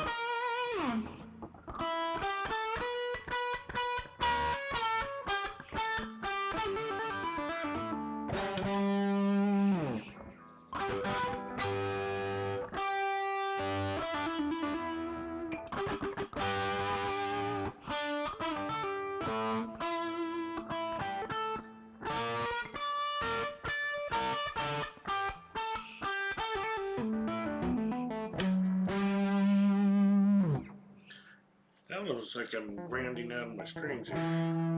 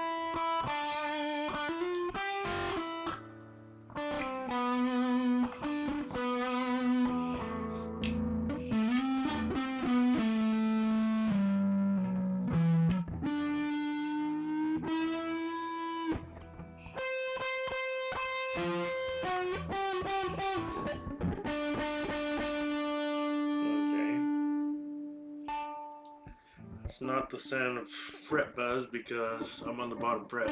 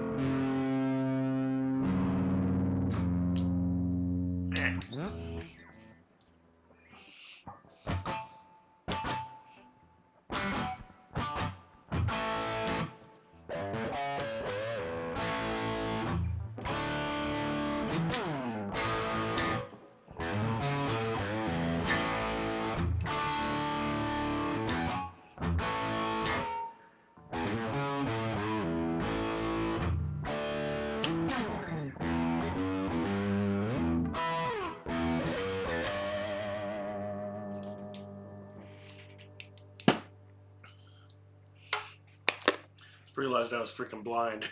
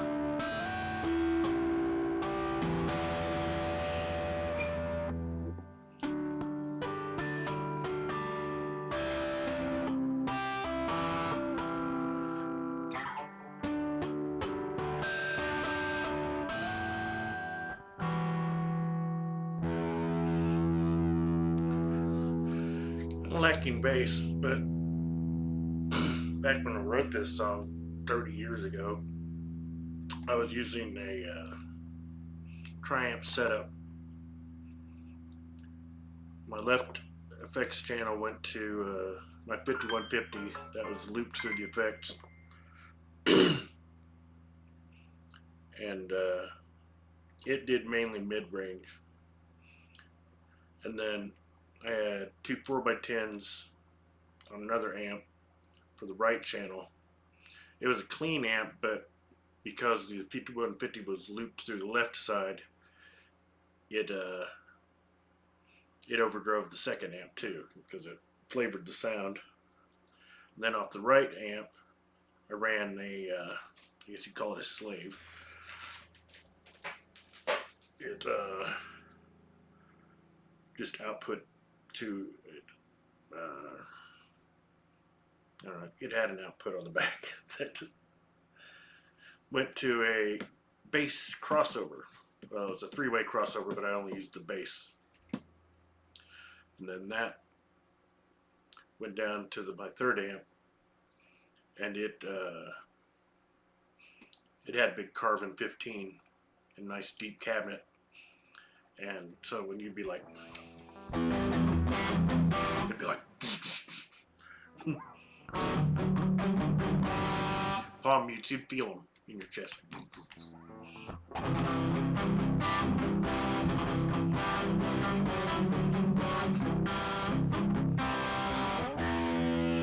So I miss having that dedicated bass amp that would do that. Regular guitars sound so thin.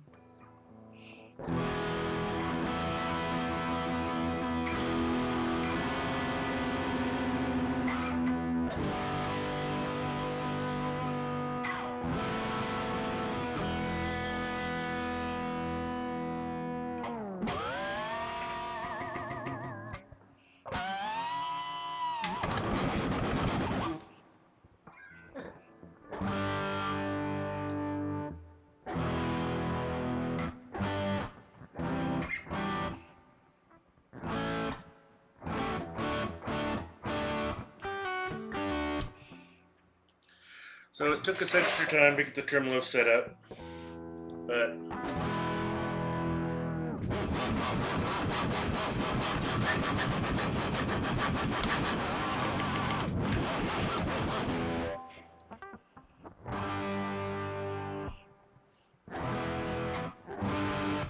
oops, that's my bad.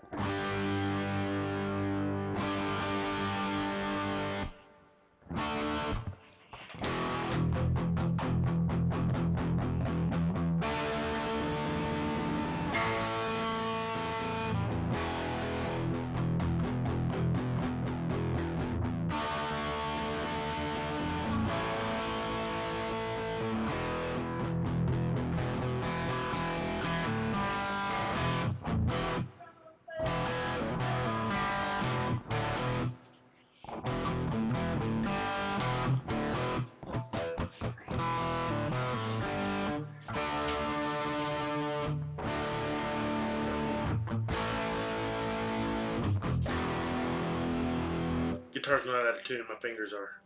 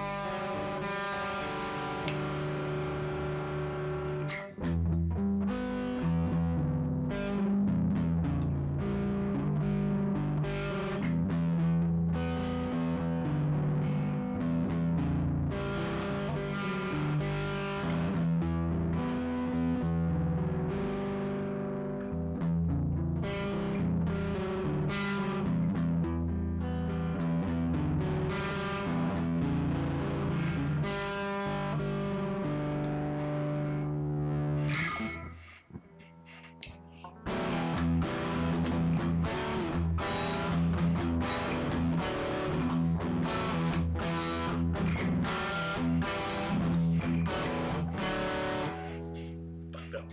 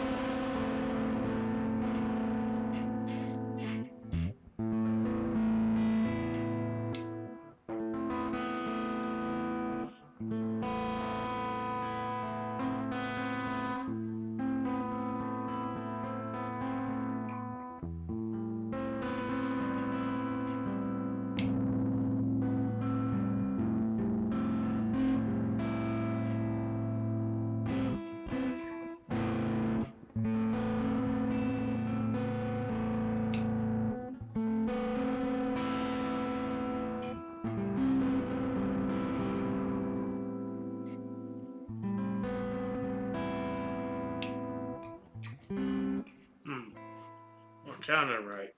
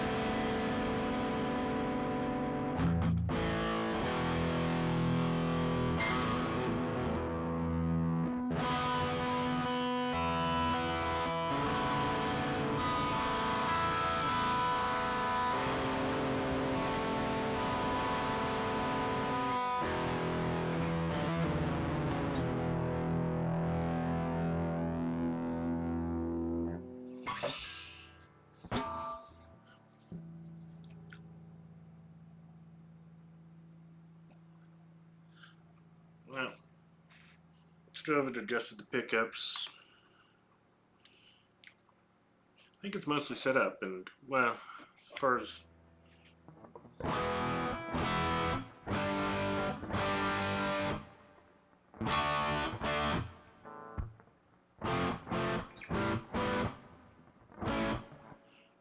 she's in tune. Close enough.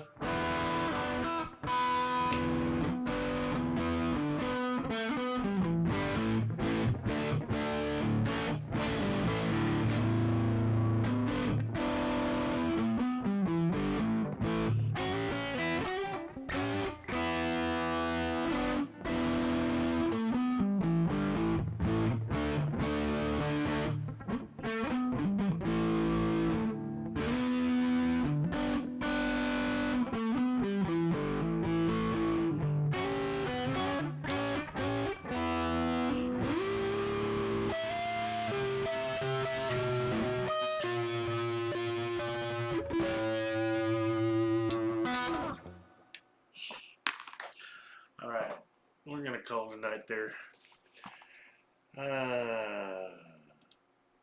Hey, I got to shut that off before it turned itself off. I'm really happy about that.